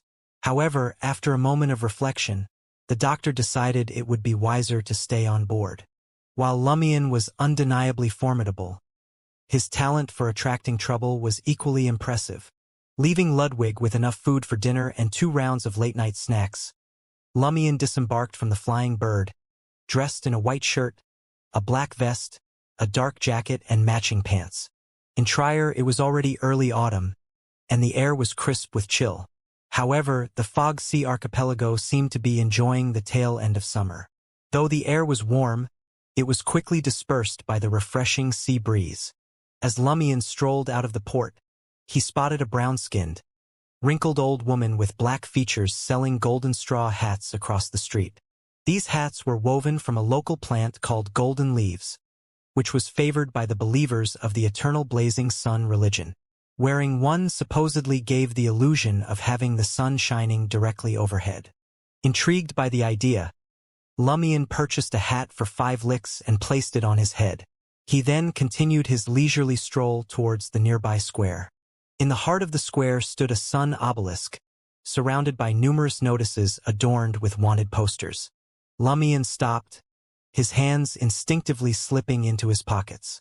Before the sun dipped below the horizon, he scanned the wanted posters and committed the bounties to memory. Queen Mystic, one of the maritime kings, bounty of 100 million Vril d'Or. King of the 5 Seas Nast, one of the maritime kings, bounty of 20 million Vril d'Or. Queen of Stars Catlia, one of the maritime kings, bounty of 11 million Vril d'Or. King of Immortality Agalito, one of the maritime kings, bounty of 4 million Vril d'Or. Queen of Ailment Tracy, one of the maritime kings, bounty of 3 million Vril d'Or. King of Dusk Bulatov Ivan, one of the maritime kings, bounty of 2.6 million Vril d'Or. Observing Lumian's intense scrutiny of the 6 maritime kings' wanted posters, an adventurer standing beside him couldn't resist cracking a joke. "Looking to hunt the maritime kings, eh?" Lumian whirled back to face the teasing man. Doesn't every adventurer who comes to sea dream of following in Gehrman Sparrow's great footsteps? The joking adventurer wasn't past his 20s. Curly brown hair topped a gaunt face, his intis blue eyes sparkling with amusement. Despite the unkempt stubble adorning his chin, he emanated a middle-class Trier air, refined in his details. His attire, a thin blue coat, white pants, and brown boots. A large-caliber revolver and an exquisite rapier balanced his waist. Lumian's retort and lofty aspirations seemed to surprise the adventurer. He chuckled after a moment. Even Sparrow didn't manage to hunt down any pirate kings. Wasn't Gehrman Sparrow the one who supposedly killed Barros Hopkins, the vanished king of Black Throne, one of the original 4 kings of the sea? Although the adventure series hadn't touched upon it yet, Lumian was a dedicated reader of maritime tales in newspapers and magazines. The adventurer scoffed, unconfirmed. Only when it's inked into the adventurer series is it truth. They say Furswall was specially hired by the Church of the Fool to promote Sparrow's exploits. Just as I suspected, the famous author Furswall operates under the protection of the Fool Church, allowing her to write without fear about the secrets of the great pirates. Lumian asked with interest, "So, the relationship between Gehrman Sparrow, the former Vice Admiral Ailment, and the current Queen of Ailment is real? I'd bet on it. The Queen of Ailment herself has never denied it," the adventurer replied, clearly enjoying the conversation. After their chat, the adventurer, with his playful demeanor, found Lumion even more appealing. He smiled and asked, "How should I address you? After learning your name and you becoming a legend like Gairman Sparrow, I can brag to other adventurers that I knew you before you became famous." His last sentence was laced with good-natured jest. "Louis Barry," Lumion offered his alias. "What about you? Perhaps you'll be the next Gairman Sparrow." Batna Kant, the adventurer with the wide-aperture revolver and exquisite rapier, chuckled and said, "I don't expect to end up like Gairman Sparrow. I wouldn't mind becoming the next Blazing Danitz or even the former strongest hunter of the Fog Sea, Anderson. That would be quite satisfying. Quite ambitious. He doesn't seem like a newbie to the seas." Lumion quickly assessed Batna, unconsciously slipping into a conspirer's mindset. He still believes achieving power like Blazing Danitz is possible after everything he's seen.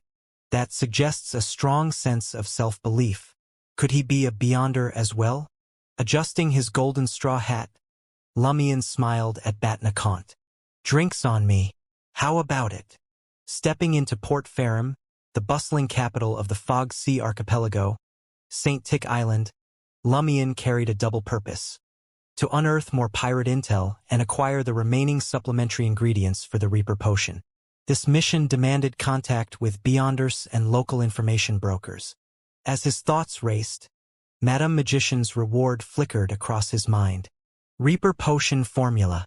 Sequence 5.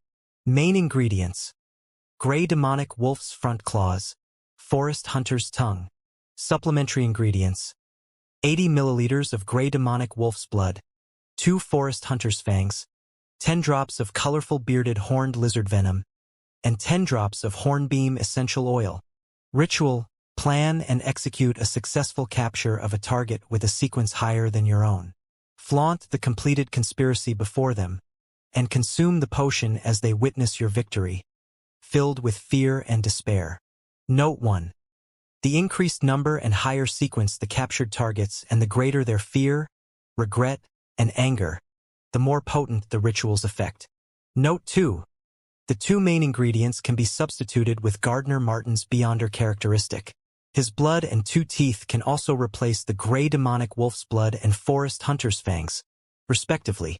In other words, Lumion only had one sole missing ingredient: the venom of the colorful bearded horned lizard. This ingredient hinted at a rare creature. Fortunately, hornbeam essential oil, a common ingredient among mysticism enthusiasts, was already in his possession before he left Trier. All right. Batna Kant didn't reject Lumion's invitation. The two walked towards a side street off the square, where a bustling open-air market unfolded. Towering piles of fruits lined the roadside, while stalls brimmed with golden leaves straw hats, juicy sugarcane, sweet scones, savory roasted meat, native cigarettes, and fried banana slices.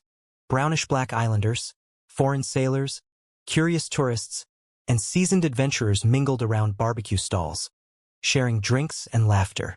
2 nearby bars, their doors flung open, offered round tables spilling onto the sidewalk, inviting passers-by to linger and enjoy a drink. Batna surveyed the lively scene and cautioned Lumion. "Seems like this is your first visit to the archipelago. Remember, never trust an islander. Their outward deference and meekness mask their true intentions. They dream of swindling our money and selling us for a hefty price. If you lack the strength and intelligence to put them in their place, their evil thoughts will surely be put into action." Lumion met Batna's gaze and chuckled. "Did they take advantage of you when you first arrived?" Batna fell silent, avoiding the question. Lumion didn't press further. He spent 2 licks for a small bag of freshly fried banana slices. The crisp exterior gave way to a soft, sweet interior, bursting with flavor. As he chewed, Batna muttered, "Those are just for children and women. How could a grown man, determined to follow in Gairman Sparrow's great footsteps, be indulging in fried banana slices? In theory, at least, I'm still a minor." Lumion mentally dismissed the matter. As they continued through the market, he turned to Batna and asked, "Do pirates often enter Port Farum in disguise?" "Yes, frequently," Batna replied without hesitation. but hunting them here is hardly worth the trouble. Why not? Lumion raised an eyebrow. It would be easier to collect the bounty on their heads. Batna chuckled and lowered his voice. Port Faram's officials tacitly allow pirates to come here, selling their plundered goods and buying supplies and pleasures in return. The pirate trade is a major economic force in Port Faram. Many, including the governor, the local fleet commander, and the garrison head, have amassed wealth through it. As long as the pirates keep a low profile, going after them in Faram is like challenging the local power players. If that happens, you and the pirates risk getting caught, but the pirates might find a way to jailbreak. Does Trier not have any objections? Lumion asked, amused. Outside Trier, people often referred to the Intis government as Trier. Who knows? Maybe those who know about the pirate trade are swimming in wealth from corruption. If they don't, they won't bother figuring it out. Batna chuckled. Either way, pirates are pretty chill in Port Faram and prefer avoiding trouble. Is that so? Lumion pondered for a moment and said, if a pirate attacks me, don't I have the right to defend myself? Yes. But why would they initiate an attack on you? Batna could sense this guy was trying to provoke the pirates. Perhaps they think I'm an easy target? Lumion replied as he and Batna Kant turned to a nearby bar. They entered it, choosing to sit inside instead of on the street. It was equally lively inside, with a mixed-race woman dancing provocatively on the wooden stage at the hall's center. Her moves synchronized with the music, frequently lifting her legs and following the rhythm. Gradually, she shed her jacket and various layers, revealing ample areas of healthy skin and gentle curves. As she placed her hand on her undergarment, the surrounding patrons responded with whistles and loud cheers, the atmosphere reaching its climax. How about this? In some ways, isn't Faram more open-minded than Trier? Not only can you see it, but you can also take it away with a sum of money, Batna remarked with a smile. Lumion raised his right hand and declared, this only means that Faram is far enough from the reach of both the churches and the Trier Avenue du Boulevard. What do you mean? Batna was momentarily taken aback. Lumion adopted a pious tone, mimicking a devout believer in the eternal blazing Sunday. It's too far from justice to be bound by the law. Seeing Batna's expression freeze, Lumion smiled again. Just kidding. Out at sea, who cares about the law? Might makes right. Batna chuckled, relieved. For a second there, I thought you were about to purify the place in the name of God. Taking their seats, they ordered the Fog Sea Archipelago's famous sugar liquor, Golden Psalm. 8 licks per glass was much cheaper than a Trier. As the caramel-sweet liquor warmed his throat, Lumion launched into an enthusiastic conversation about Gairman Sparrow, acting like a devoted follower. He chatted with Batna and even the bartender, drawing them into his passionate discourse. After a while, Lumion finished his golden psalm and stood up, drawn towards the central wooden platform where a new stripper had taken the stage. Batna watched with a knowing smile. He assumed the lad couldn't resist the allure. Lumion approached the platform, grabbed 2 patrons who were blocking his way, and effortlessly tossed them aside. With a powerful push against the platform's edge, he leaped onto the stage. Under everyone's bewildered gaze, Lumion drew his revolver, aimed it at the bar's ceiling, and fired. Bang! Dust rained down, startling the stripper into a crouch. Patrons panicked, scrambling for cover. Some stood frozen in shock, others glared indignantly or frowned, and a few even sported expectant grins. What is he thinking? What is he doing? Batna was dumbfounded. Lumion blew on the revolver's muzzle and flashed a grin at the patrons. Everyone, may I have your attention? I have something to ask you. Lumion ignored the stunned silence that followed his question. A smirk played on his lips as he addressed the group. So, where can a fellow find some mystical trinkets around here? Upon hearing this question, Batna Kant couldn't help but raise his right hand and finish his remaining golden psalm. Where did this punk come from? How could he ask such a question in public? Even if nobody reported him, they'd only see him as a fool. For a moment, Batna regretted accepting Louis Barry's invitation. This fellow would tarnish his reputation by association. Noticing the odd expressions around the bar, Lumian gave a nonchalant shrug. He holstered his revolver and announced, "Looks like you're all just ordinary folk, then." With that, he leaped off the wooden platform, navigating through the startled crowd back to the counter. The two drunkards he'd thrown out, along with the others who had been frightened by him, measured his strength and weapons, choosing not to retaliate. Back on his barstool, Lumian ordered a lanty-proof with a grin at Batna. Port Ferrum is certainly more open than Trier. Batna studied Lewis Barry with an "Are you serious?" expression, forcing a smile. "We must follow Gairman Sparrow's career, not his actions. Is this fellow so obsessed with Gairman Sparrow that he mimics his cold, reckless demeanor? Gairman Sparrow at least had the strength to back up his madness. What about you? Furthermore, Gairman Sparrow exudes a cold and indifferent madness, while you are reckless, foolish, and brainless. How can the two be equal?" Lumian ignored Batna's jab and turned the conversation to the recent surge in pirate activity in the Fog Sea. After finishing his lanty-proof, he bid farewell to Batna and headed out. Walking through the bustling open-air market, he made his way towards the harbor. Just as Lumian returned to the square plastered with announcements, a sudden jolt sent him whirling around. A male islander, sporting a half-top hat and a dusty black jacket, approached hesitantly, a strained smile plastered on his face. "I saw you at the bar earlier." "Cut to the chase," Lumian urged impatiently. The islander, his brownish-black skin stretched over a lean face, leaned in and lowered his voice. "Looking for mystical items, are we? I know just the place." "Really?" Lumian asked in disbelief. "Can't promise anything, but it's worth a shot.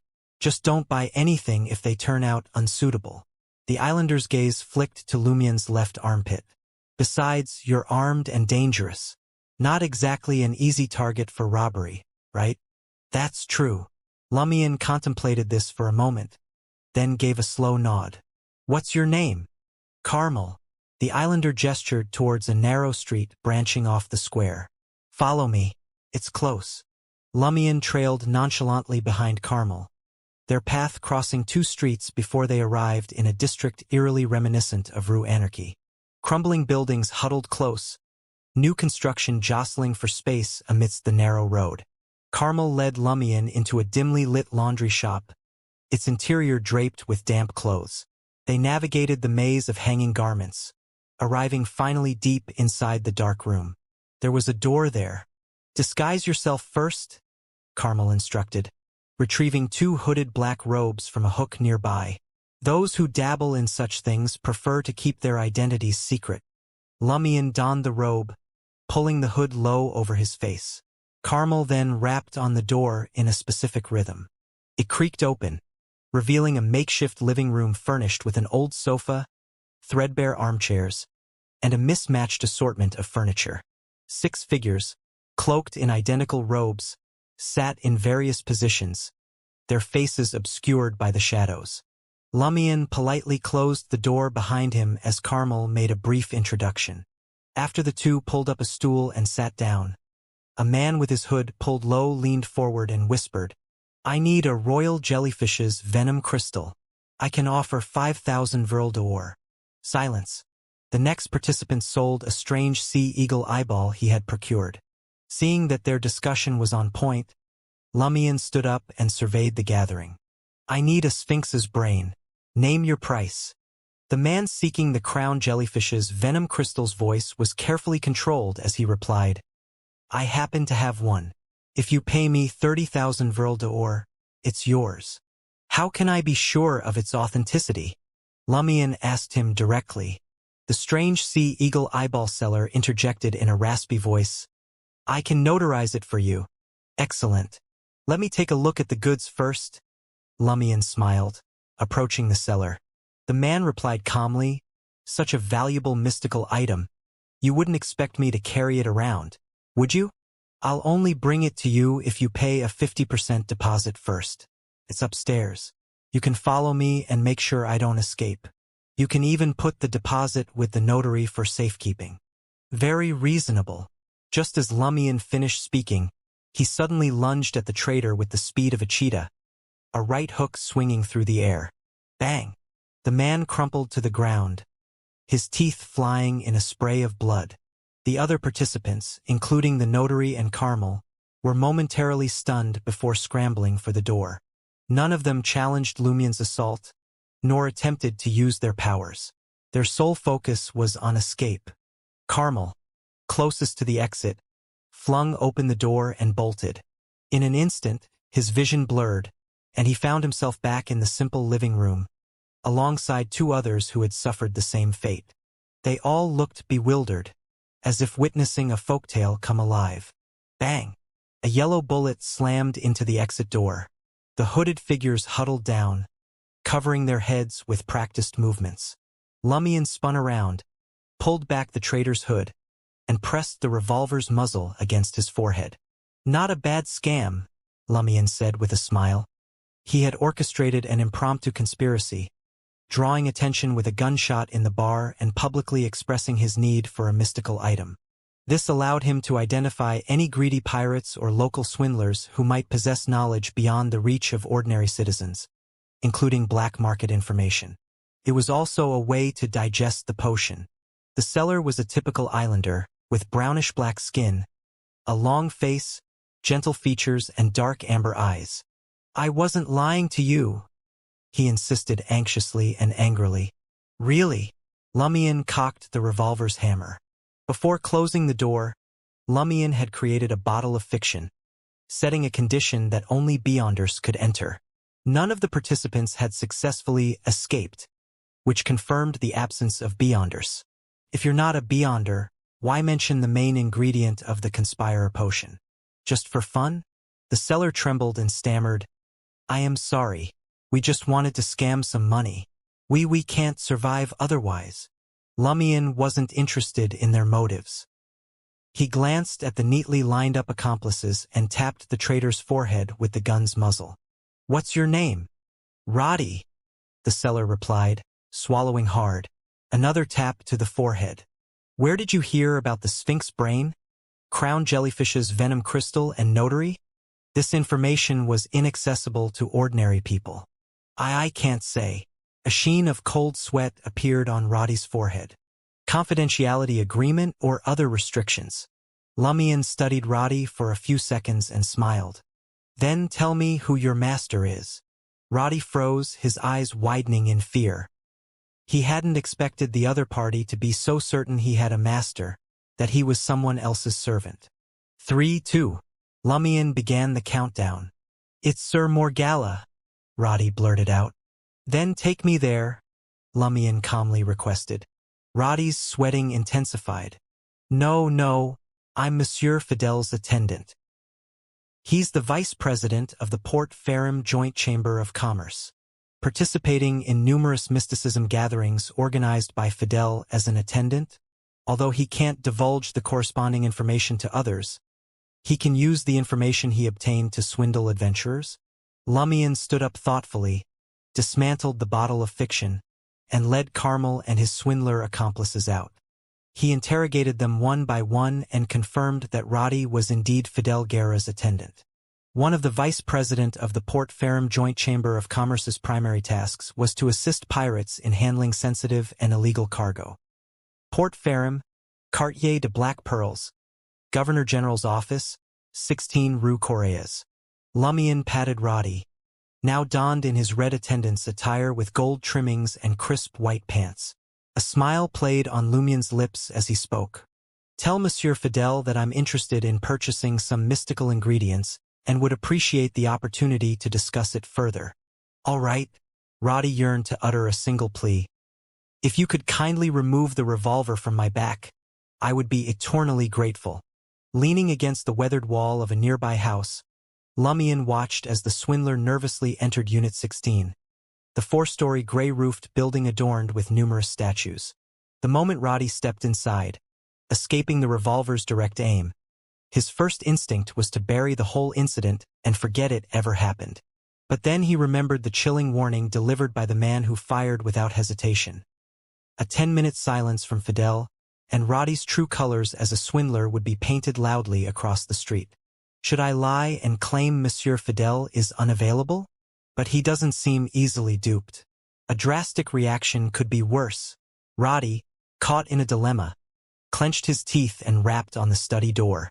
Fidel Guerra, a man descended from both Intis and Phaenopotter blood, possessed curly black hair that had started to show signs of age, dark brown eyes, and skin darkened by the sun. Though once known for his refined demeanor, time had etched its mark on his face, leaving behind a mane of mottled white hair and prominent wrinkles. Dressed in a crisp white shirt and a brown vest, he quietly sipped his wine as Roddy, trembling with fear, stammered out their confession. He spoke of their ill intentions, of their attempt to swindle the new adventurer. As soon as Roddy mentioned Lumion leaping onto the wooden platform, firing a shot to attract attention, and boldly inquiring about obtaining a mystical item, the merchant sighed and interrupted his flustered attendant. There's no need to elaborate further. Does he wish to see me now? 16 Rue Correas. Twirling the brim of his golden straw hat, Lumion stopped just outside the office door and met Fidel Guerra's gaze across the desk. Lumion's grin was anything but friendly. Made a decision, have you? Faster than I expected. Fidel Guerra, with his partially Phaenopoterian features, turned to Roddy and let out a soft sigh. Didn't expect my attendant to be the ringleader of a scam syndicate. Maybe the paychecks he receives from you don't quite match the lifestyle he sees on a daily basis. Lumion shot back habitually. Fidel ignored the jab. He studied Lumion, eyes narrowed. So that bar act was all for show? To dupe fools like him? Let's say I'm grateful for their 1,000 Verl d'Or donation. Looks like Port Ferrum's got a bright future for con artists. No shame in his banditry, not a flicker. Roddy felt a swarm of regret gnaw at his insides. Fidel nodded and inquired, "What's on your shopping list?" Lumion, affecting an air of indifference, responded, "I'm in the market for a bottle of colorful bearded horned lizard's venom. Isn't it the Sphinx's brain?" Roddy, who was listening, was taken aback. For a moment, he couldn't help but wonder if he was the swindler or the man opposite him. Clad in a white shirt and brown vest, Fidel contemplated for a moment before offering, "I don't have it in stock, but I can procure it for you. It might take 2 to 3 days. As for the price, it varies, usually between 3,000 to 4,000 Verl d'Or, depending on the seller. Need my assistance in acquiring it?" "No problem." Lumion, arms slightly spread, replied, "Praise the sun. You're a gem." Fidel, suspecting mockery, frowned slightly. He maintained his composure, stating, "I'm not charitable. I'm a businessman. Why not make a profitable deal? Besides, I find forming connections with adventurers like you beneficial. Given money and resources, certain matters are easier for you to handle." Fidel, smiling, questioned, "Aren't you concerned about counterfeit goods? How do you confirm authenticity on the spot?" Lumion, with an approving smile, quipped, "I know you live here. That's assurance enough. The famous merchant Fidel? Gunned down 6 times in a row for pulling a fast one in a deal worth a few thousand Verl d'Or. Not the kind of rep you'd call respectable news." He left the issue of confirming the colorful bearded horned lizard venom's authenticity unaddressed. Fidel maintained his impassive gaze on Lumion before a smirk crossed his face. "I can't recall the last time someone dared to threaten me like this. Interested in knowing what fate befell those who did? Curious if I've got the nerve to make a move now?" Lumion's gaze narrowed a touch. His smile remained, but it chilled the room in an instant. He met Fidel's gaze without hesitation. After a while, Fidel sighed without anger and remarked, "Your approach reminds me of someone, the legendary adventurer, Gehrman Sparrow." "Yes, I'm mimicking him," Lumion admitted candidly. Fidel chuckled. "Imitating his madness, then? So, underneath the act, you're a calm, rational, and cunning individual." Lumion shook his head, smiling, and replied, "No, if I don't imitate him, I'd be even crazier." The atmosphere in the study became tense once more. Fidel, picking up and sipping fragrant black tea from a bone porcelain cup, Acknowledged. You're quite the young firebrand. Your vigor even makes an old man like me a bit envious. How about taking on a commission? It can fetch you a hefty sum and earn you fame at sea, akin to Gairman Sparrow. Lumion, adjusting his golden straw hat, inquired, What's the job? Eliminate a pirate, Baronet Black, Class Kesey, Captain of the Golden Nepos. The bounty is 65,000 Vril d'Or, Fidel stated calmly. He used to be the third mate of the King of Dusk, Bulatov. Left the fleet, turned to plundering on his own. For months back, he stole a batch of my goods on St. Tick Island. It's likely sold by now. I don't expect to recover it. I just want him dead. Let everyone know that anyone who touches my goods meets their end. Lumion, teasingly, asked, What if it was the King of Dusk who did it? Fidel fell into silence. After a brief pause, Fidel brushed off Lumion's question and continued. I'll provide you with regular updates on Kesey, his characteristics, strength, ship location, and onshore whereabouts. As a bonus, I'll throw in an extra 25,000 Vril d'Or as a reward. If you manage to take down Kesey, I'll expedite the process to secure the full bounty through my connections and help spread your reputation. Everything Kesey owns will be yours. So what do you say? Eliminate Kesey, and you'll become one of the most renowned adventurers at sea. 25,000 additional reward and intel support. Lumion thought for a moment and asked with a smile, How many adventurers have you pitched this to? 7 or 8, all of whom I hold in high regard.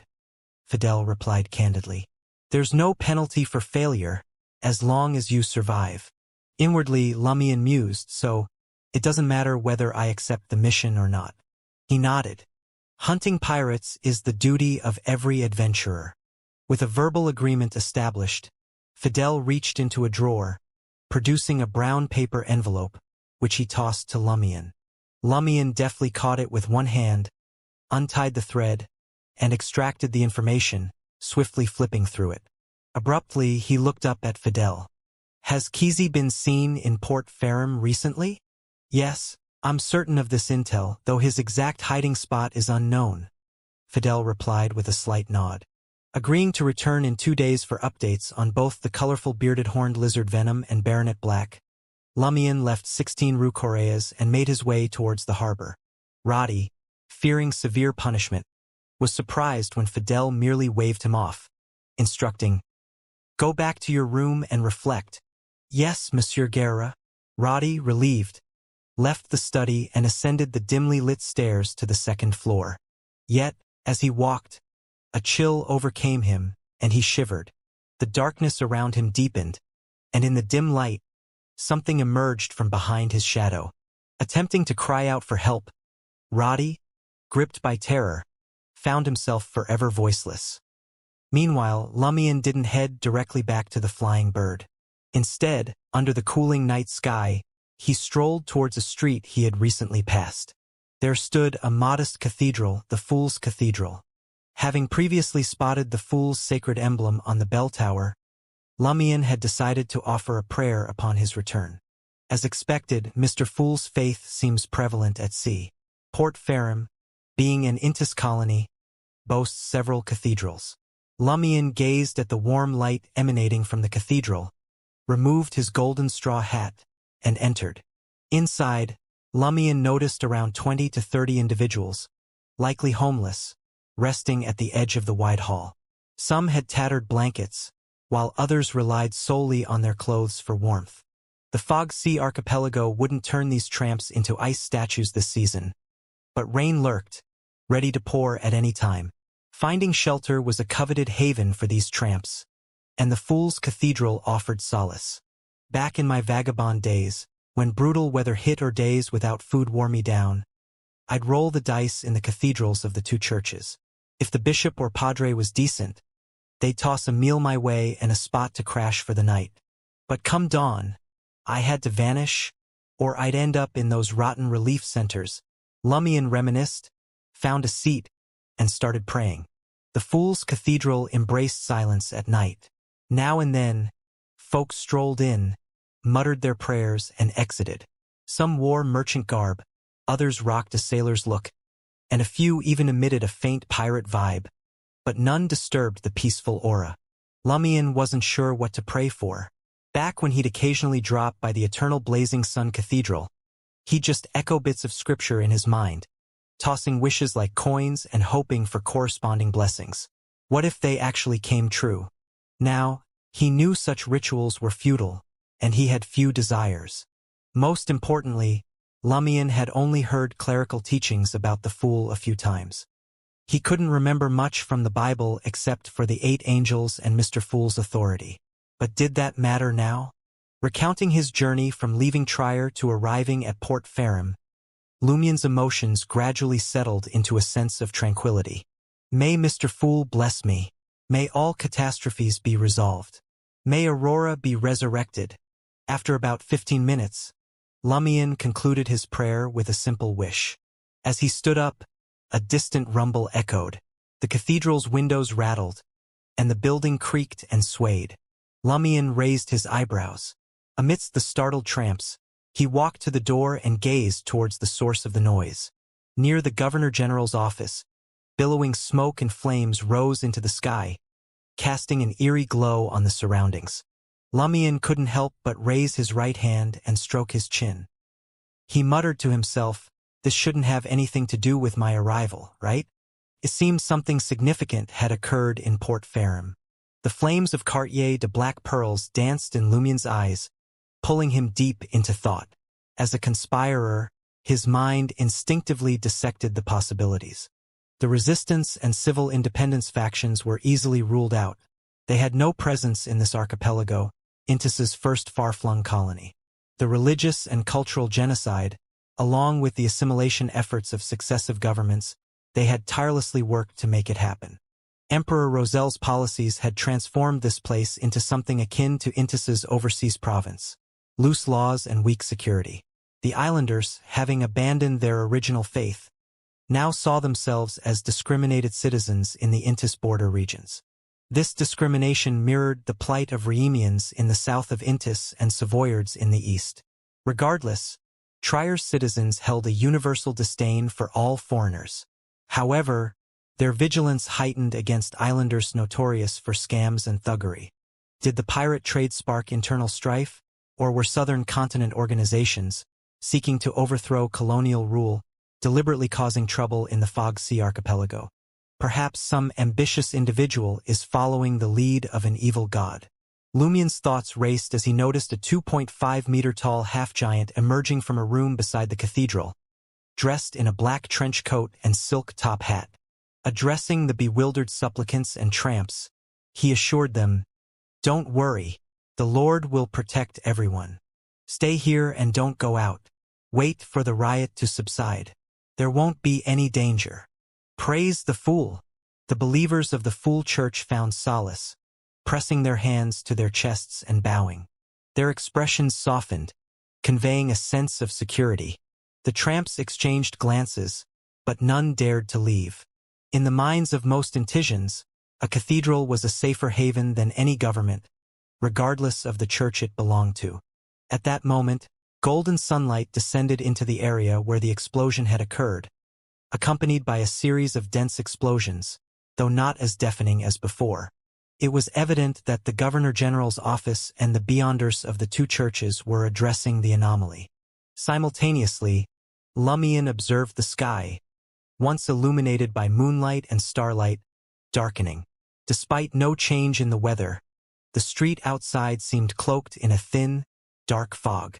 Ignoring the half-giant bishop's shouts after a moment of contemplation, Lumion opened the cathedral door of the Fool and stepped out. The temperature outside had notably dropped, akin to Trier's autumn. Beneath the gas street lamp's glow, Lumion retraced his steps back to the port.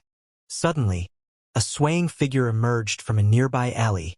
The figure, clad in a thin shirt and pants with bare feet, had a pale, wrinkled face. His eyes were more white than brown, and livor mortis covered his exposed skin.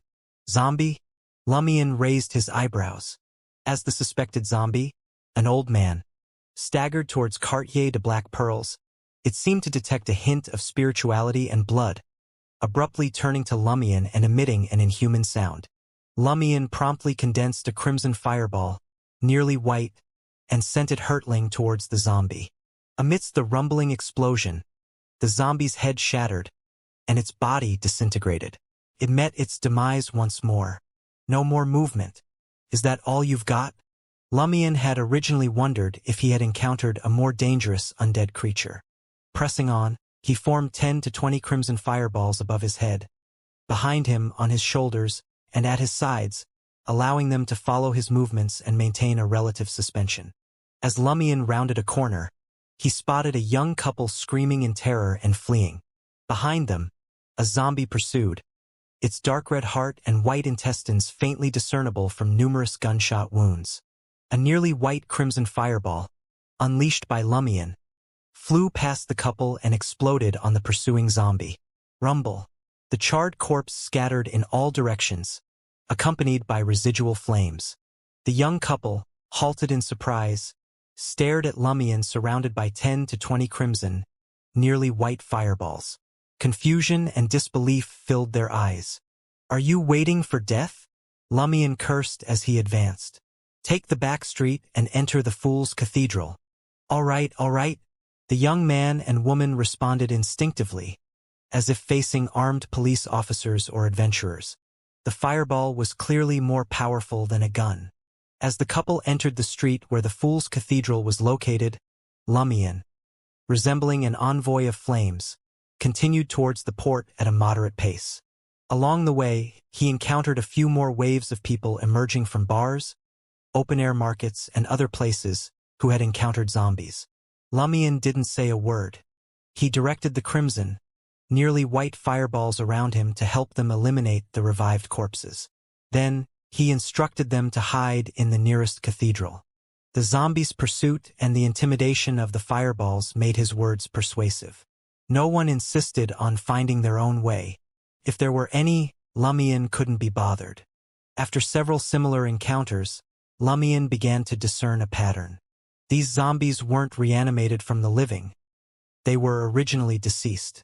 The entirety of Port Faram's deceased had risen without any discernible cause. These zombies instinctively headed towards the explosion site, but if they encountered the living on the way, they'd be drawn by both flesh and spirituality, leading them to pursue, kill, and gnaw. With this understanding, Lumion no longer advised passers-by to seek refuge in distant cathedrals. Instead, he directed them to avoid hospitals, graveyards, and similar places, urging them to stay for 2 to 3 hours in bustling bars, dance halls, or houses where no recent deaths had occurred. After a series of halts and advances, Lumion returned to the port and reboarded the flying bird. He continued unleashing the crimson, almost white fireballs until only 2 remained. Philip, leaning against the ship's rail, kept his eyes fixed on the Governor-General's office. "What happened?" he inquired of Lumion. "How would I know?" Lumion replied, amused. Philip swiftly changed the topic. "Did you come across any anomalies?" Only then did Lumion briefly recount the explosion near the Governor-General's office and the sudden reanimation of the corpses. "Zombie summoning?" Philip muttered to himself, a frown creasing his brow. Without awaiting Lumion's response, he sighed and said, "It was smooth only on the first day of this voyage. On the second day, we encountered Bone Splitter. On the third day, Death Navigators attacked us at noon. By night, or rather in the early hours of the fourth day, another zombie calamity struck in Port Faram. We still have 6 days until we reach Port Santa." Lumion felt a pang of guilt. In theory, his attraction to or attraction by calamities shouldn't be so frequent. When he was in Trier, he didn't encounter mystical incidents every day. If that were the case, 007 would have died from overwork. Encountering 1 or 2 calamities throughout the journey would be understandable, but considering Dardel's derangement, it's truly a daily affair. Could it be that some unclean entity is tailing me? Could it be the cause, the trigger, or the convergence? And is there essentially only one calamity I've encountered? The more Lumion pondered, the more he felt the urge to correspond with Madame Magician to investigate if there was an underlying issue behind such frequent calamities. Perhaps the zombie calamity was triggered by the initial trouble on the ship. Once we leave the flying bird, our subsequent journey might become peaceful. Lumion casually consoled Philip. He didn't hold much confidence in his words. Hope so. Philip spread his arms slightly and prayed devoutly. Praise the sun. Lumion took his time before heading back to the first-class cabin. He lingered by the shipboard, surveying Port Farim. The authorities' silent endorsement of pirate activities in the Fog Sea archipelago had resulted in a certain level of chaos and misconduct. However, it had also led to a notable increase in the number of Beyonders compared to regular Intision cities.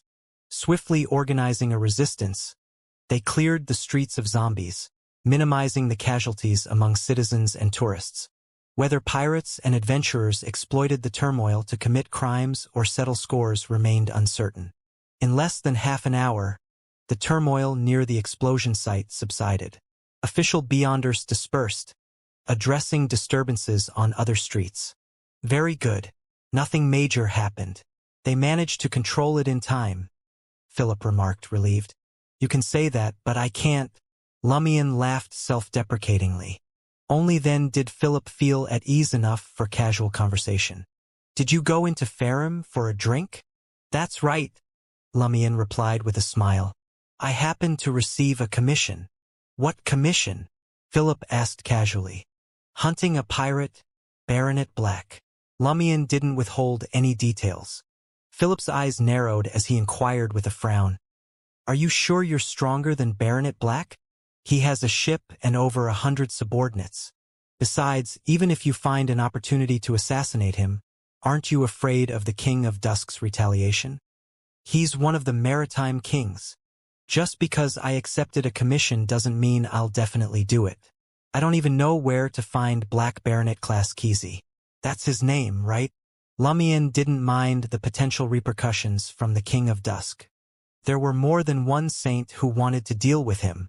Philip observed Louis Barry's nonchalant demeanor, realizing he had accepted a mission but would reconsider only if there was a chance to complete it. Thus, he didn't press further on the matter.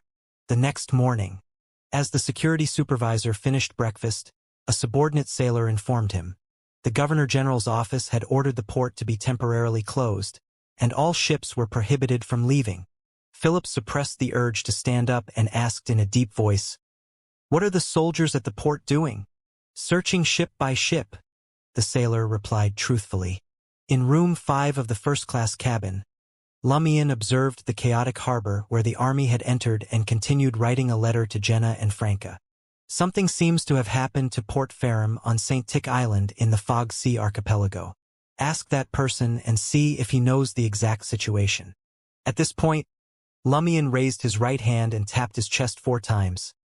Up, down, left, right, like Mr. K. He whispered sympathetically, Pour 007. Trier, Quartier de la Cathedral Commemorative, 9 Rue Orosai, Apartment 702. Franca awoke naturally, rising lazily from her bed. Her plans were simple, grabbing a piece of toast, anticipating a heavy lunch. Lately, the absence of Mirror People leads had made her days relaxed. Thank the heavens, thank the earth, thank Mr. Fool. Lumion, the jinx, has left Trier, Franca muttered in her pre-meal prayer. As she sipped her milk, Jenna returned and pointed to the coffee table. Rabbit Chaucel delivered a letter this morning. It's from Lumion. Letter. Franca's eyes narrowed as her relaxed body tensed. The source of Dardel's derangement was still at large. What had happened this time? He mentioned an incident in the capital of the Fog Sea archipelago. He wishes to gather details and hopes you can inquire with your contact among the authorities. I refrained from waking you since you only reach out to that contact late at night, so I opted to read the letter immediately. It seems you can only make inquiries during the night, Jenna explained concisely. How considerate. Lumion, that rascal, would undoubtedly knock on the door and jolt me awake. Franca, who had experienced Lumion's disruptive wake, up calls countless times, felt unusually touched. She chuckled. Did something happen to Port Farum once he arrived? Even though it seems unrelated to him, but... Franca leaned back slightly and remarked, "What's up with the walking mysticism catastrophe detector?" Since it wasn't urgent, she planned to ask about 007 in the Telegram group later at night. After all, he was an official beyonder of Trier. It was unlikely he would have immediate information about the events in the Fog Sea Archipelago's capital. If she didn't initiate the inquiry, he might remain unaware. Franca, with her penchant for instant messaging, set down the bottle of milk and wrote Lumion a teasing reply. "If you want to know what's happening, investigate it yourself. A walking mysticism catastrophe detector like yourself doesn't need clues or information. Stroll through the streets of Port Farum aimlessly, and who knows, you might bump into the person involved. Hey, let's not turn letter writing into work-related communication, using it only to discuss issues or ask for help. Can't you share the interesting sea tales and details of pirates' bounties? Heh. Ever since you left Trier, everything's been calm and quiet. I can enjoy sleeping in again. Enjoy your sweet revenge. No need to rush back. Give us a heads up if you need assistance." Jenna observed Franca thoughtfully as she gleefully filled nearly 2 pages of the letter. Inside room 5 of the Flying Bird's first-class cabin in Port Farum, Lumion, confined to his quarters, sneered as he finished reading Franca's reply. "How many complaints has this fellow received from 007? She's blaming me for the frequent mysticism catastrophes." Folding the letter, he brought it to Ludwig's lips.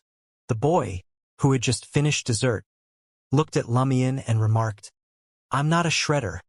I thought you eat everything."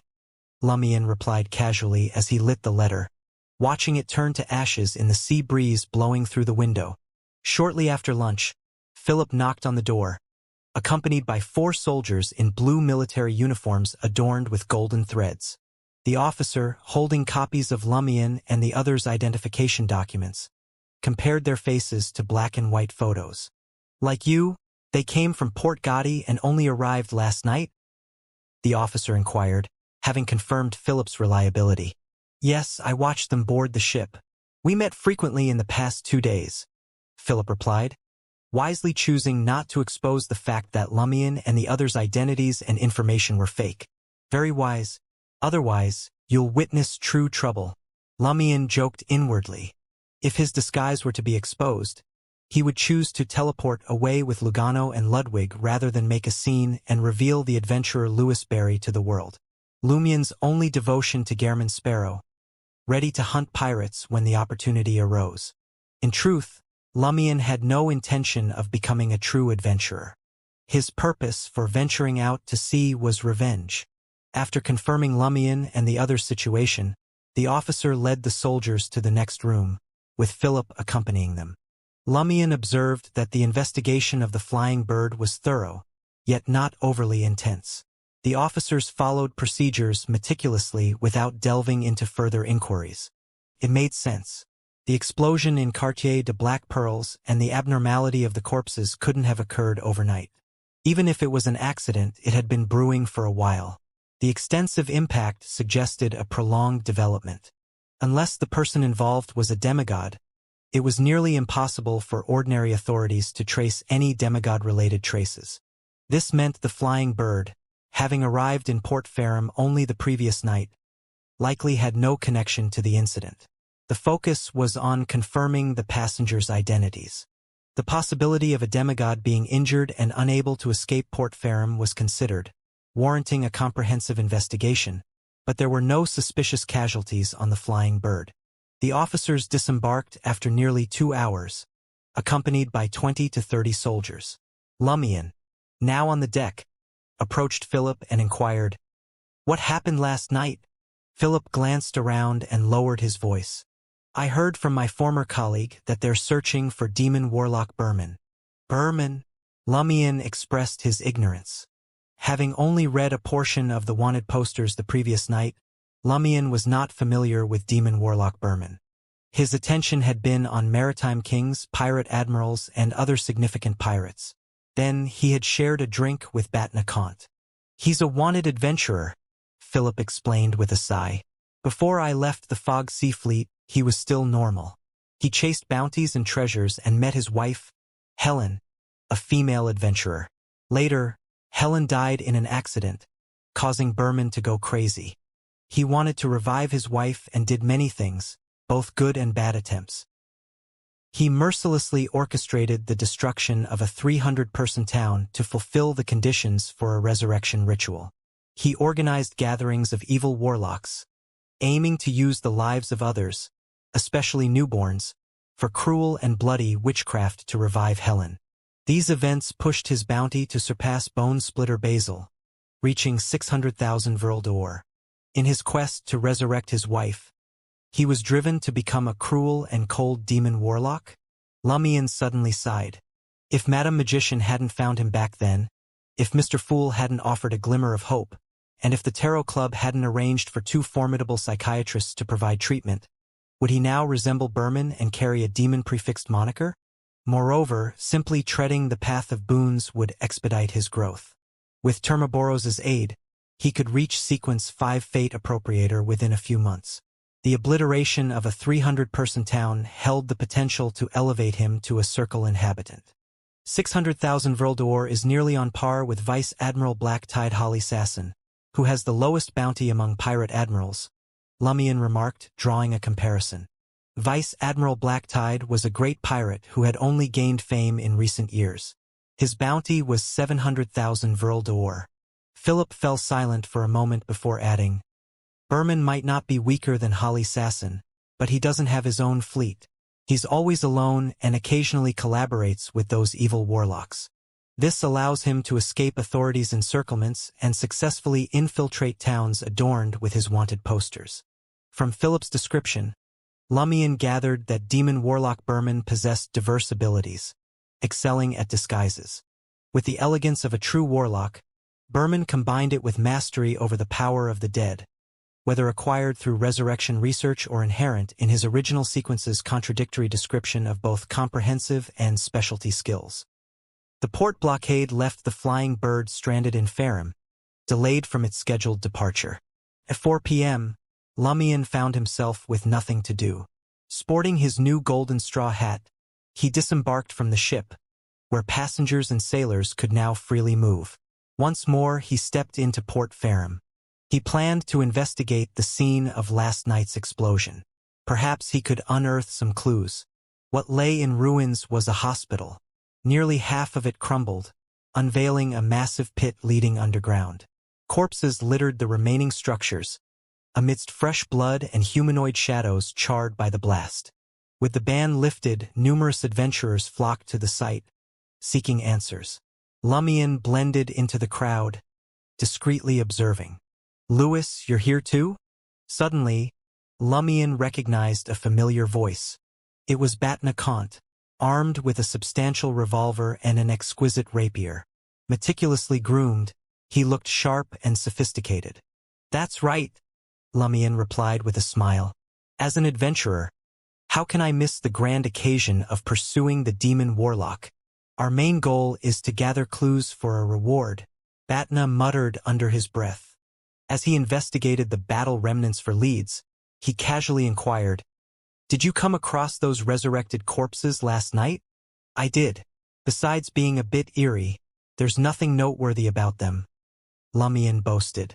Batna glanced at him and suddenly smiled. Anything unusual happened to you after leaving the bar last night? Lumion replied nonchalantly. I ran into a few swindlers and walked away with a small fortune. A small fortune? Batna was taken aback. He suddenly recalled Louis Barry's actions at the bar and his words. Perhaps they think I'm an easy target?